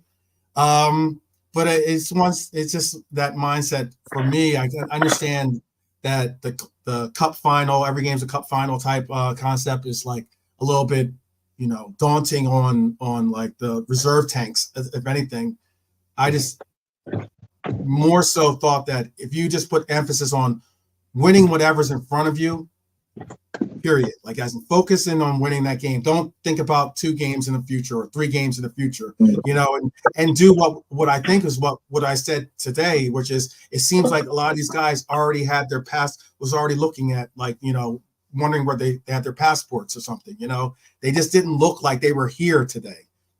I get that you saw them score 3 goals. Seeing Liverpool score 3 goals is common, but seeing us put up, as soon as we let up 2 goals in this game, I had issues. I had problems in the sense of like, this is unlike us. We don't let up usually more than a goal. We might let up a goal, but we don't let in 2 goals, And then to let up the third, I was like, oh wow, this is something that, we're just not the right team today. We're just not here today with the team that we all know or are familiar with.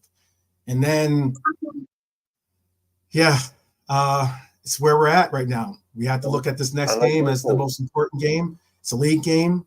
We look at it as, pick ourselves up, we go again. And if anything, we make it where we have to put that a little bit of that fear factor that we had already built up in this league, and in the presence of us just showing up on the pitch and then on the grounds has been, some of that shine's been taken away slightly. So we got to regain that. We have to regain that, because a lot of teams, we don't want it where we know that a lot of these bigger teams are going to try to knock us off our perch, but we don't want to give any bit of a chance, or a light to any of these mid-table, if not lower table teams that we're going to be facing, and going to be the teams that you can't slip up against. I can't believe that we are so poor. It's like a tale of 2 cities almost. Like last year, we were so poor against the lower. We would like allow for these lower table teams to kind of give us our problems, and we would at least take care of our business against the top 6. We're not doing that this year. That's a really big knock in the gut.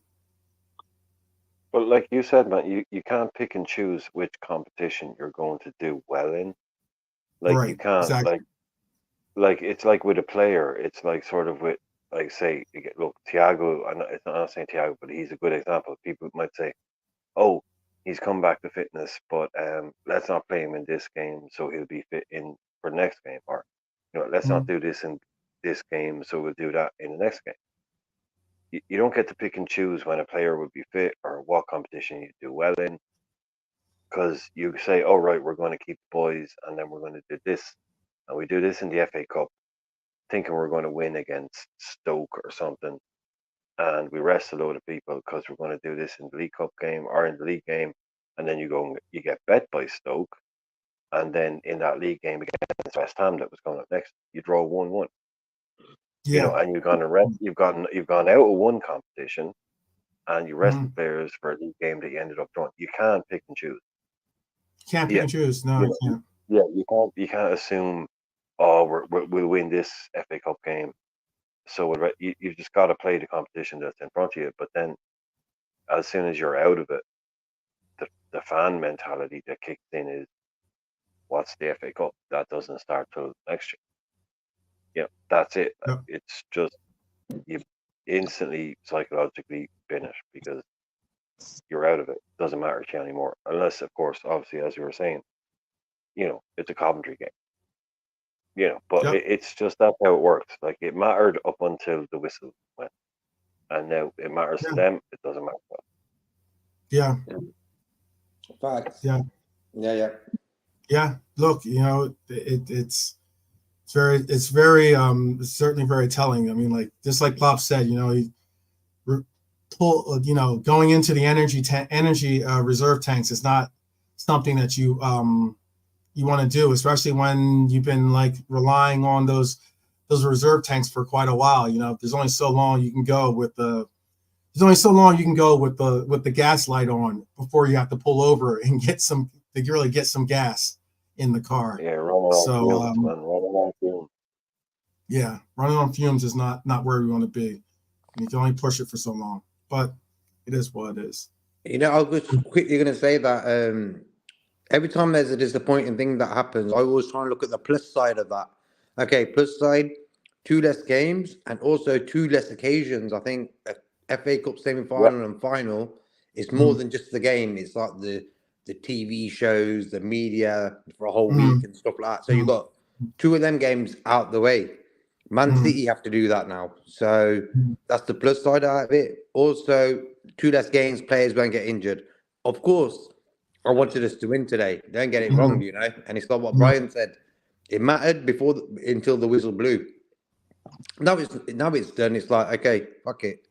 It's not a problem no more. And I'd rather win the league, Europa League and FA Cup. It was in that order. So we still got for me, the big one is the Premier League. That's not, So we get that Premier League. I don't even care if we lose in the Europa League. Of course, we want to win that as well, but sure. For me is the one.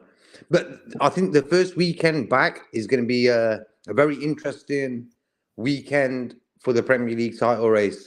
We've got Brighton before Arsenal play Man City, so that's a good thing. It isn't Arsenal, Man City play on the Saturday, we play on the Sunday. But we play before them, guys. We've just got one job to do that day, 3 points. So the players have got time from now until that game, get over this disappointment, and then vote and just say, you know what, guys, we've got these same guys in a few weeks in the league. Let's just go and win that fucker, And no, fans are going to be disappointed today. I understand that, but sometimes when you're deflated, it could get worse. So at the end of the day, stay positive. We've got Brighton in a few weeks. Win that, then we just look forward to the Man City Arsenal game.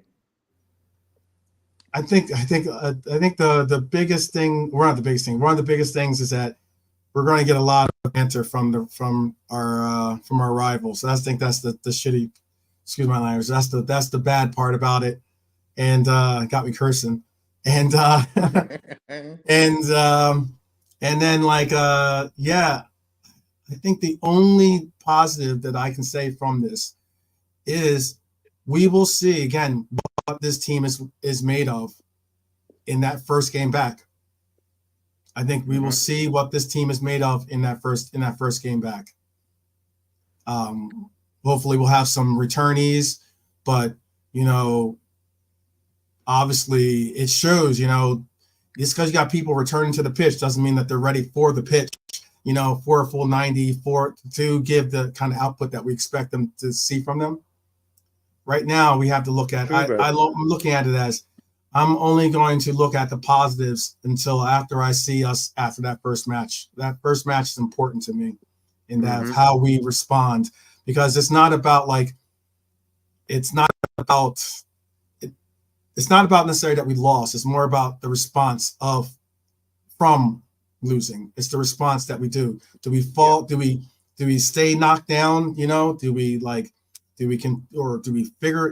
get out of our fog and get this ship ready and push forward? That's the biggest question. And I'm hoping that we get together.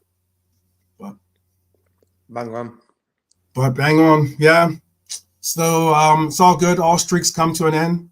But but we'll certainly be doing another watch along, because I mean, like, I think the people need it out there, in the sense of, like, at least hearing some of the positive. I'm sure that you're probably, a lot of the other channels out there are probably a lot more doom and gloom, you know, for real. Probably a lot more screaming, a lot more shouting, a lot more "I told you so," and a lot more "this person sucks" and "this player should never play for our team," and da da da da da. I'm not going to go that far. Look, it is what it is. We rally the flag. Like I said, get knocked down 7 times, get up 8, and we march on. We move. So big up to Nigel, big up to Dustin, big up to Neon Grave, big up to everyone that showed up in the chat. American Cops in here, Steven, K-Mac, Philip, Dad Reynolds, Hylor, Nigel, everyone that showed up. I might be forgetting. Oh, KJ was here, Keep It Real was here, Rustic Crab was here. Who else was here? Who was here? Oh, yeah, Red for Life, of course. Redbird was here, of course. Dakota was here as well. Big up, shout out to the Beijing Reds TV. John Conway was here. So, I like to thank Nalante. I'd like to thank JK. I'd like to thank Brian. I'd also like to thank my friend Willie, who was gracious in his win. In the sense of at least he dipped out before they did win. Oh man.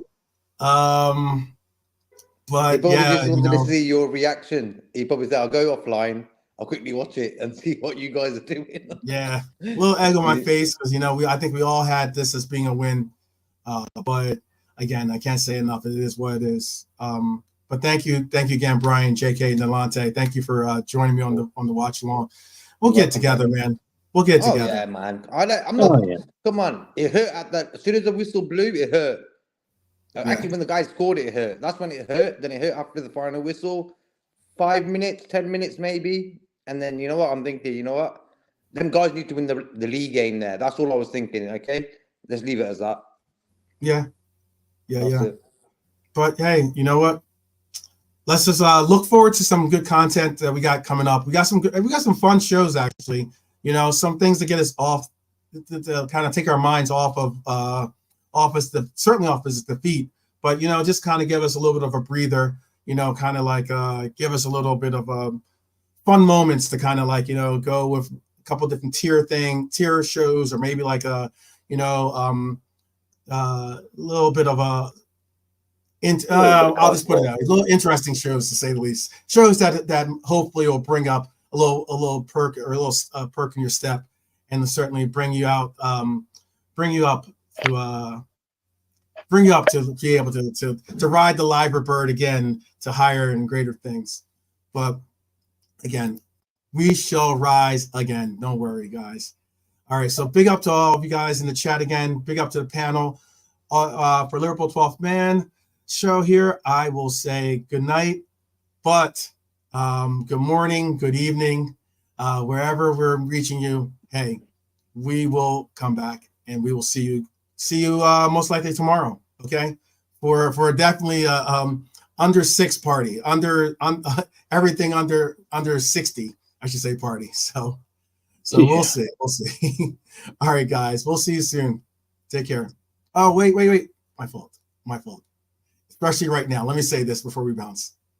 Please do take care of yourselves. Please take care of your loved ones, especially in this moment. There's going to be a lot of people that need each other here. We're all going to need a friend, family member, something like that can that can pick us up in this time. Please do take care of yourselves. It's very, very important. Make sure I say that. Can't forget that always, but all the same, I wish you all the best, and I'll see you guys tomorrow. All right?